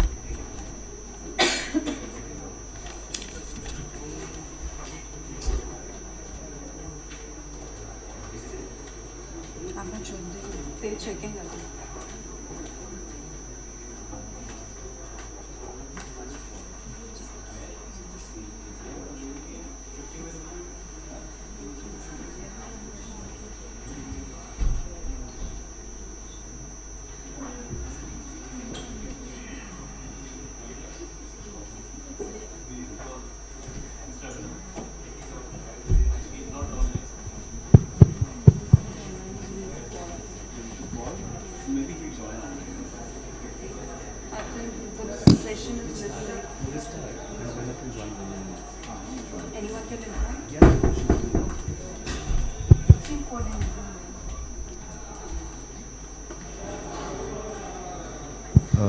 Thank you so much, and welcome to the session on the intersection of competition law and artificial intelligence. We have representation from different stakeholder groups on this panel. We have Ms. Modulata Bose, who comes from the legal fraternity. We have Mr. Kazim Rizvi, who comes from civil society or the public policy space. And we have Dr. Sachin, who comes from academia. Everyone has different perspectives and different expertise when it comes to either competition or AI or both. And the idea behind this session is to understand the intersection of a very rapidly evolving technology, which is artificial intelligence, which has taken over not just the industrial growth of technology, but also the discourse on public policy. So there's a lot that has happened in the past couple of months and years, which has led us to a point where these conversations have become very important. Various countries across the world, the US, the UK, the EU, have been exploring how supply chains within artificial intelligence are actually running, how much concentration there is, how much competition exists at different levels of the supply chain, and what does it mean for markets at large? What does it mean for technology markets at large and AI markets specifically?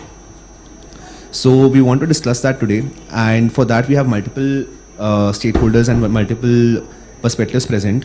I will start with Modulata, who is a competition lawyer with Chandiot and Mahajan, and she's been practicing competition for a long time now. And to set the context, Modulata, as you're very well aware, we have a sector agnostic competition framework in the country, which is governed by the Competition Act of 2002, which governs every sector equally. Now, at the time when the act was first introduced, conversations on AI were not even thought of. Were not even an idea. And now we've arrived at a point that where not even AI is just not governing or let's say guiding how markets develop, but certain issues are also propping up, right? So what I would like to understand from you first is that what are some of the issues that competition authorities and policymakers are generally observing in AI markets? What are some of these problems? And in India, are there any frameworks and how would they regulate these concerns?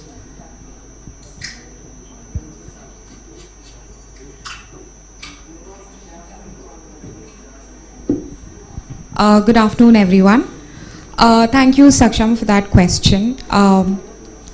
So there are various problems that have already been highlighted by competition regulators across the world with respect to big data and big tech. A lot of those issues, I think, will get reflected in the AI value chain as well.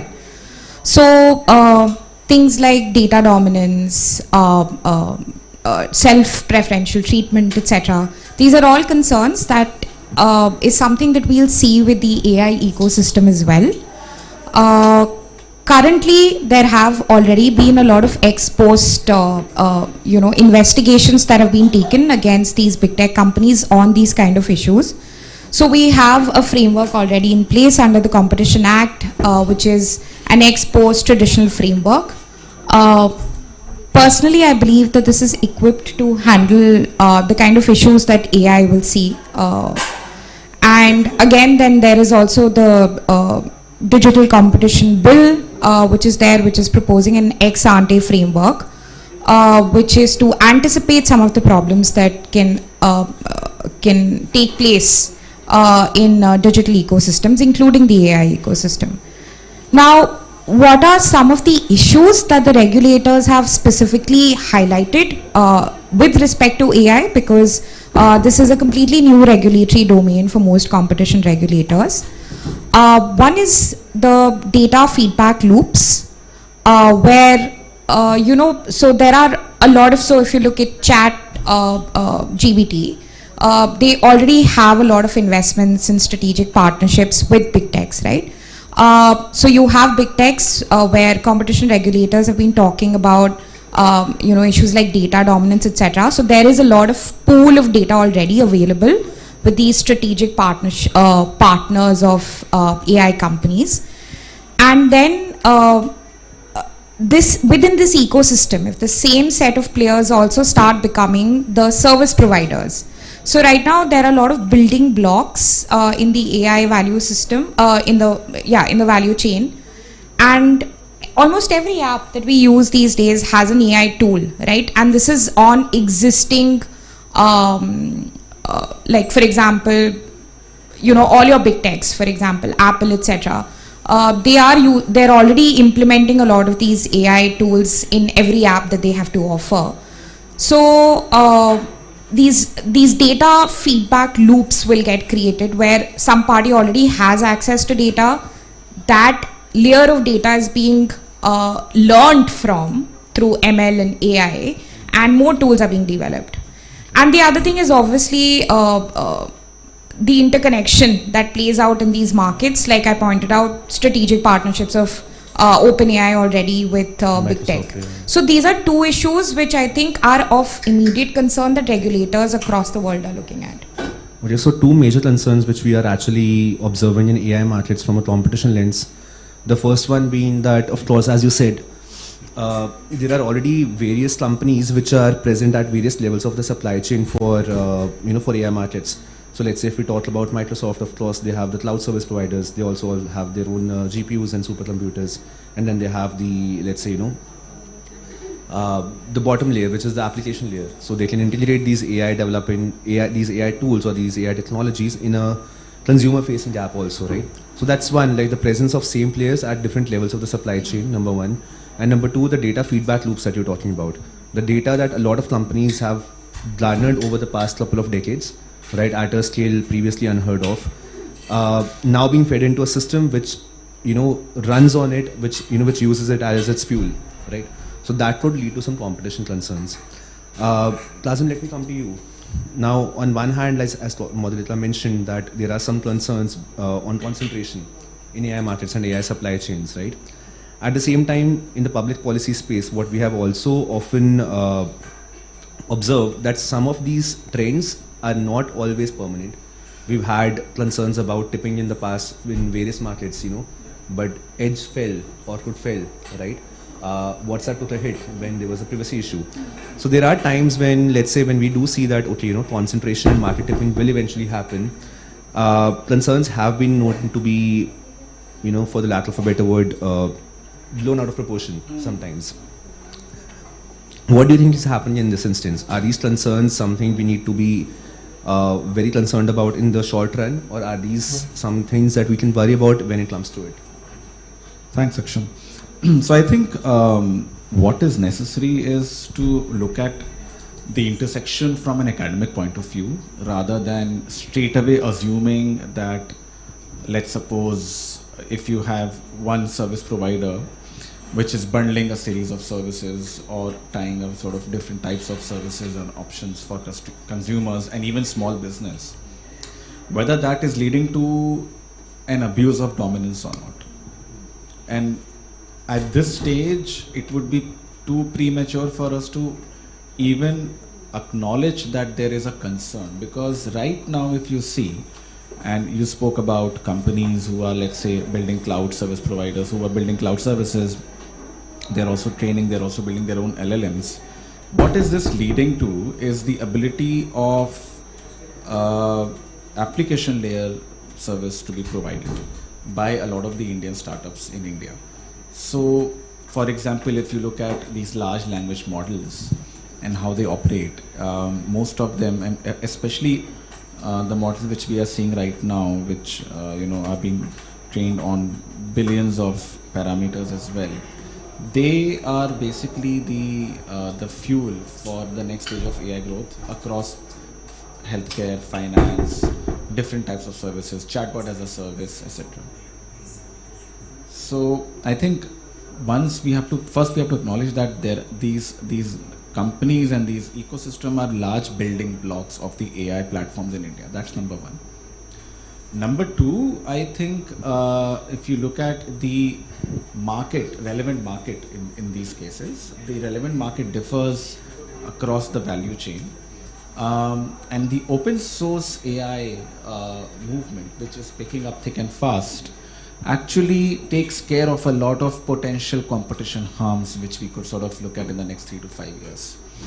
So yes, we need to harness the power of open source as well as licensed large language models. My worry is not as much as concentration, but my worry is that on specific areas of policy, it could be that entry to barriers could happen. For example, copyright. Let's look at copyright right now. And why I'm talking about copyright is because access to data sets is a critical issue if you're building a large language model. And what is happening is that the companies which have already trained their models on years and years of data, now if we start regulating copyright law in a way, or we start amending copyright law in a way that we place some restrictions for new companies to be able to access data sets, I think that could lead to significant barriers to entry for new startups. So it's not also very straightforward that there are certain large, like what you call significant digital intermediaries or platforms. That's not the issue over here. The issue is that on specific areas of regulation, on specific areas of intervention, we could end up looking at a scale where, if tomorrow, if there's a strong debate that you have to license data sets before you can train your model on those data sets, then that's a competition harm. For example, even block listing, or let's say companies, first they would, if large enterprises which train data sets on a lot of data, which train their model on a lot of data sets, and then what happens is eventually somebody comes and says, hey, look, we need to place restrictions. So everybody says, okay, fine, we license the data sets. That could lead to competition issues in the future. So we have to be a little wary of non-competition laws getting amended in a way that could have competition harms also. No, very interesting, Kazim, and I think following up on what, so what Moderator was mentioning about how there are certain harms and certain risks or certain concerns of concentration, and let's say AI supply chains becoming vertically integrated. and of course means the same place being at different levels of the supply chain, and at the same time, of course, data feedback loops also add into that market power. Now, on the other hand, you bring a very different view, which says that, of course, it's only when these platforms or it's only when these companies bid enough are they able to provide the scale at which, they can allow other startups to grow. And we've had these discussions similarly in the context of platforms in general. If e-commerce wasn't as big as it was right now, they could not provide, let's say, services to MSMEs at a scale, at a price that they're able to, right? So these benefits also come at scale. These benefits also come after a certain level of market power has been landed. So fair point taken. And computing power. Because if not everybody is able to compute at that level, correct, there is a very strong sustainability angle. Correct. If you say, I want to democratize computing, you can't, because you don't have it's a finite resource. Computing is not an infinite resource, so it has to be done in a sustainable manner, and which is why there's a strong debate whether we should build more LLMs or whether we should build more applications. No, makes sense, because of course, the highest level of the infrastructure for AI supply chains like GPUs and supercomputers are extremely expensive and resource intensive, and it's only when those are democratized by the use of, let's say, cloud service providers, right? When they are fractalized into consumable formats and consumable prices, that startups are actually able to take advantage of it. So fair point. I would now like to come to Dr. Sachin on a very important point you made towards the end on open source AIs. Now, Dr. Sachin, of course, you come in from the academic fraternity and having looked at AI from a more technical lens. So we're all, lawyers and policy folks pretending to know stuff, but you're the one who actually knows what happens. So now, what my question to you is that, there's a lot of conversation about how open source is the answer. The more open an ecosystem is, let's say in AI supply chains, the better it is for competition, the better it is for the ecosystem and industry at large. For smaller startups, for choices, for prices, the industry and the market will prosper. That's what we've been hearing. To what extent is that true? And where do we need to be cautious about the fact that, open source AI can only do so much, and beyond that there are other factors that come at play. Over to you. Thank you, Saksham. Thank you for inviting. As Rizvi said, that open source is one of the way to go about artificial intelligence. We need to understand why open source is important. Artificial intelligence started in 1950s, and then the community, specifically researchers, they were developing models, they were developing algorithms, and they were putting everything on internet. It was open, completely open. Even data sets were open, like MNSIT and these other data sets. But later on, around 2010, when recent developments which saw the potential to be used in business, to be used in societal applications, then things became little bit less transparent. And what led to that thing is because everything was owned, or I would say everything was available with the big tech giants. When you are developing artificial intelligence systems, you basically need three things. One is you need the data, which is by default the platform which are utilizing different type of social media platforms, digital platform, WhatsApp, communication platforms. They own all the data, all the digital footprints. Now what happens is, after that you need computation. They are big companies, they have huge amount of money with them, so they are purchasing and they have huge infrastructure to compute, as Rizvi also mentioned. The third thing is the skill set and the algorithms. Algorithms are developed by human beings. They are engineers, they are professors, so they hire these quality brains, and then utilizing all these three things together, they develop very good models. For example, best mind of artificial intelligence like Geoffrey Hilton, like Lee Kuan, like Andrew Ng, they all were actually hired by all tech giants. And what led to the things was whatever they developed, actually they started deploying those things in their products. And now Google has also declared that it is AI first company. In each and every product they have artificial intelligence into it. But what happened to the rest of the community except these big giants? They do not have the data, because data all belongs to these institutions. They do not have the computation power. They do not have the skill set. Even they have the skill set, because individually they can do that thing, they can collaborate and they can come into it. But two important aspects they do not have.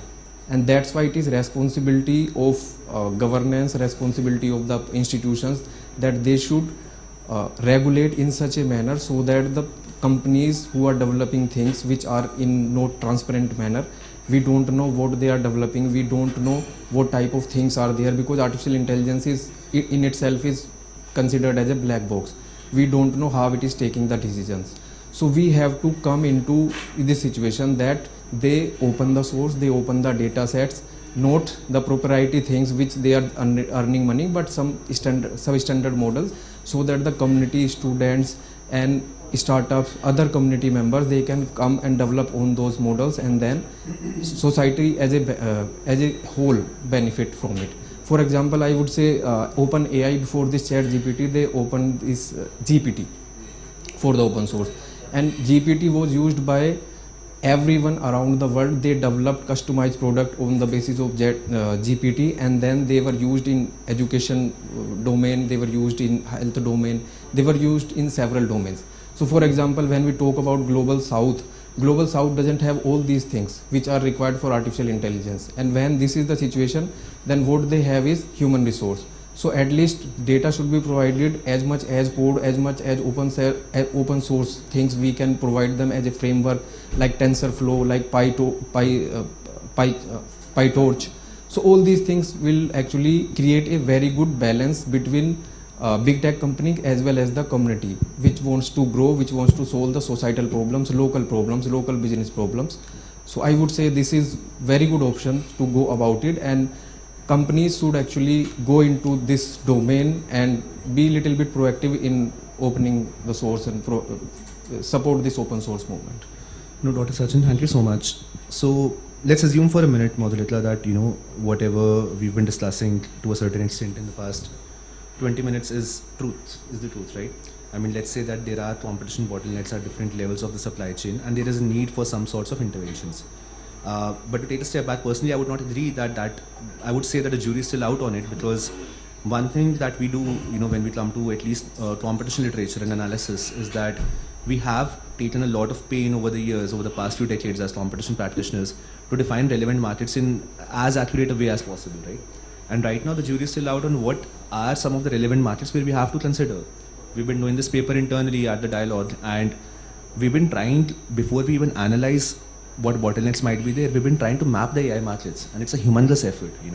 You have, let's say, you have the standard supply chains of, let's say, on a vertical level, you have your supercomputers, you have your data, you have your skilled labor and all of that. But then horizontally, things start to get very complex. Horizontally, the layers start to, bifurcate at various levels, or let's say they start to become very similar at, let's say, for, for a VR headset, or for, let's say, robotics, or for, let's say, GPTs, or let's say LLMs, right? So because the AI term is so vast and there's no universally accepted definition for it, defining relevant markets at large is also very difficult, right? So there's always a risk of, let's say, falling prey to, popular narratives that there are justified bottlenecks and we need to just, dive right in. But having said that, let's assume for a minute that there are certain bottlenecks that need to be resolved. It brings into picture a very interesting discussion which we've had even before the AI debate came into picture, is between technological interventions versus policy interventions, right? Which Lazim also mentioned that, perhaps open source AI first models are the answer and not policy interventions, right? Now we've had these discussions in the context of payments, right? With UPI, that was an attempt to democratize, let's say, payments. With ONDC, we're making an attempt to democratize e-commerce, right?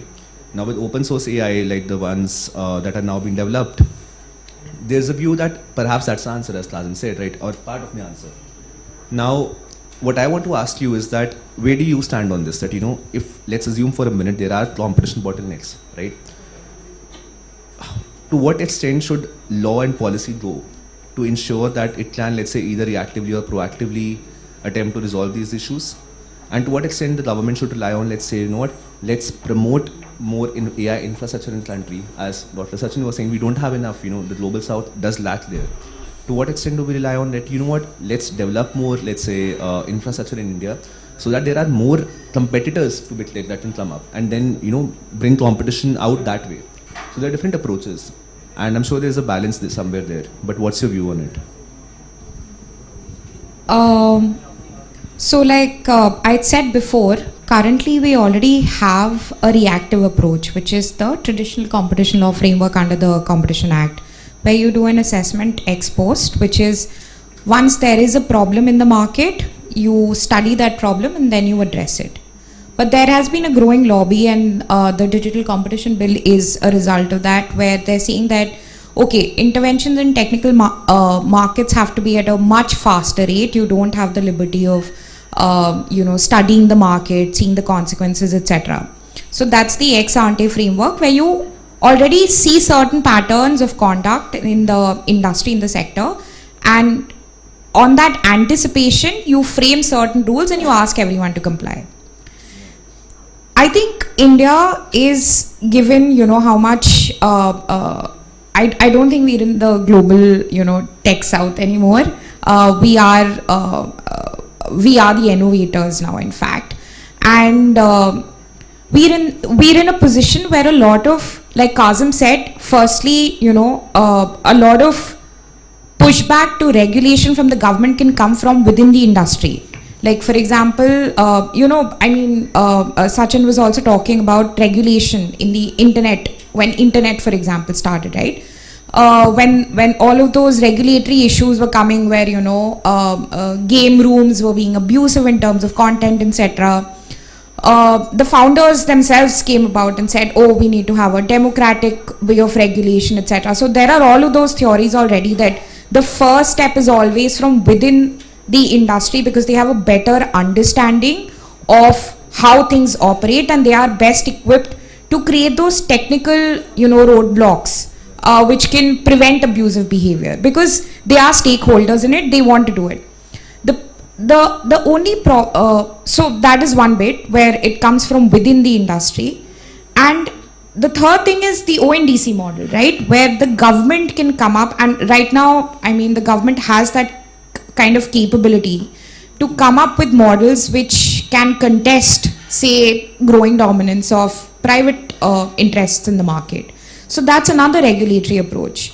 I think right now AI, that's why a lot of studies are happening across regulators, and it's not new. It's not something that happened last year. It's been happening over the years, and the correct approach is something that nobody's been able to promise just yet. So all of these approaches, I think, need to be taken. India, for example, I think the fourth approach, where the government itself comes up. India is known for it. We've done it, traditionally in the insurance market. We've done it in so many sectors, right, where we've come up with public undertakings. Fintech, we've done that. So that is another regulatory model which perhaps India might be uniquely placed to exploit. So that is there. Which one is the best? I think that is something that is yet to be seen. Yeah. But one thing I want to say is that, we keep talking about these bottlenecks. I think currently competition law framework is equipped to handle the entire value chain. There might be multiple horizontal competitors sitting on one level of that value chain, but inherently you can just break down the value chain. So whether it's cloud storage, whether it's cloud computing, whether today a lot of startups are talking about how there are just 4 LLMs in the market predominantly, things like that. But you can still break up that value chain and do that assessment under the traditional tools as well. There's no problem there. Yeah.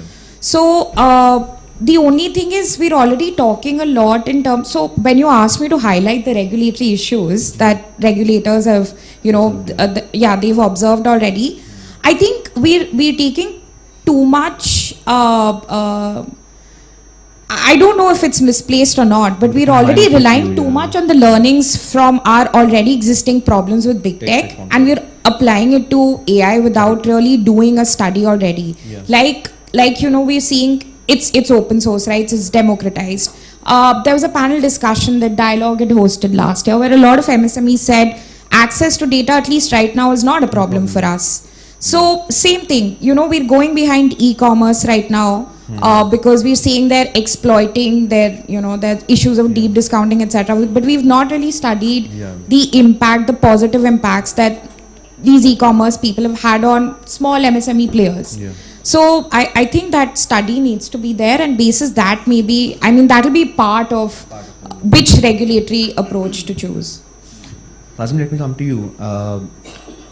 Couple of very interesting points that moderator brought forward. One issue or one challenge that pops out when I talk about these things is the capacity of the government or the capacity of the regulator to actually do a deep dive into these issues and look at what they want to do. Now, of course, the CCI's recent market study, which has been announced on competition and AI, is a positive step in that direction. So when things like that happen, it makes you feel more optimistic that there's a very active and proactive approach within the government to understand markets deep, bottom up. At the same time, you look at the CDCL report, the report which actually formed a theoretical basis for the DCB, for the Digital Competition Bill. And irrespective of the fact the report came out around the time the AI boom was already happening, the entire report finds only one mention of AI, and it essentially says that, currently we are giving ourselves the flexibility that tomorrow if we want to regulate AI markets, we might, but right now we don't need to. Without actively acknowledging that already by regulating, let's say, cloud service providers, by regulating data usage practices, they are in a way trying to regulate AI models and the way they operate and the way they build, right? So those are the two governments I see. The government which goes out and actively tries to understand the market before doing anything about it, and the government that often completely misses out on the context, right? As a market player, let's say, as a startup or as even a infrastructure builder in the AI markets, what should my expectations be? That because I am running a business in the country and I need to understand what the government will be doing, let's say, a year from now. And when these things happen on a very almost dichotomous level, it would make me uncertain. It would make me confused that is there a genuine effort to understand our market, or is there a knee-jerk reaction to regulate without really understanding what's happening? So what's your view on that? So look, let's break this down a little bit. What do you need to build AI in India? I think in the morning, Honorable Minister also spoke about that we want AI to be built in India for Indians. And I think that's the mission India AI mission is also working on. That's the mission, all of us are also working towards. Now, in India, we have more than 200 Gen AI startups right now. Okay. Most of these application layer startups, they are riding on a large language model. It could be a Llama, it could be a GPT-4, it could be a Gemini, or it could be any other model. It could be from Hugging Face or other large language models. So that's number one. So that's the infrastructure layer. Second is you need the data sets to be able to build the technology. You need, if you're fine-tuning a data, if you're fine-tuning a model, let's suppose you want to do a legal tech AI solution for corporate lawyers in the space of TMT, very specific fine-tuned model, you will have to get access to data sets. So access to data sets becomes the first problem, policy problem that our regulators should try to solve. Let's not look at it from a competition lens or content lens or this lens or that lens. What do we need? What are the ingredients to make AI in India for Indian growth and economic growth and startups? You need data sets. Now, to get access to data sets, you have to be able to first understand what kind of data sets you're looking at, different types of data sets you will be needing, licensed, unlicensed data sets. Any copyright regulation which prohibits this will be a competition harm, competition concern, number one. So you need to somehow make data sets available in a structured format, and also it should work for your languages, I think for your regional languages. So that's the first problem we have to solve. Then comes the infrastructure. The software already is being provided. You can either take open source or you can take licensed software. But you are building it on top of an LLM in most cases. Or you're using an LLM to generate an answer. You've done your own graph mapping. You've done your own dataset compilation, which you could also be using an LLM for it. Third is the physical infrastructure. A lot of this, of course, the GPUs and a lot of data centers have already been built, and a lot of this is now processed on the cloud. Of course, everything happens through cloud, so you need that infrastructure. But for us, for Indians, I think that the opportunity lies, and this is something which has been spoken about as well, is on the application layer. Mr. Nilekani has spoken about this in the past. Many people in the technology space have spoken about that. That's where the next wave of innovation will come to. If that is what we are looking at, then even the CCI market study should look at enabling this through any suggestive competition amendments or laws. And the study should be focusing on how are you creating a market or an opportunity for the Indian local startup ecosystem to grow. Let's not mimic the European policy discourse, because that on many occasions will end up being counterproductive.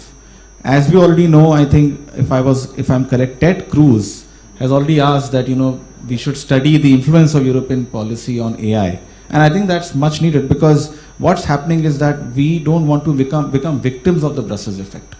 Unfortunately, the EUAI Act, and it's such a powerful act that in many ways it would send negative messages to other jurisdictions that okay, this is something which we can look into.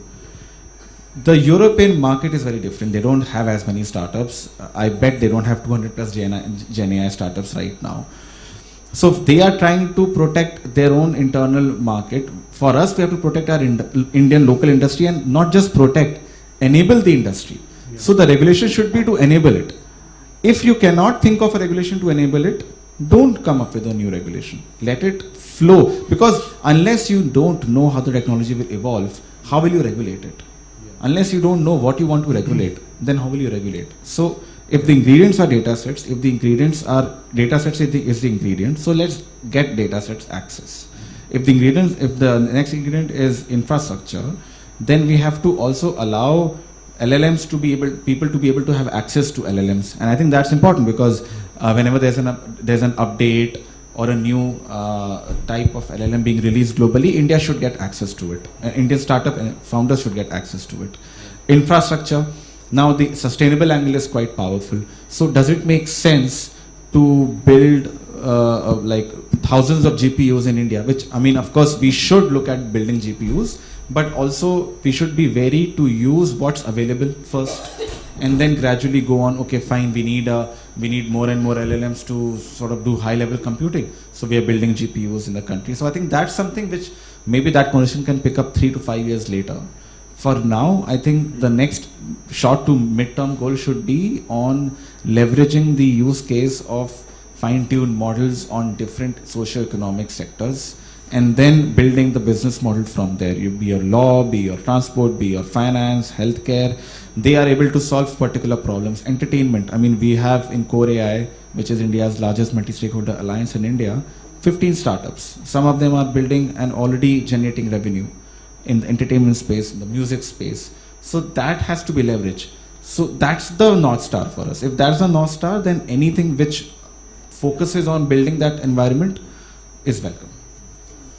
So, to play the devil's advocate here for a minute, Kazim, and I think Dr. Sachin might agree with me, is that I understand the point on, of course, leveraging the infrastructure that already exists, even if it's coming from large tech companies from outside, and using it at the application layer to drive more innovation and to tackle more social economic issues, right?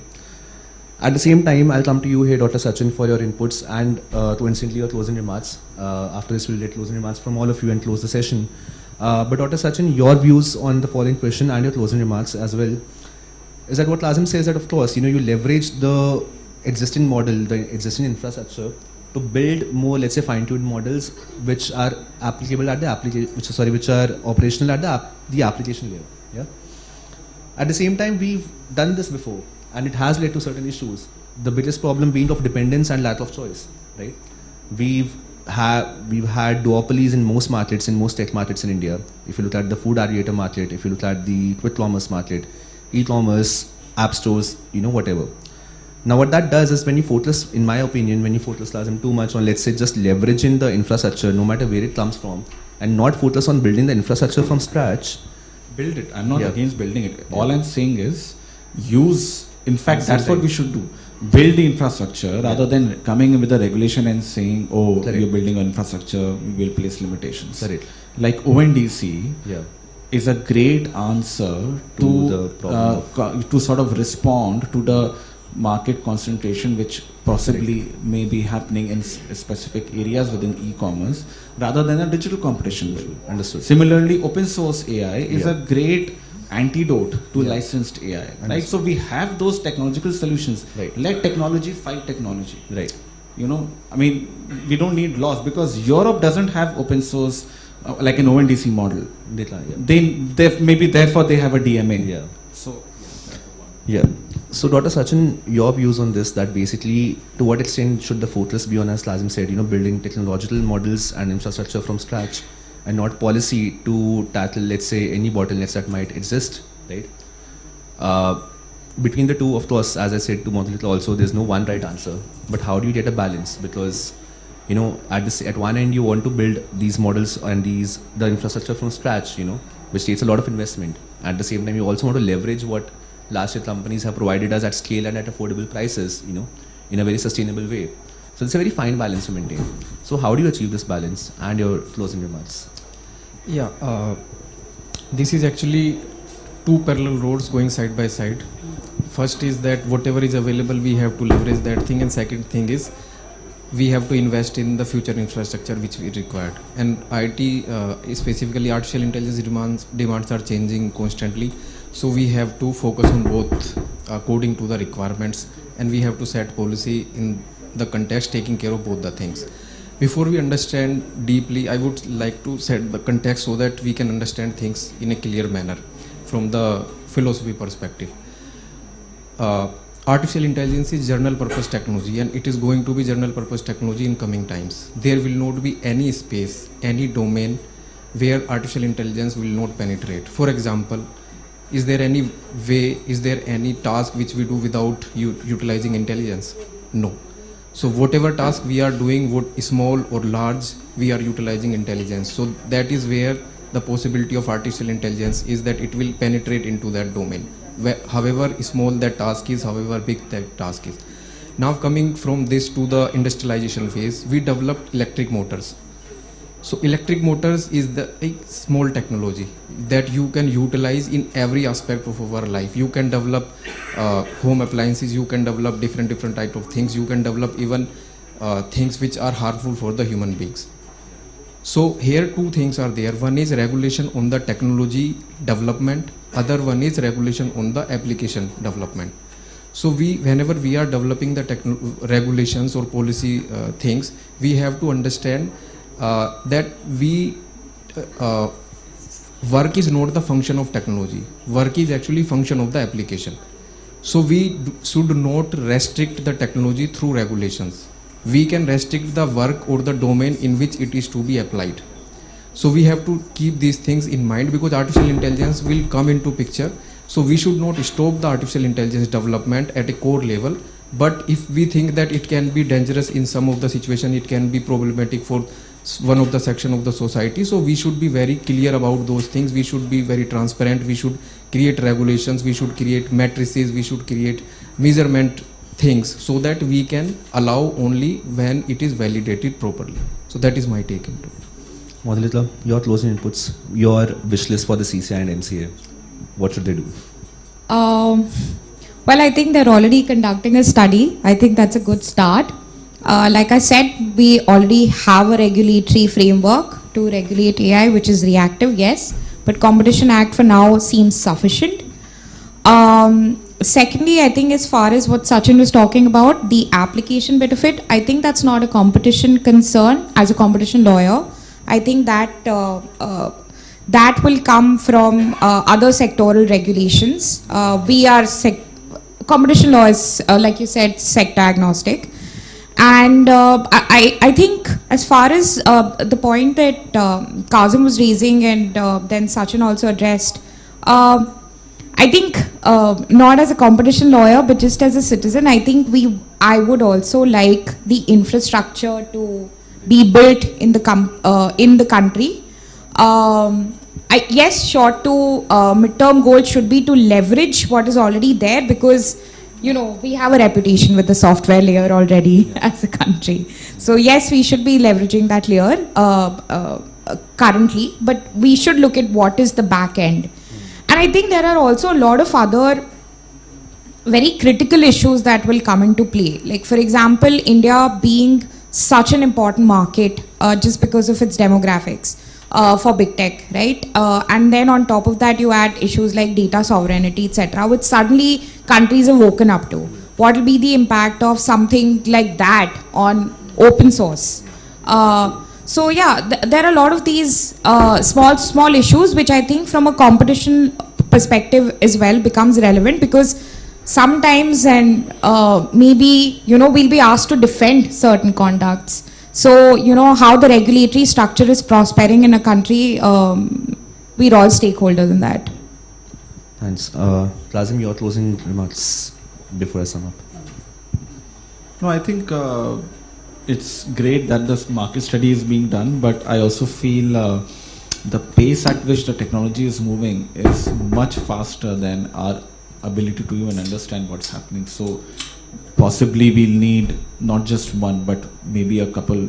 Yeah, let's see what the study comes out with, because there will be certain areas or certain pillars of the study which will have to be focused in terms of, okay, how do you improve data access, or how do you ensure access to updated models, etc. So I think it won't be that easy to sort of just quantify it within one time frame.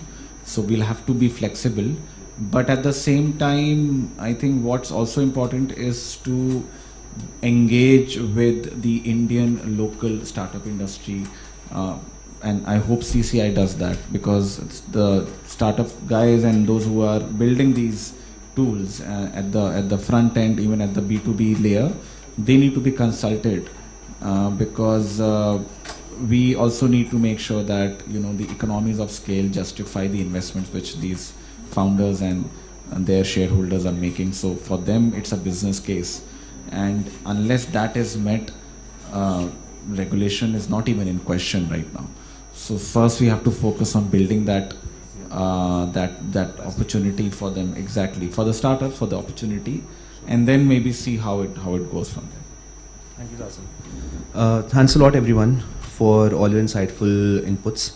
To sum up, I think a few things that have come out from today's session are very refreshing. Number one being, of course, there's a very obvious need for capacity building of policymakers in terms of how AI even works. What even is AI? Till date, there's no universally accepted definition which, we should work from a market lens at least. That's number one. Number two, of course, would be to allow the current infrastructure which is already there, even if it's a foreign import, to be leveraged by smaller startups and SMEs to grow and to build applications and to drive innovation and, as you said, tackle socio-economic problems. At the same time, there's also a need to, of course, maybe parallelly either build the infrastructure or build protocols, as we said, like the ONDC or UPI, or let's say, technologies which can democratize AI access in certain ways. So maybe perhaps a balance of these two approaches is needed, right? Lastly, as Dr. Sachin said, that, it can't be denied that there are certain competition concerns which, have to be resolved. However, perhaps as you said that, the competition that we have is sufficient enough to, look at these concerns which are anyway going to come up, few and far between, or are going to come up at a case-by-case basis, right? So those being the key insights of the day. And thank you so much. And we hope to discuss this subject more in the future. Thank you.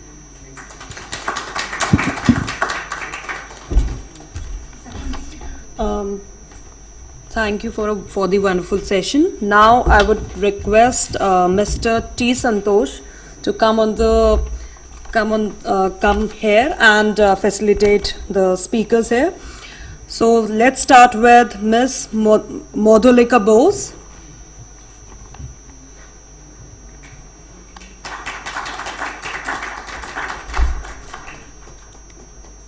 Second is Mr.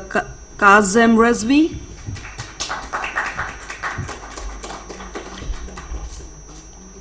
Dr. Sachin Kumar.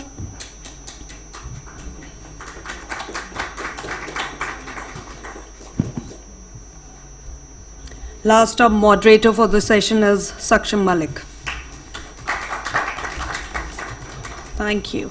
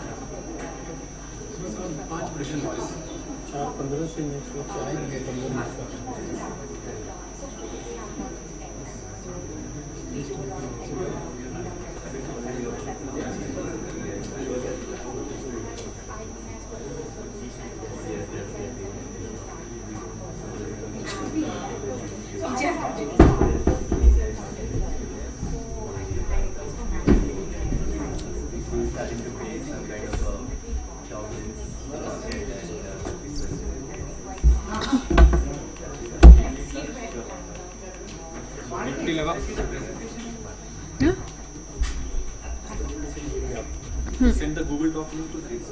And the presentation is loaded here. Click करें ma'am. Yes. Fine. I'll be using the podium. Yes. और आप जो website open करना चाहोगे तो इस पर एक बार देख लो. हाँ बताइए. चेक कर लेना खुल के. हाँ वो कर देंगे. ये मत. You don't need the last one. Okay, wait. With this we can just cut.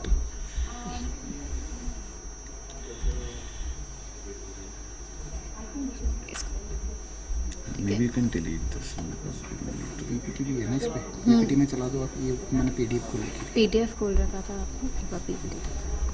तो आप एक काम करिए ना. PDF को हटा के PPT में. किसका लैपटॉप है? इन्हीं का है.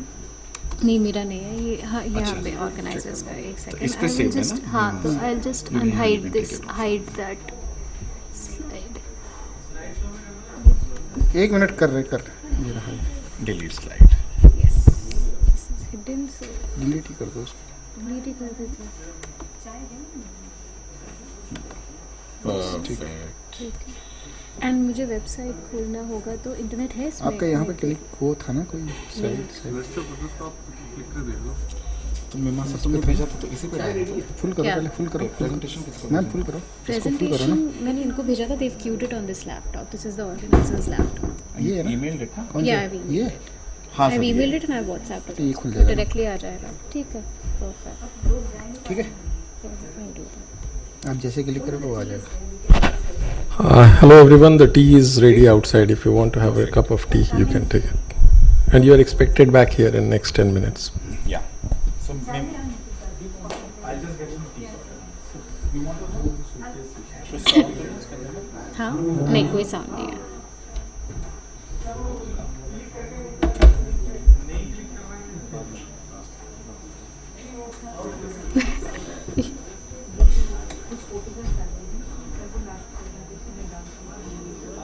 Wait, I've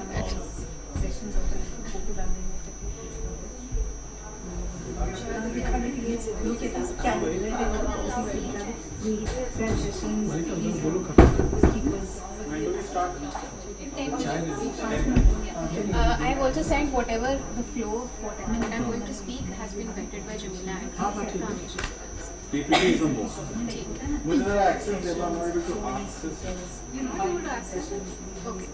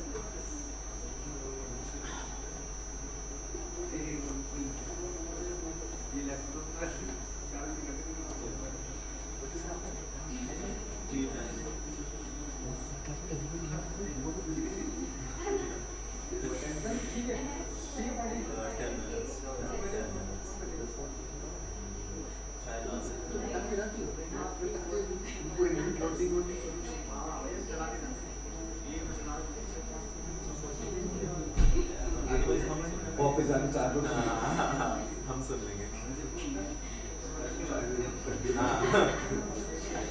कॉकटेल के बीच में नहीं कॉकटेल के बीच में जो परफॉर्मेंस होगी. Now 1 minute present हो रहा है. So sorry 1 minute नहीं. Correct. 1 hour.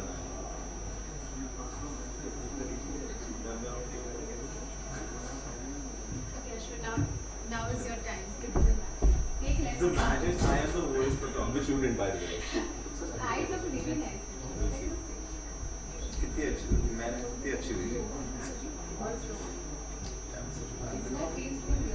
अब वो डिफॉल्ट सेटिंग है उसमें हम कुछ नहीं कर सकते बाद में AI फेस आप ट्राई करेंगे नहीं it's fine I think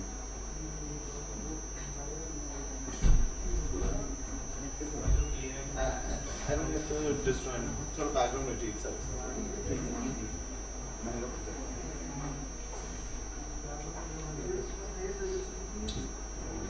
Your face is coming down.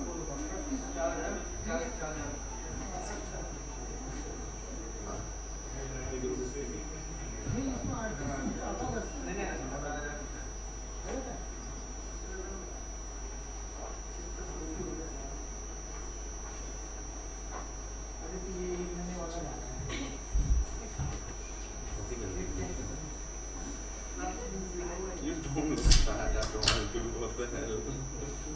You don't look bad at all. You don't look cheap. Oh, God. नीचे से ऑन होते हैं I don't know. दोनों टाइप के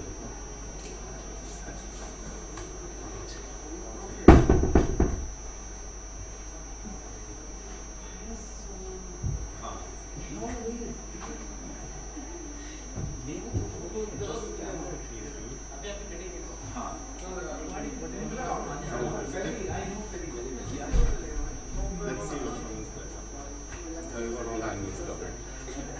Oh, let's see it. It's not fat. No, it is not actually. It's a cute face. Bring clarity for it. It's not fat. EU. EU's. Oh, bring clarity for you. Okay. Okay. तुमसे मुझे अब उम्मीद नहीं है ज़्यादा पूरा ऐसे लेना landscape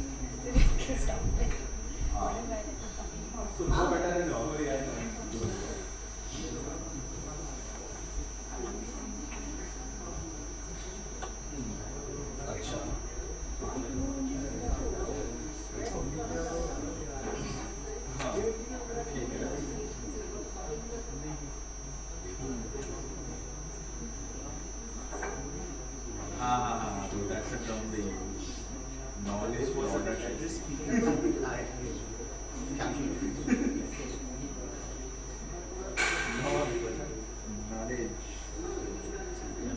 Last week.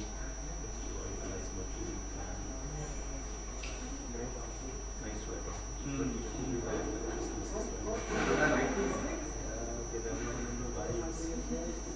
Clearly, everyone else already knows. Right.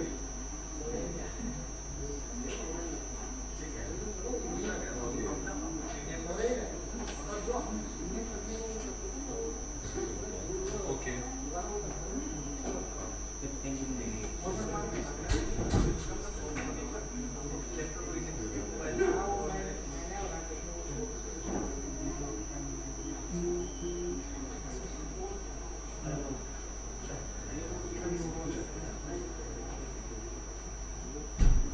Okay, so let me connect with that later in the early next week.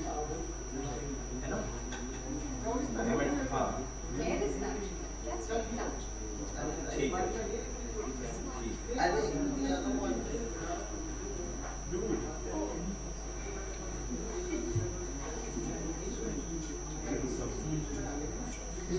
What? So this is actually how British is pronounced. They pronounce it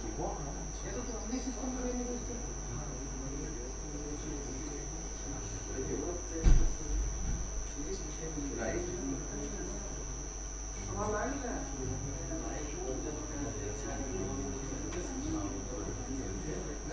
Let's start from the left. ठीक है.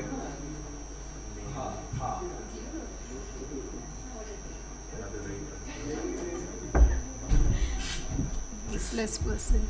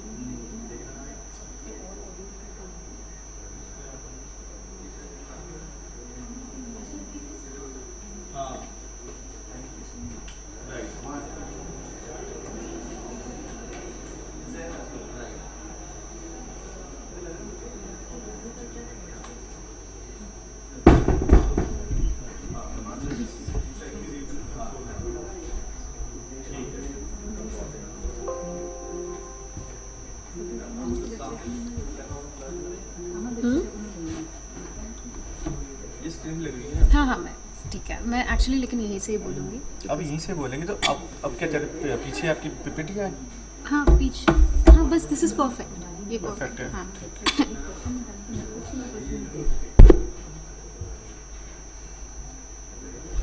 आपका ये इसके अंदर अपने एक बार फिर भी करके देख लीजिए आप कि आपका ओपन हो रहा है आराम से, सीधा चल जाएगा, कोई साउंड नहीं है। उसमें कुछ आपने आगे वीडियो चलेगी लेकिन वो यहाँ से चला गया, ये आ जाएगा, वो आ जाएगा। ठीक है, बस यही है।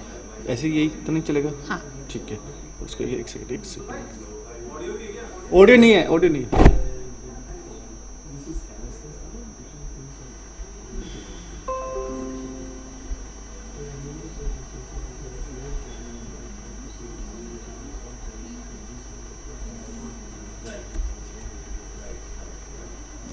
लास्ट पे अब कीजिए, क्या उस पर क्लिक कीजिए, एक बार स्क्रीन में डाल देना, एक बार पांडे जी देख लो। ठीक है,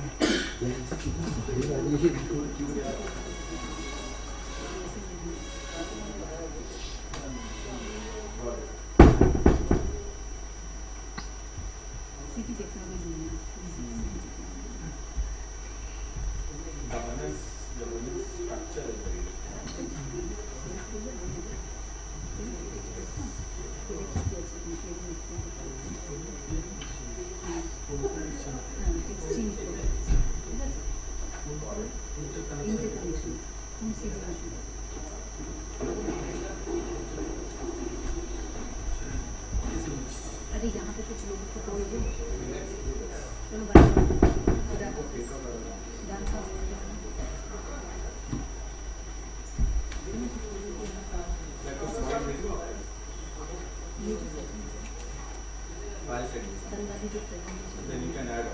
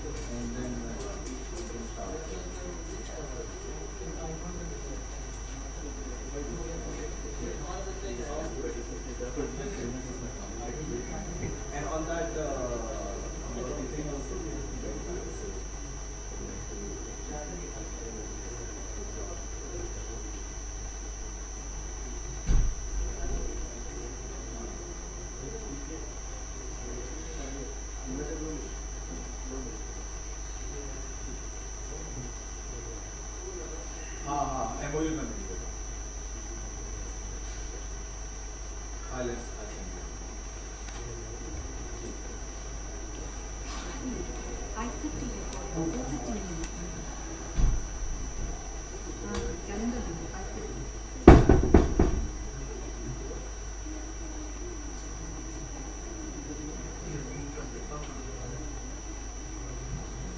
ठीक है, मीमांसा, why don't you start?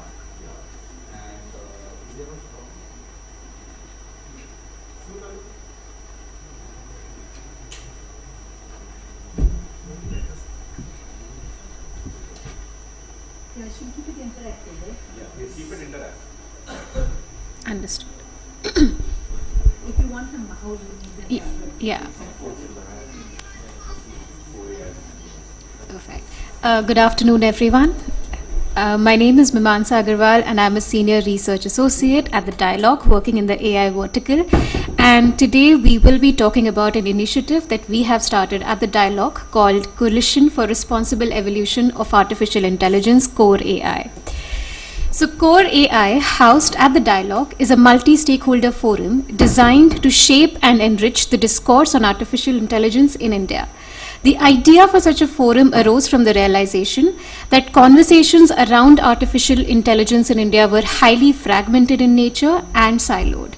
Different stakeholder groups were not effectively engaging with one another on critical issues related to AI policy and regulations. We realized that there was the need for a specialized platform to foster dialogue, represent diverse perspectives, and serve as a repository of information that the government and other stakeholders could rely upon.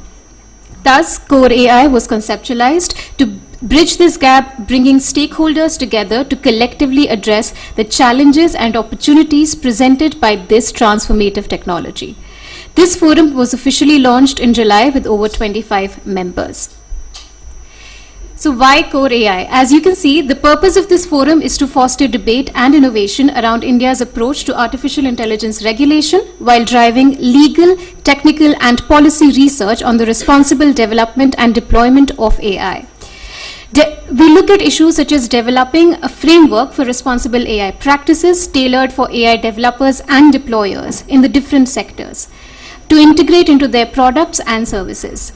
In addition to engaging with the private sector, we are also actively collaborating with the government to build the capacity of public sector officials, ensuring a holistic and inclusive approach to responsible AI adoption. Just a bit about the composition of the coalition. The coalition includes startups, civil society organizations, think tanks, academic institutes, research, AI ethicists, experts, and industry, all working together to support AI's integration in our society in a responsible manner. I would also briefly take the time to introduce our executive committee members. So we are honored to have three very distinguished, exemplary professionals in the field of technology policy who have very graciously agreed to join and support this coalition.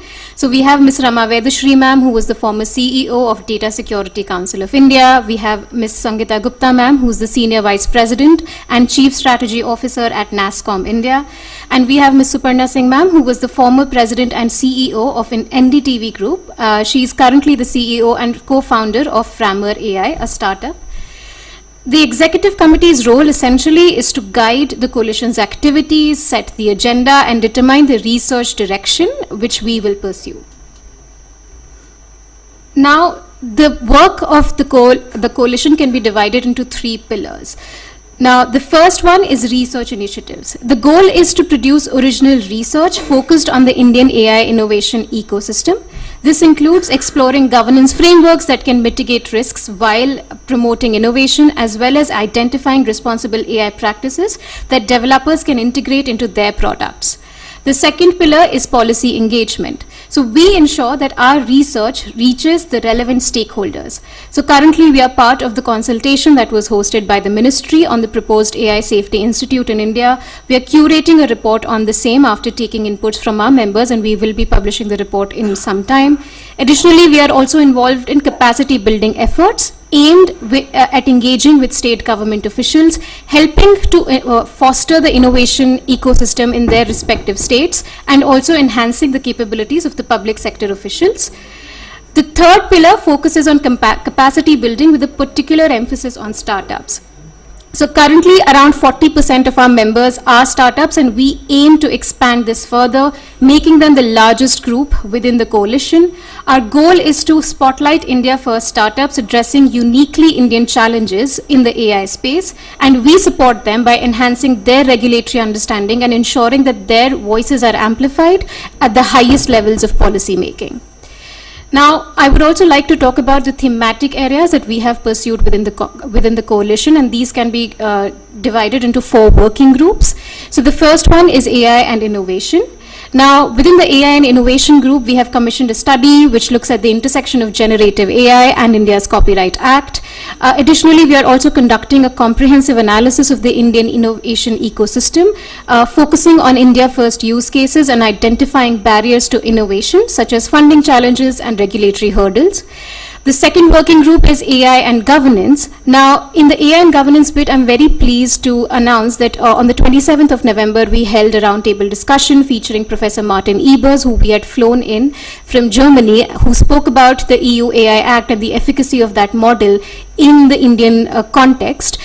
This particular roundtable was attended by over 15 members of parliament across seven political parties, and the feedback that we have received so far has been incredibly positive, and we will be launching a report on the same as well. Within the human-centered AI group, we collaborated with the Global Partnership on Artificial Intelligence to host a roundtable discussion on navigating human-AI interaction within the labor market. And we are also launching a report looking at human-centered AI principles from an Indian perspective. And the fourth working group that we have is on DPI and AI, wherein we look at how AI can be integrated into the DPI ecosystem to further efficiently deliver the public service delivery system in India. So these are the major four working groups that we have and this that work across the coalition. Now, before I hand it over to Kazim, I also encourage all of you to follow our work and feel free to reach out to us. Our goal is to ensure that the AI revolution is inclusive and leaves no one behind, and we aim to facilitate collaboration across stakeholders and would love for you to join us in this endeavor. So over to Kazim.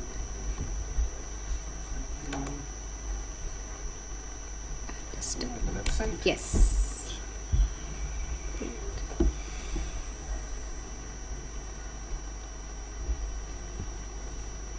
Great.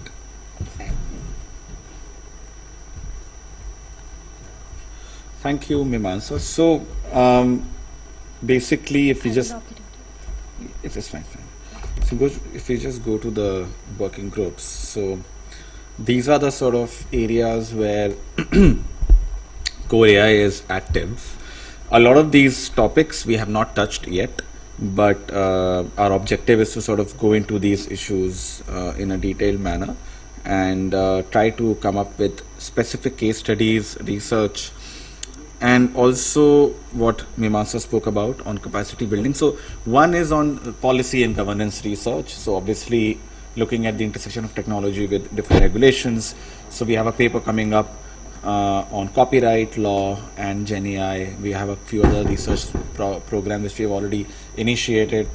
But we also focus on taking the startup story forward. So what we're also doing is landscaping or understanding different Gen AI startups in India and what they are providing, the different services they are providing. We are also focusing on building their capacity, but we are also encouraging large tech companies to support startups as well in terms of capacity. So that's also a mission within Core AI, which we are driving very actively. The DPI working group is also currently engaging on a study, and we are trying to study the open network aspects, and we're also trying to study the opportunities and the use case opportunities within the DPI space for AI growth. Infrastructure is an area where we also want to focus on. So that's something which for next year we are very keen to see and understand infrastructure and the climate and AI angle. That's another area. Sustainability is another area where we are sort of going to be focusing a lot. Leading Indian companies, leading foreign companies are members of this coalition. We have 40 plus members right now. We are the largest in India on a multi-stakeholder alliance on AI. But we also have a very strong membership of Indian startups, I think 15 at this stage, which is probably 35 to 40% of the entire quorum of the coalition accounts for startups. So that's a very important stakeholder group, and within these startups we are building capacity. We are also working on ensuring that they have a voice, and that voice reaches the highest levels, and they are able to sort of drive their programs and collaborate. It's also an area of exchange of knowledge and collaboration and networking. So that's a community we are building, and the membership is all open, and it's of course for free, but also voluntary in terms of what you as a member would like to do. Different members take up different tasks. Some are helping us with research, some are helping us with ideation, some are helping us with drafting, as well as working with us on programs. So we invite all of you to sort of join, and all the stakeholders within the AI space to join, welcome them to sort of participate in these conversations as AI conversations and governance conversation will pick up in the coming months and years. So, thank you.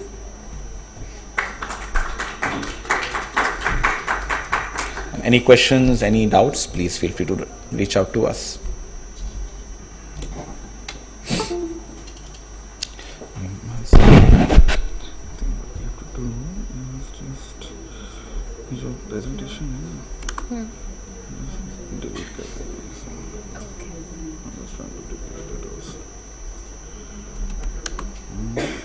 ये दोनों हाँ तो just bill से भी हटा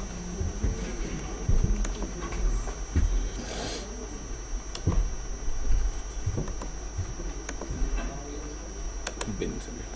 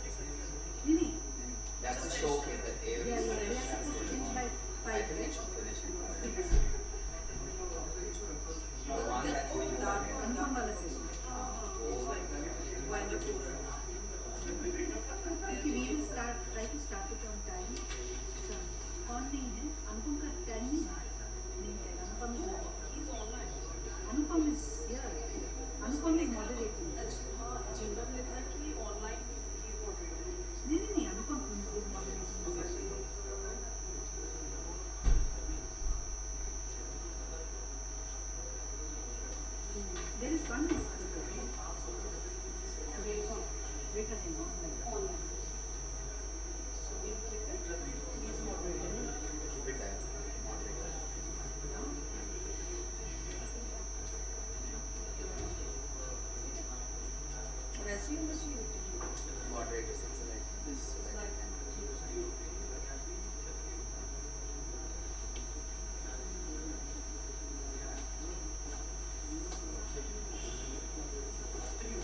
the workshops we send it in the workshop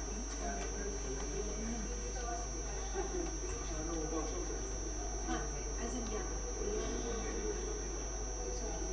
Workshops as well as for the live so that you can look at the key messages.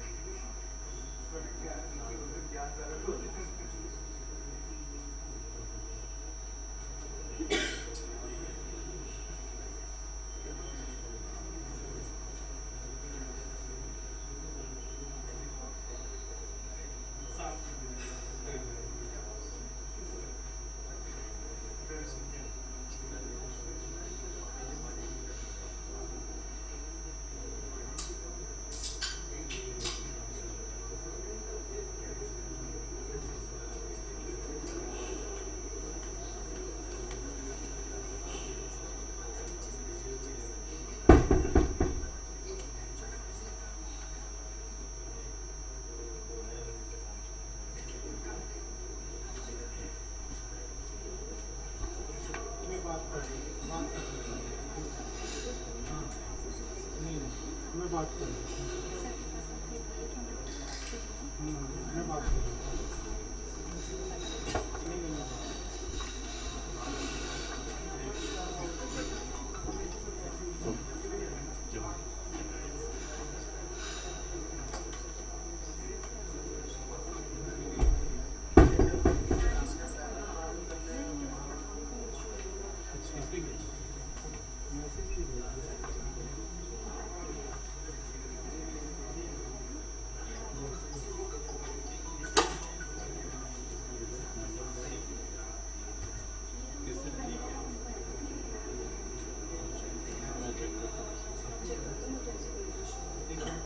मेरी knowledge में नहीं आया है, मेरी नॉलेज में नहीं आया। मेरी नॉलेज में नहीं है, मैं चेक कर लेता हूँ किसी को।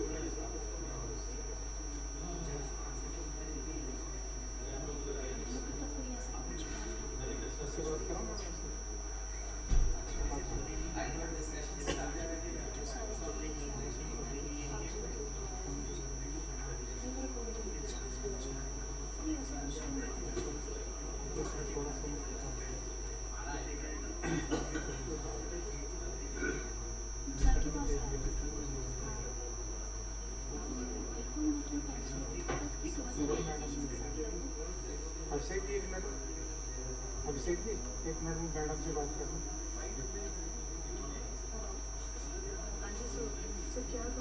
क्या कंप्लेन किसने कर दिया कंप्लेन? नाम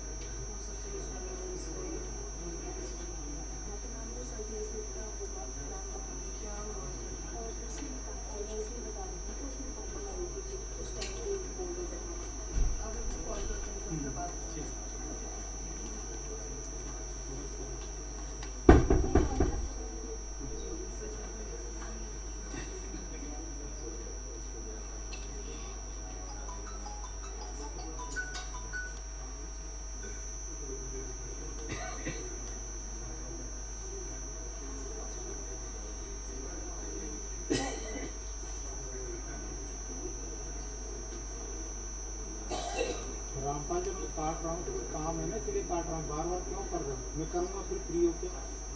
मैं अंदर मीटिंग रूम में कुछ प्रॉब्लम हो गई तो बात कर रहा हूँ।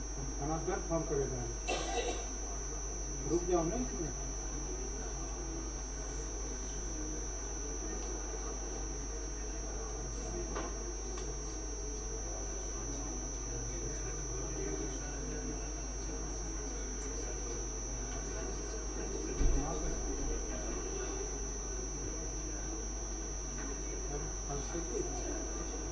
अच्छा मैडम ने कर लिया, वो कहे कोई अच्छा कोई प्रॉब्लम नहीं है, हमारी बात कराएंगे। ना ना मैं कर दूँगा।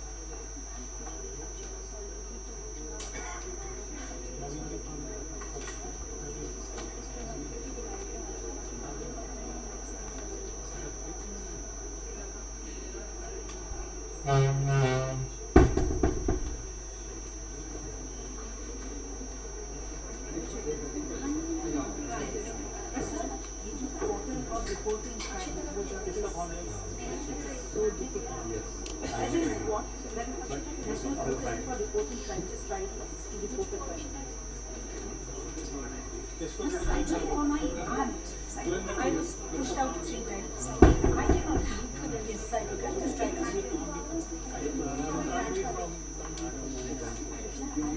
Not only that, you have to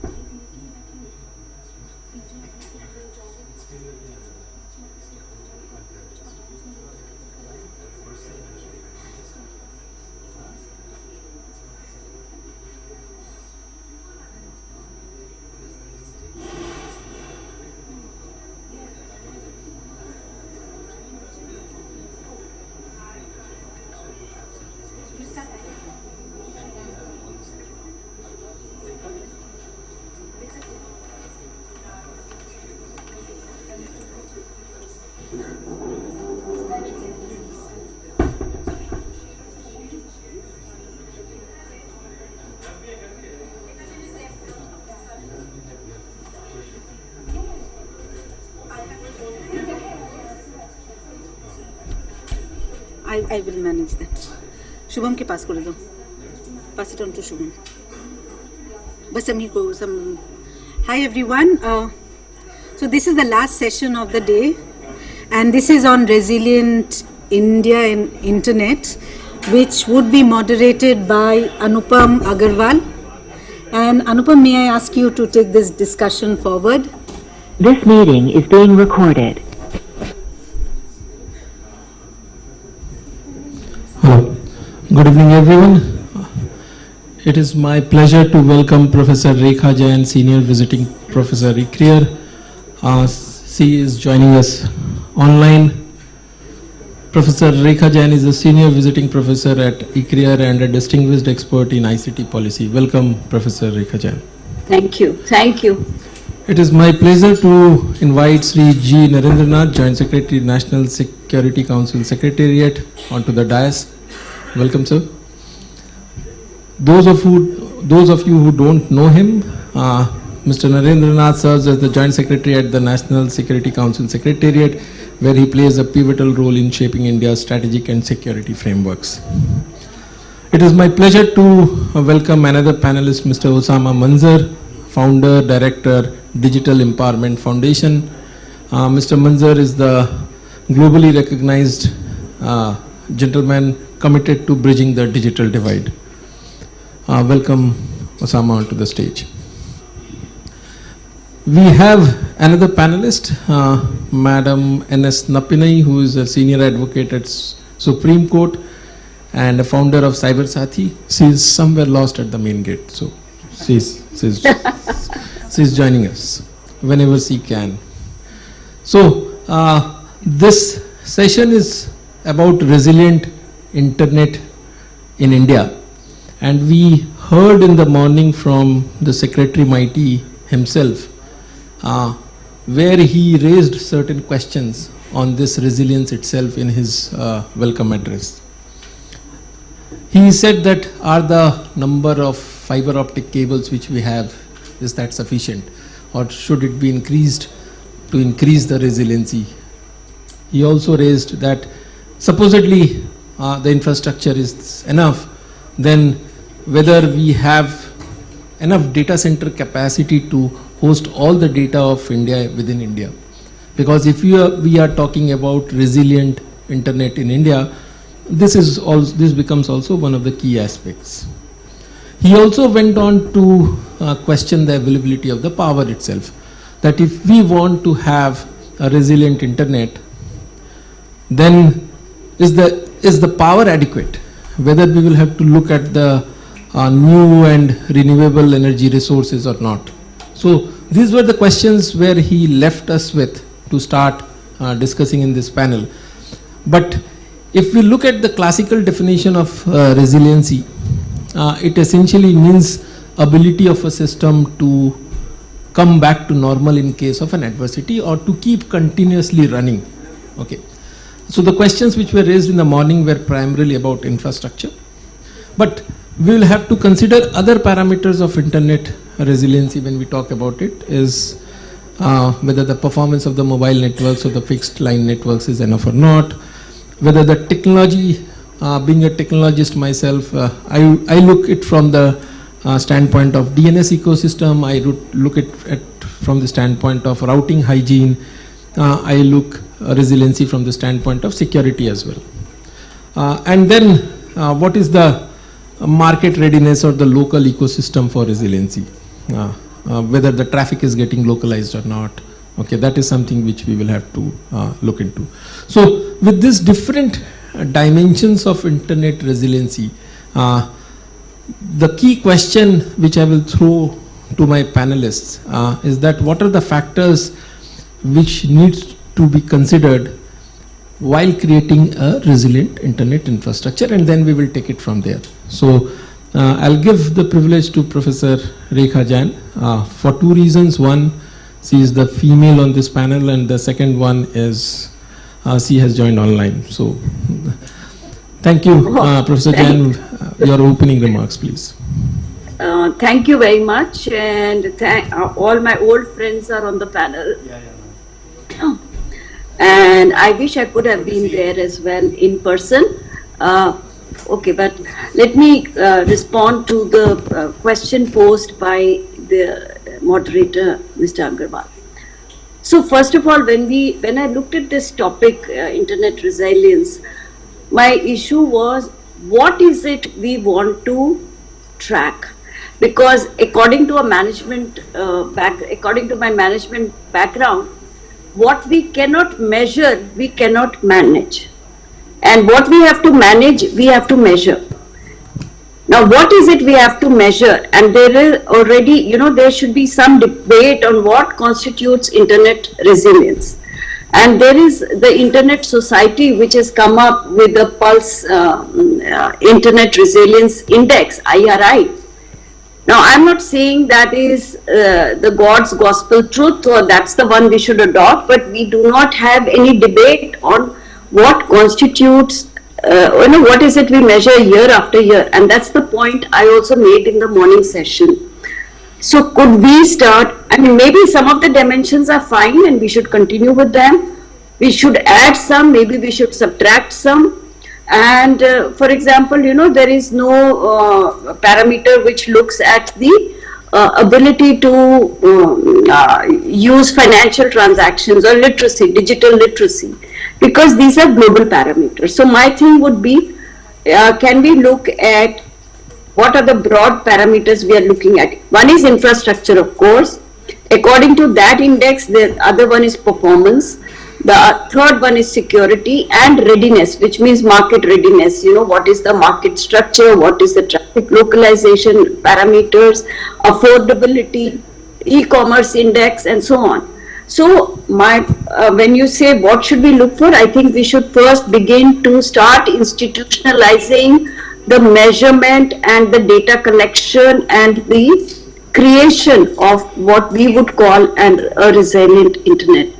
I know it doesn't answer the question directly, but I want to have the privilege of being a professor and raising questions to people and really stirring up some debate.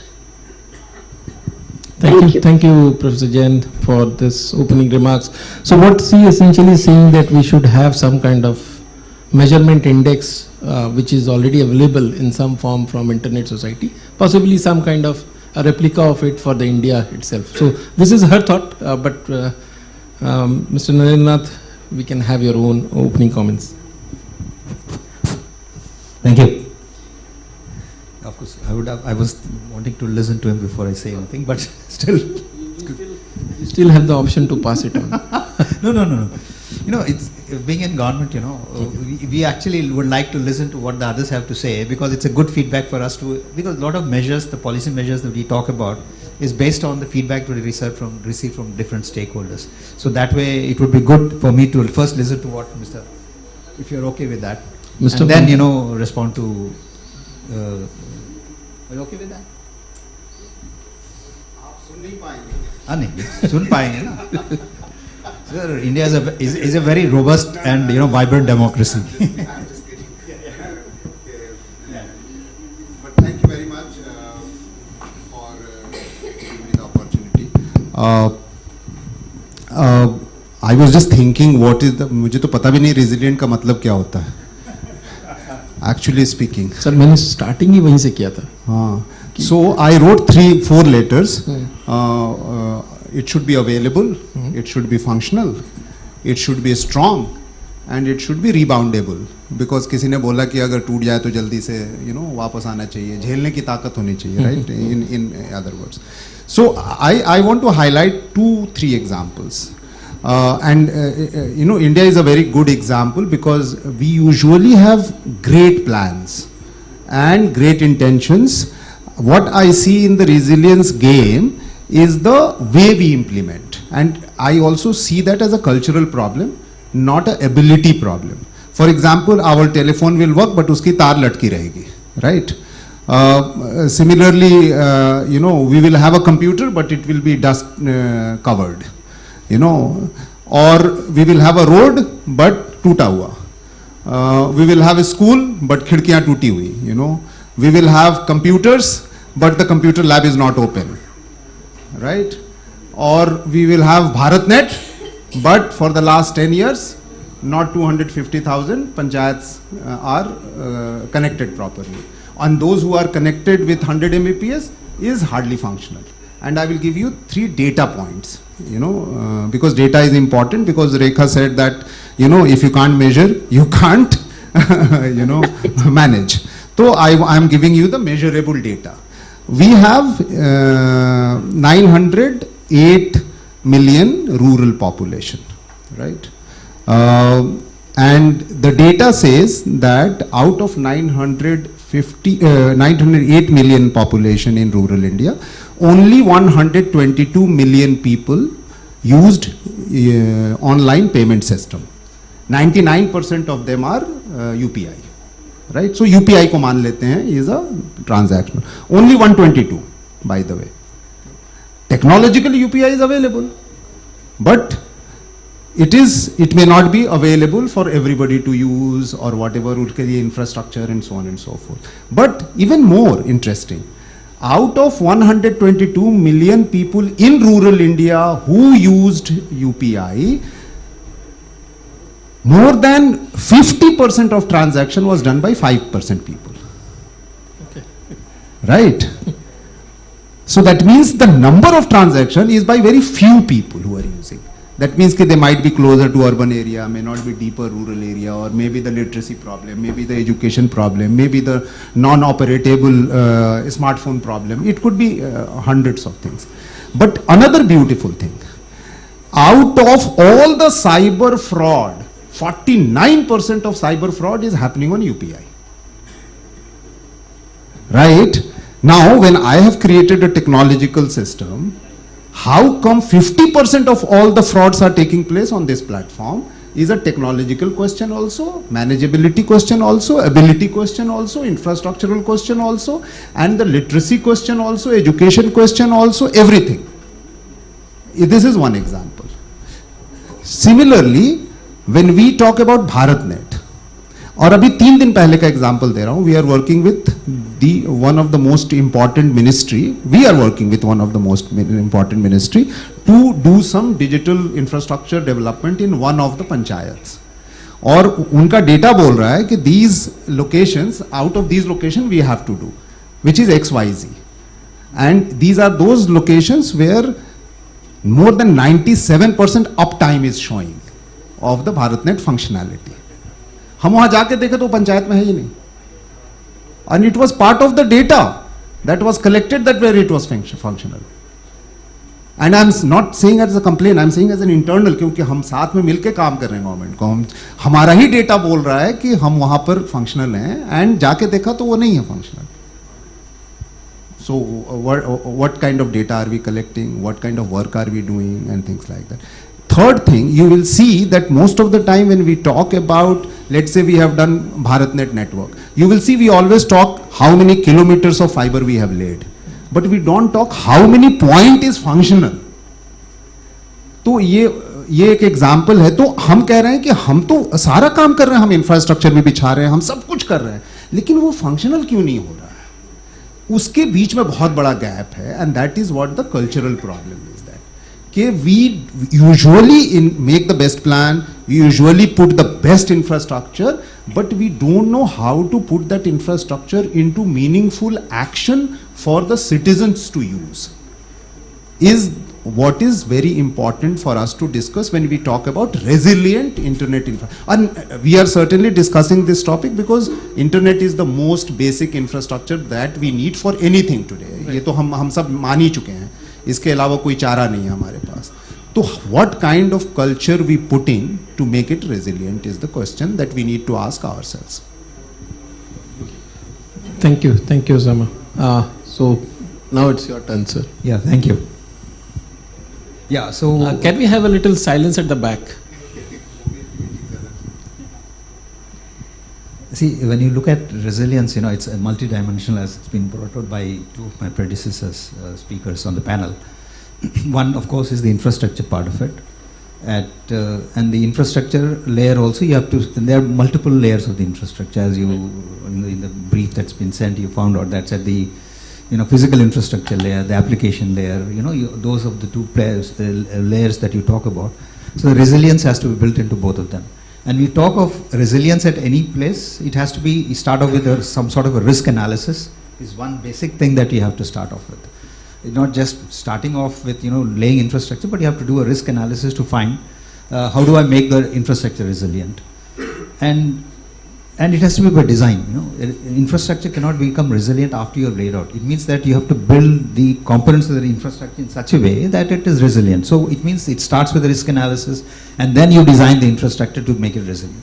To take an example, for example, you talked about the undersea cables that the secretary talked about. So in the case of undersea cables, what are the components of resilience? It's availability of that undersea cable, the connectivity part of it. Do you have diversity in the connectivity? That is something that has to be planned. You know, for example, you have only major places from where your undersea cables go out as Mumbai. Especially on the west coast, you have most of them on the west coast. Mumbai is there, and then in the south, some Kochi also, some cables are there. On another in the Chennai part. But otherwise, so that is one part. So if that cable is cut, do you have, you know, sufficient capacity in other cables is one part. And is it diverse in the sense that do all the cables go in one route? If all the cables are going from Mumbai, are they all following the same route, so that if somebody drags it and then, you know, all the cables are cut? You might have 4 cables, but all of them are going the same route, they will be cut. So it has to be a diversity in the terms of how you are planning to enable. That is one part. So if I'm going on one side, to have connectivity from the other side. That is one part. The other is, you know, in the terms of repair. Now let's say, for example, the cable is cut. How much time does it take to repair? You talked about bouncing back. Do you have a repair ship? Where is the repair ship located? You know, currently you have one in Singapore and others another in Indonesia. In the Middle East. Okay, they are not very close by. So this is another area. So should we invest in, say, having a cable depot so that I can store my spare cables and also have my cable repair ship on hand? That is one. The other is the protocols and the procedures. Like, for example, a foreign ship is coming into Indian waters. Most of the cable cuts happen at very near the shore because the depth is very shallow, you know. So what are the permissions that are required, and what are the procedures? Navy permission, DOD permission, state government permission, you know, Coast Guard permission. So if you have multiple permissions that are required, how much time does it take for a cable repair ship to get all these permissions? So these are the procedural and, you know, process problems that are there. So when you talk of resilience of undersea cable, you have to take care of all of these and then see that we get the resilient infrastructure in place. That is one part. Similarly, you know, when you look at the terrestrial networks in terms of optical fiber cables, do I have rings in place if the cable does cut? Do they follow standards for practice? You know, because one of the reasons why cables do cut is because you don't follow standard practices of putting at the sufficient depth and, you know, taking protective measures when you're crossing a river or when you're crossing a bridge and all of that. So it takes care of this thing. So internally also, the best practices that you follow in terms of, you know, if an exchange is being installed, where does the battery power plant? Is it the ground floor where the flooding will happen and then the whole thing goes down? So do I take measures to look at the highest flood level in the last century and then create infrastructure accordingly? How do I create my towers? Do they take care of the highest wind speed that is there? So those are standards and best practices that you have to follow when you create the infrastructure. So that is one part. The other is regarding these services. Like, for example, you know, if some breakdown occurs, what are the services that are important to the citizens of the country? You know, is it e-commerce services? You know, as you go ahead, you'll find that bulk of the services have become, you know, essential services. You might, some time back, maybe e-commerce was not essential. Banking services were essential, educational services were essential. So when there is a breakdown, you might require to prioritize the services. So how do I prioritize the services, and then how do I see to it at least the priority services are functional when you know, some problem is there. You know, and when we talk of resilience, we can also talk of internet shutdowns that happen because of law and order, and, you know, people take decisions that in a certain area, it's a sledgehammer, you know, shutting down internet services, because we currently don't have a mechanism to prioritize services and allow those priority services to still continue to run, which do not have any law and order issues associated with that. Let's say banking and financial services are there. Access to educational websites. You know, all of these could be held. So you have a priority of those services, and those services could be whitelisted and they could still continue to function, while wherever other things are there, you know, they could be. So when you look at, these are different aspects of, you know, internet resilience that we could talk about.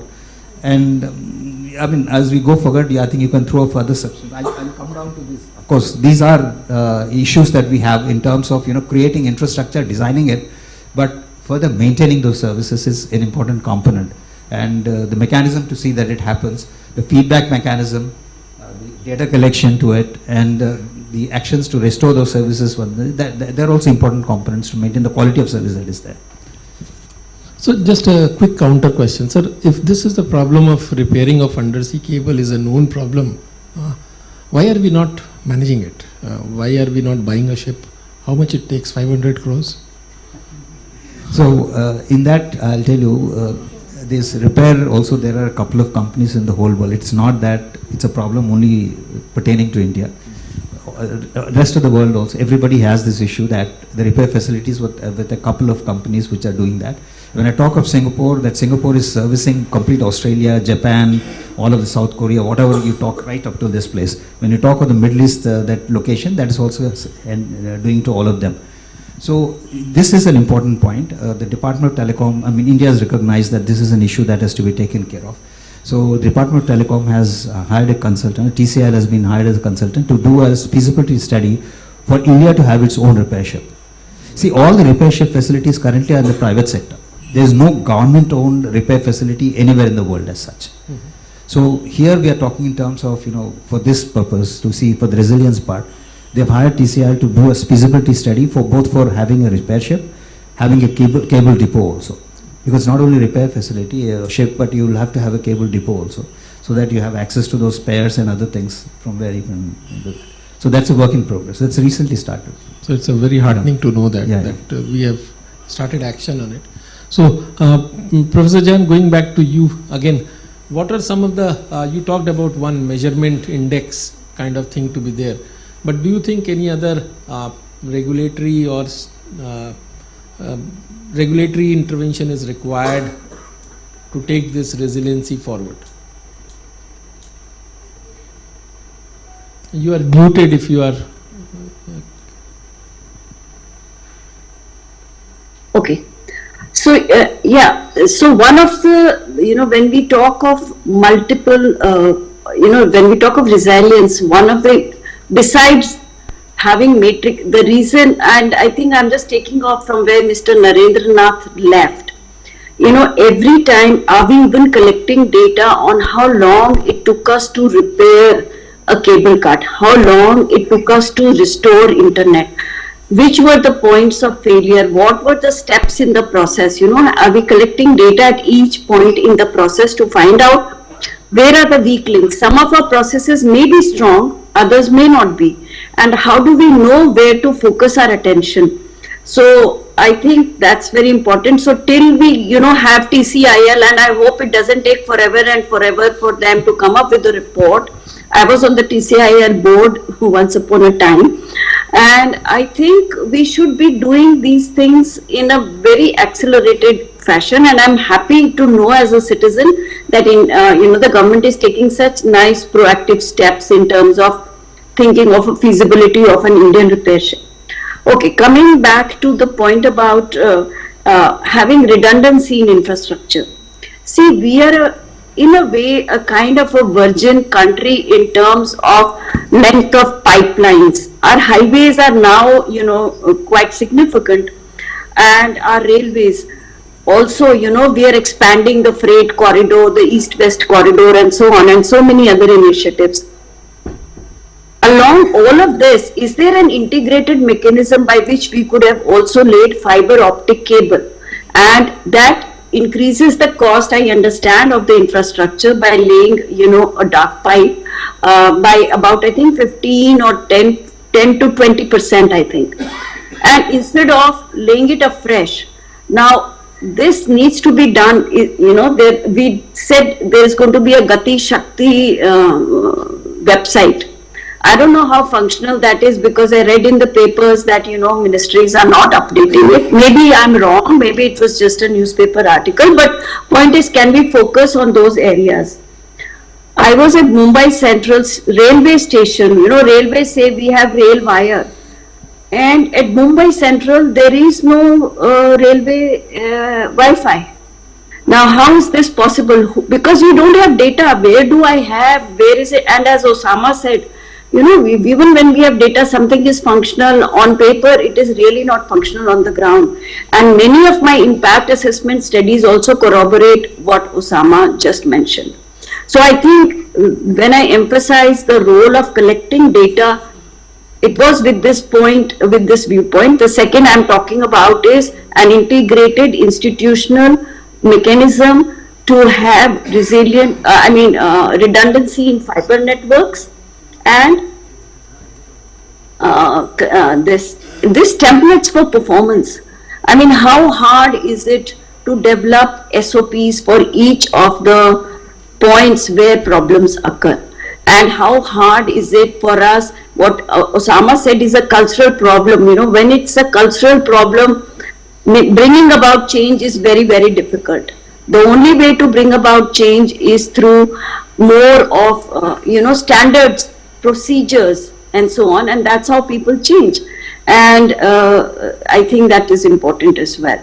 So this, my thing would be in terms of standards for operations, having a template for performance which is updated where we collect data, and third would be an integrated approach of laying fiber optic cable, and also involving not just BSNL and Railtel and PGCIL.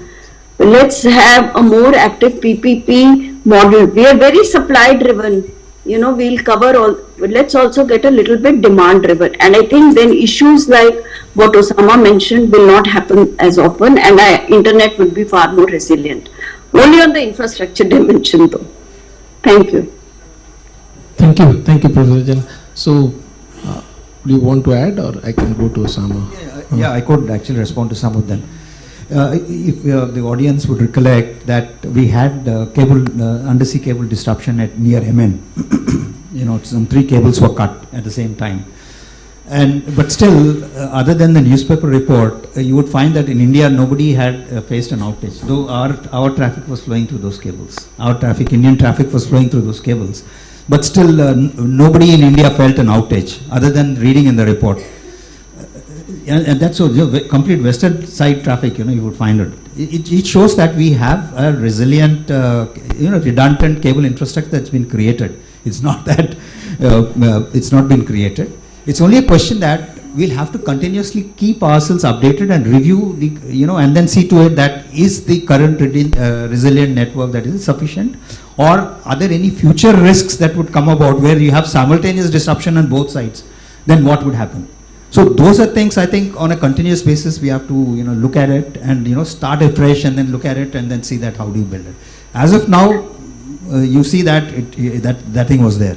I take your point, but I think here I am not at all saying that we do not have a resilient internet and things are not happening. I am one of the very flag bearers of what India has done.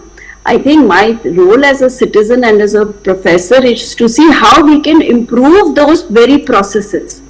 And I mean, it is not a negative approach or anything like this, but what Osama mentioned, I think we should take it as a positive input that okay, the data that we are collecting is not sufficient for us, or some other data needs to be collected. That is acknowledged. See, one of the points that you raised regarding Wi-Fi in railway stations, for example, when you talk of, there's one question of availability of services in certain areas and the type of services in certain areas. That is one part. The other is resiliency of the places where you already have services. What we are talking in terms of is the resiliency of the services where they already exist. In addition to that, we also should look at those places where the services have not yet been rolled out. For example, you talked about Wi-Fi services in railway stations. That's something that's been rolled out. I think you should look at the deficiency there and then start rolling out those services. And when we roll out the services, we should look at the resiliency aspect of those Wi-Fi services, that they should be continuously available once they're rolled out. That's an important part.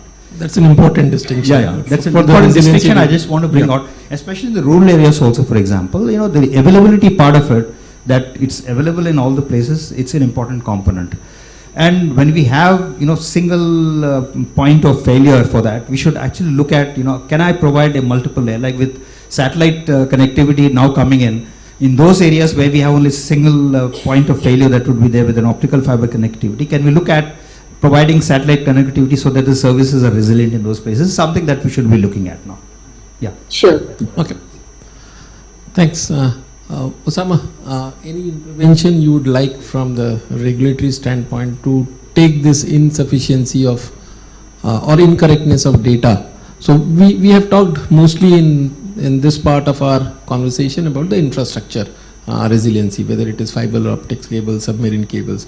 Let us go a little above the chain and have conversation about the data itself, where you started and then you stopped. Okay. What kind of intervention, standards, it might be standards, policy, regulation, what do you think will be required? So the three observations that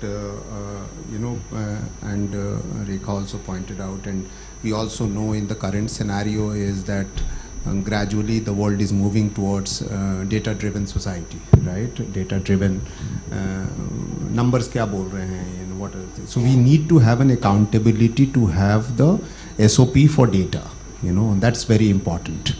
अगर data ही गलत होगा तो then we can't take any action. So that's the route, that whatever data we are getting must be sanctum sanctorum, must be not questionable. That's the most important part. I'm not coming to the privacy and other things, but just the data itself tell the truth, and data should not be something that be questionable.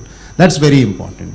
That's that's my one observation, and we still have a chance and a choice because we are still emerging as an integrated digital society. We still have to do a lot of things. We have done mostly many things in silos, but we haven't done integral. So we have a choice of doing an integral approach. That's one. The second is that if you see, India is also a country being diversified. We are extremely resilient to face disaster and overcoming the disaster, because हमारे यहाँ life is disaster.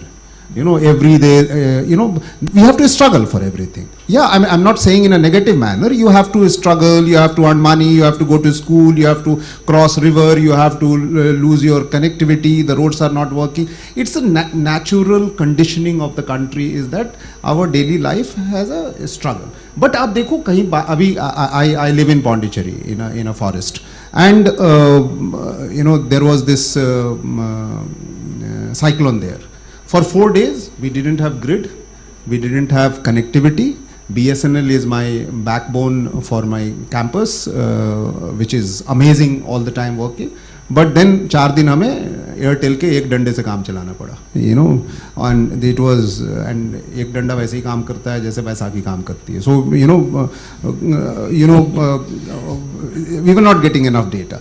And when you are totally homebound and housebound, then disaster was actually dependent on the resiliency of the data connectivity, right? But I was absolutely pushed to the wall that it was not working properly. I couldn't do my job properly, apart from the natural disaster that was already happening around. But everything was happening. Every 12 hours, the city was getting cleaned, the water was getting cleaned. There is still some connectivity was working. It was a resilient, the behavior of the people are the resilient. But the same resiliency is why not as an SOP on a daily basis, which is what I think either you pointed out or somebody pointed out, कि उस resiliency की जो SOP क्यों नहीं हो सकती? Why, if I lose connectivity on one day in rural India, why does it take 1 week to come back? I have no problem in losing the connectivity. But it should not take 7 days to come back or 7 hours to come back. It should be immediately come back or something like that, right?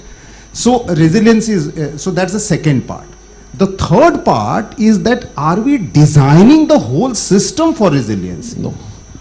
The whole system, in the sense that India is a very diversified country. There is provinces, then there are districts, then there are panchayat, then there are villages. Are we creating a network, diversified, decentralized network system for resiliency, so that external network is not working, but internal network is working? It's something like my EPA BX system is working even if the external is not working, right? Can my having panchayat level data center is working if the state level data center is not working, right? Can we also design the larger, we have national highway, we have a state highway, we have a district highway, and then we have a Gram Sadak Yojana, then we have a village Sadak thing, there is a district. So there are so many infrastructural, we already have that example. Can we have the similar example in decentralized data centers, decentralized connectivity?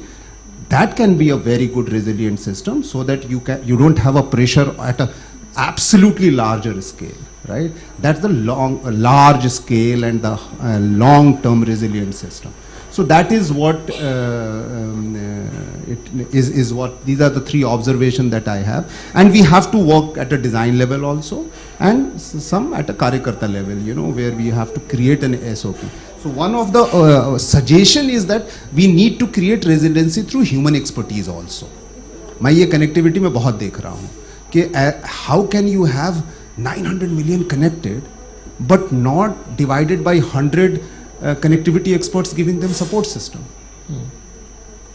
You know, if you ask any network engineer, कोई village level पे नहीं है, कोई wifi engineer नहीं है, ग्राम panchayat level पे, district level पे कुछ नहीं है, तो आप इतने लोगों को कनेक्टिविटी दे रहे हो, how can you not have a problem solver in a human level, and everything cannot work only on telephone calls or EPA-based system or or IP over phone or something. नहीं कर सकते.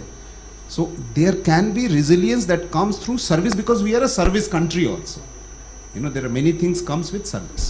So I'll give you an anecdotal example that whenever the government gives an internet shutdown order, the local cable operator which is providing the internet, they don't go and switch off the internet in their router or switches.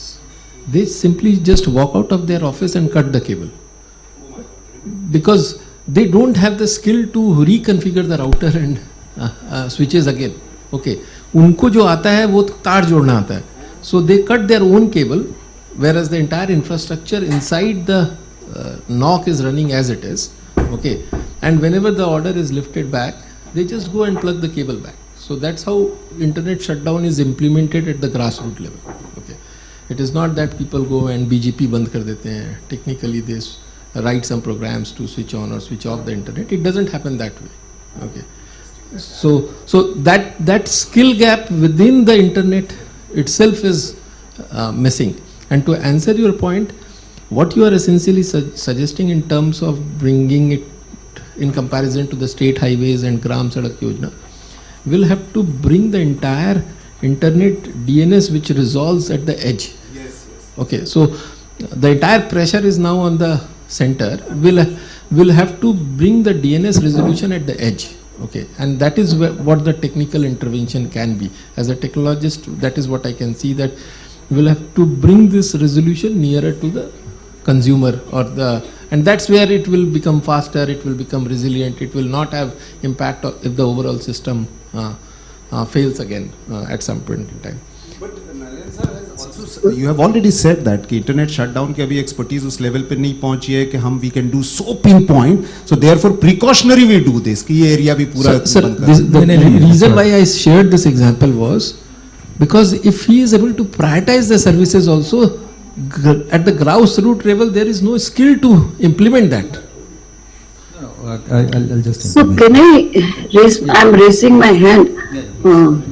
Yeah, I just thought, giving by this example of internet shutdowns and Mr. Narendranath and Osama just mentioned, I'm just thinking that along with this kind of government order of these are the areas that need to shut down, can we also not have, recognizing this kind of skill gap, can we not have some kind of templates for them working that, okay, you need to do this, you need to run this protocol, you need to run this program, you need to run the script. I know it's difficult because you would need to customize it, but I'm sure there are so many smart people who manage the internet that, it shouldn't be so difficult. We are talking of AI and we are talking of all of this. It looks like a very doable thing to me. Anupam ji, what is your view? I think, Rika ji, I will agree to an extent, but you'll have to understand that last mile internet कौन provide कर रहा है? These are the. No, I agree. I agree with what you are saying. This is what is happening. I totally agree, and I'm happy you brought this point up. Because I'm sure the government also doesn't want ki all the services should get down, should get shut off. So I'm saying maybe we need to think of, as Osama was mentioning, decentralized. You also mentioned decentralized services. So can we not have some? So it's just an idea. I'm not saying this is the only way. Maybe there are other mechanisms. Yeah, can I interrupt? Yeah, please. Yeah. Thank you. One thing I'll talk is regarding this disasters. When you have services down, there's one initiative that TRA had taken that, for example, you're a BSNL customer and BSNL customer service is not available at that time. Then at that time, if Airtel services are available, you're able to log into Airtel service and avail it. I don't know and how many people are aware of it. So whenever a disaster has happened in a particular area, then the instructions are passed on to all the operators who have licensed and who have infrastructure in that place, that interoperator services will be available to the customers independent of the subscription to which service provider you are there. So that is something that's been enabled now. So that way, irrespective of who you are, you get that service. So that is one initiative that's taken place. In recent disasters, that's been done. So you can get that. The second one was regarding this shutdowns that you talked about. It's like that you have to, first thing is you have to prioritize which services are there, but then there's a technical solution available for that. We have done an R&D project on that, and we have done a POC both in Delhi and in Jammu for doing this whitelisting of services, and then only those services run and the other services don't run. We've already done a POC, and now we are thinking of actually rolling out that infrastructure in one particular state to do a full scale across all operators for that. So that is where you will not find that you do use a sledgehammer to shut down the services completely, but only you whitelist those services, and based on that, those services would run. Now, the whitelisting is something that there will be some other agency which will decide which are those services that should run. Basically, it might be maybe the MHA or somebody would have to look into that problem. So the other is, of course, when you talk of internet resiliencies, we have been advocating. We have got the NXC team here. Is .in domain. For example, you find that your DNS you talked about, resolution part of it. If the thing is, root service, you have root server instances which are there, and then we are cut off from there, and each of these service providers has got their own DNS. It's actually a desegregated DNS infrastructure that's there in the country, and then DNS resolution happens mostly at the edge. If you look at it, maybe once .com, you will have that cache that is there. From the cache, you will find that the resolution is happening mostly at the edge at the ISP level, because most of them have the DNS infrastructure. But the problem would come that, let's say we are disconnected, let's say we don't have access to .com server. So what would happen at that particular point of time? So one of the thought process that we have is it possible to have bulk of the critical services migrating to all of them, to tell them to migrate onto .in, so that if there's a disruption, at least we have .in under our control, Nexus is controlling that. Then we'll have all of those services running, even if you don't have access to .com, .org, or multiple GTLDs which are there, and other CCTLDs. So it is something that's a thought process. Even if you mandate that .in, all the critical services, you will have to also mandate that .in website uses the DNS which is hosted in India. That's all. If I am having a domain, my DNS is hosted in US, again we face the same problem, which is currently the case. No, but see, you have an option of using a DNS here. It's up to you. It's an individual customer has an option to use the DNS, local DNS. Yes. You can use the DNS of the ISP to whom you subscribe to. So that is the challenge at the ground. I understand that. Yeah. Let's not get into the pure technical. You're talking about the browsers, where the browsers... No. I was just saying that since I have worked very closely with very small and medium ISPs, I can tell you that while from the top, when DOT pushes them to use their local DNS, they do it. But that is more for compliance purpose. Yes. You go and check in detail, you will find they are creating a IP and then pointing it towards 8.8.8.8, which is a Google DNS. Yeah. Okay.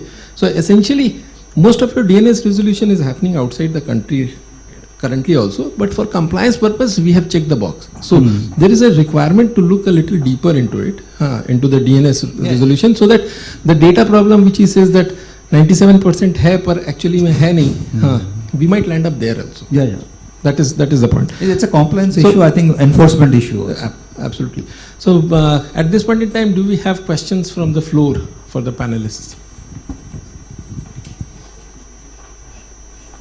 Yeah, we have a hand up there.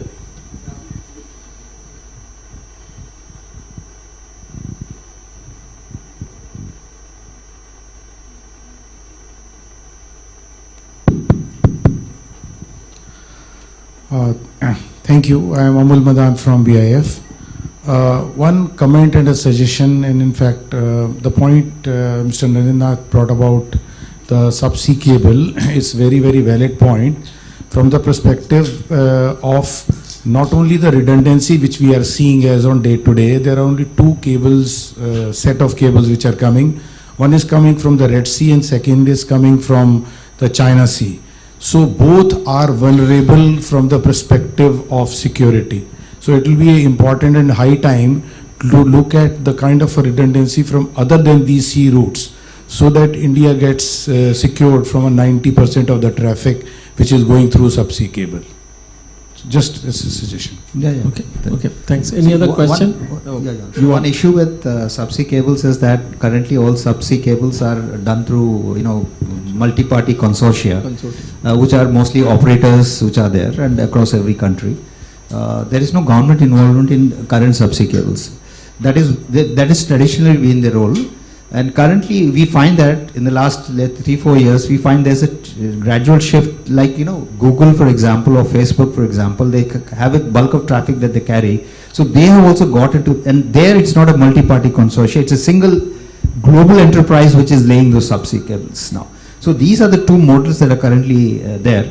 And if we have to really talking about the resilience part, it's actually for us to start working as governments now. Earlier, what used to happen? Used to say that the security and everything, it's in the private sector, it's for them to take care of it. But then governments realized that there are national security implications in bulk of the infrastructure that's been created. Now you find that, governments have started intervening in that and started putting license conditions to ensure a resilient and secure infrastructure. And not only here, in the Western countries also, they have started, governments have started intervening in these infrastructure projects to see how do you design those, tell us the designs and all of that. So I think there's a case now for us to look at the subsea cables all to see that how do we, direct these initiatives to see that with the multi-million projects which are there. How do we get into that business and to see that we have redundancy in the subsea cables? So multiple countries are also involved in that. Okay, thank you. Any other questions from the floor? I can see some questions on the, on the panel, on the WebEx link. Professor Jain, would you be kind enough to read those? Okay, so one of the questions is from Harish Chaudhary, RRU, Ministry of Home Affairs. What role does satellite internet, Starlink, OneWeb play in ensuring internet connectivity in remote and underserved areas of India? And the second question is, are there specific metrics or benchmarks India uses to evaluate the resilience of its internet infrastructure? Okay. Yeah, please. I don't know. In this case, I don't see it as a technical question, but because getting a satellite link is not only interlinks, ability. So I feel that India is enough capable to provide robust internet to its citizens to rely on any external large scale, service provider who will only increase in large scale datafication of the whole country or something, because consumer to sochega nahi kuch, you're getting something cheaper, they will buy and all that. I feel that it, this entire internet service, we have enough technical capability, enough infrastructural capability, enough local capability and domestic capability to run our own system. And in any case, out of 6,75,000 villages, only 25,000 villages are in internet or telecom dark area. That means rest of the places are shadow, they are open to the towers and everything. So we have connectivity available, not the usage available, may not be the resilient internet available. All those questions are internal logistical questions. हम उसको कर सकते हैं मजबूत, हम उसको अच्छा कर सकते हैं, सब कुछ कर सकते हैं. I don't think we have such a large scale terrain issue, this issue, that we go to Starlink satellite to get a. I feel that we have enough to solve our own problem. Fantastic. True. Any comments from your side? Yeah, I agree with what he's saying. What you're saying, yes. We have the capability, and we have done big projects which we do. Complicated projects are being executed by the people of our country. So this is something that we can do ourselves, and there are only very few places where it's not possible to connect. No, and for that also, I think if we were to liberalize some of the, the issue of space communication, I think, where we do need, there could be an Indian enterprises, not as a part of an enterprise as a consortium, international consortium, as Osama said, we have the capability and all of that. We should be able to do that as well on our own. Totally agree. एक चीज और मैं add करूं, even regulation wise, we have the best ISP policies. We have the PM Wani kind of policy which liberalizes the policy itself. आपको free में internet आप खरीदो और बेचो. I mean, it's all so regulation wise also we don't have any issue. You know, it's an only issue of कैसे हम internal. It's an I would say it is an internal issue. I don't think we need some out of. So Osama, to add on to what you just said. Once I was in a conference and there was the Niti Aayog chair, and I said to him about this integrating different infrastructures for supplementing or complementing our fiber infrastructure, and I said one very good example is the Pradhan Mantri Gram Sadak Yojana, because I had done an impact assessment at that time of PMGSY, and I said you have a road going to every village. It's one of the transformations we don't talk about. And I said, why aren't we mandating that lay a cable there? I mean, at least lay a pipe and you can pull the cable whenever. And he said, please, madam, let us do one area by itself. Let's not, integrate all of this, which was at least maybe 8-10 years back. But maybe it's time to think of integrating all of this at a little higher level. Fair point. Your comments. Yeah. No. Yeah, I can understand. One of the things about laying pipes and leaving it for some time is that they get all the dirt gets into that, and later on it becomes difficult to blow a fiber into that. So my point is, if we are doing the integration, Mr. Narendranath, as a management professional, I would say. I understand what you're saying. It's very good, and I think recently, I think some of the railway projects that are there's an integration of the fiber laying that's happening along with that's happening. But laying a pipe and then leaving it for blowing a fiber later, there are some technical difficulties, and we have faced it earlier. If you leave it for 3 or 4 years and you don't put a fiber in that, then it becomes difficult to. So I think that's fiber not has what to go in at that time. I'm saying that what I'm saying is, when you're laying the pipe, your cost increases definitely. But look at it, if you have an integrated national plan for laying the fiber optics also, then only it will work. You can't lay the pipe then pay, and how much of it is GIS enabled, how much of it is, for you to know where to lay the next pipe or road or whatever. So I think we are moving in that direction. But point is taken. There should be a provision for a fiber to be available in that parallel to the infrastructure. That's what. You have to have a solution which actually functions. But it should be there. I understand the point you're saying. It's an important question. Thank you. Yeah, this is T. Santosh from Ministry of Electronics and IT. So I have a question for the panel, two questions. One is, what is the definition of the threshold level of internet resilience, number one. Number two, which are the private critical sectors and core activities under internet resilience? Thank you. See, so these are questions as pointed out. I'll tell you, we have also given a research project, especially on internet resilience, where we have asked them to get into what are the parameters of internet resilience. So let's, for example, your positioning and navigation system. Is it a critical infrastructure that is required to be part of internet resilience? Currently, everybody uses maps, for going around and all of that. So it actually have to study it, and each stakeholder has his own view of what is critical for him. So it's a multi-stakeholder, involvement that is required to find out, what is critical to whom, and then come up with a list. So it's not that, sit in a room and then decide, this is critical for the country and all of that. I think we have to take into consideration the requirements of people. And like I talked about the position and navigation system, it's a critical infrastructure. And we have the unfortunate event where, we required GPS services. They were not allowed for this country at that time. So, you have to actually start in terms of, NAVIC being part of our own positioning and navigation system, so that we are resilient at least in that aspect. So I think multi-stakeholder consultation is required before we come up with that list. And then the other point you talked about, what is the threshold? for saying for a threshold for what? I mean, I just couldn't tell you. Okay. Sir, I can try to answer. Yeah. So, sir, ये अगर exam में आता तो हम fail हो चुके होते.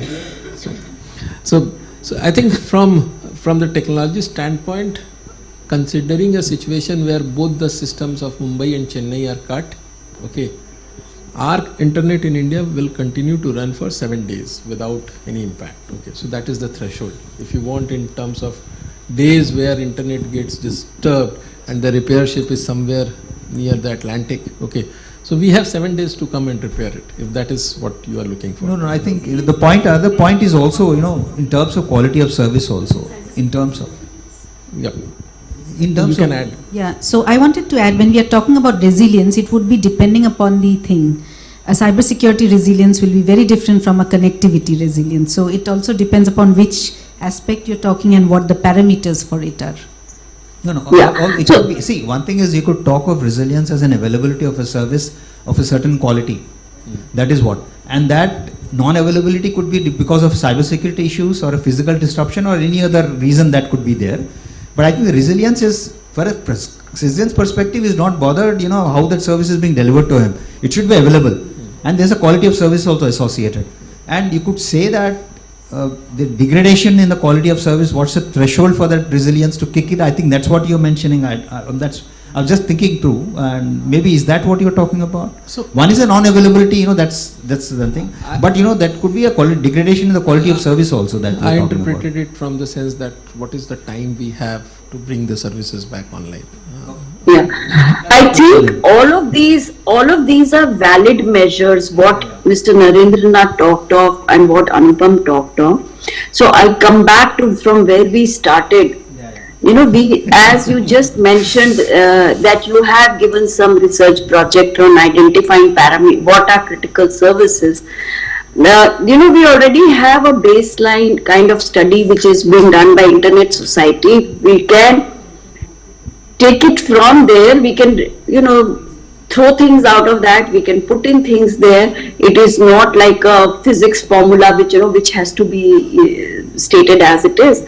But if once we have done that, we will also find out and we collect data year to year, then we will know on which parameters, like as Amrita just said, that is it a connectivity resilience, is it a service resilience, as Mr. Narendranath was saying, what is the level? So then we will collect data on it, and then we will come to know, okay, this was a good enough parameter for us to lay down as a threshold. See, and these will change, these will evolve with time. Today I can say I'm okay with 2 days, loss of service, but may not, going forward I will just say not even 2 minutes, maybe, so it depends. And for banking, I may say, okay, 1 day is good enough because I have ATM and I have a parallel structure, but for something else, for a GPS, I'm lost somewhere, I don't want even, 2 minutes of disruption. So we will have to work this out. As Mr. Narendranath said, it cannot be somebody writing a research report. There will have to be debates, there will have to be data collection, there will have to be what constitutes that metric. When I say availability, as Osama was saying, what does it mean? Does it mean just that there is a fiber going there, but does it mean there is an electronics at the end of the fiber? Does it mean there's a service provider? Does it mean somebody is actually using the service? So, I think I'll have to do the dirty task of stopping you. Absolutely. Absolutely. But our time is more or less up for this conversation. But as a panel, can we agree that what Professor Jain is saying, that some kind of index, sir, so we need some kind of one index, maybe which can be deployed at the state level or at the district level, to understand that, which takes into account the factors which you mentioned, the cultural part, the data part, the physical layer, which we all talked about in greater length, okay, the routing hygiene or the DNS ecosystem. Combined all this, can we agree to work on an index on something like this, which can then be one of the takeaways from this panel?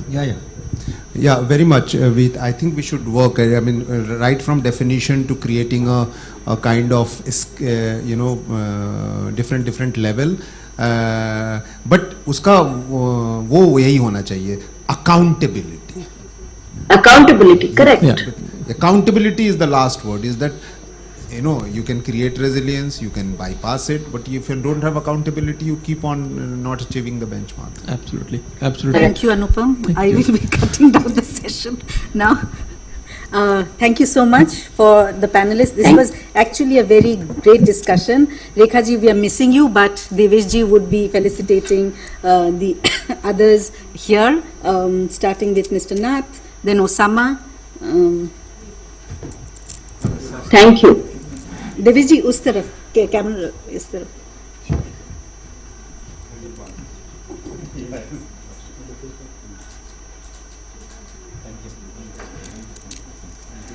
Then to Osama. अनुपम को क्यों दूध? अनुपम को नहीं मिलेगा, छोड़ दो, हटा दो खुद के घर वाले को. अनुपम को मिलेगा, देख, मतलब घर वाले लोगों को भी मिल रहा है. हाँ? रेखा जी आप वाला अनुपम ले ले. हाँ, कोई बात नहीं, हम सब पुराने फ्रेंड्स हैं. I am happy to see and say hi to mister Narendranath and Osama as a private conversation may be. Yes, thank you so much, Rekha ji, for being online. Thank you. So I can leave the meeting. Yes, please. Thank you.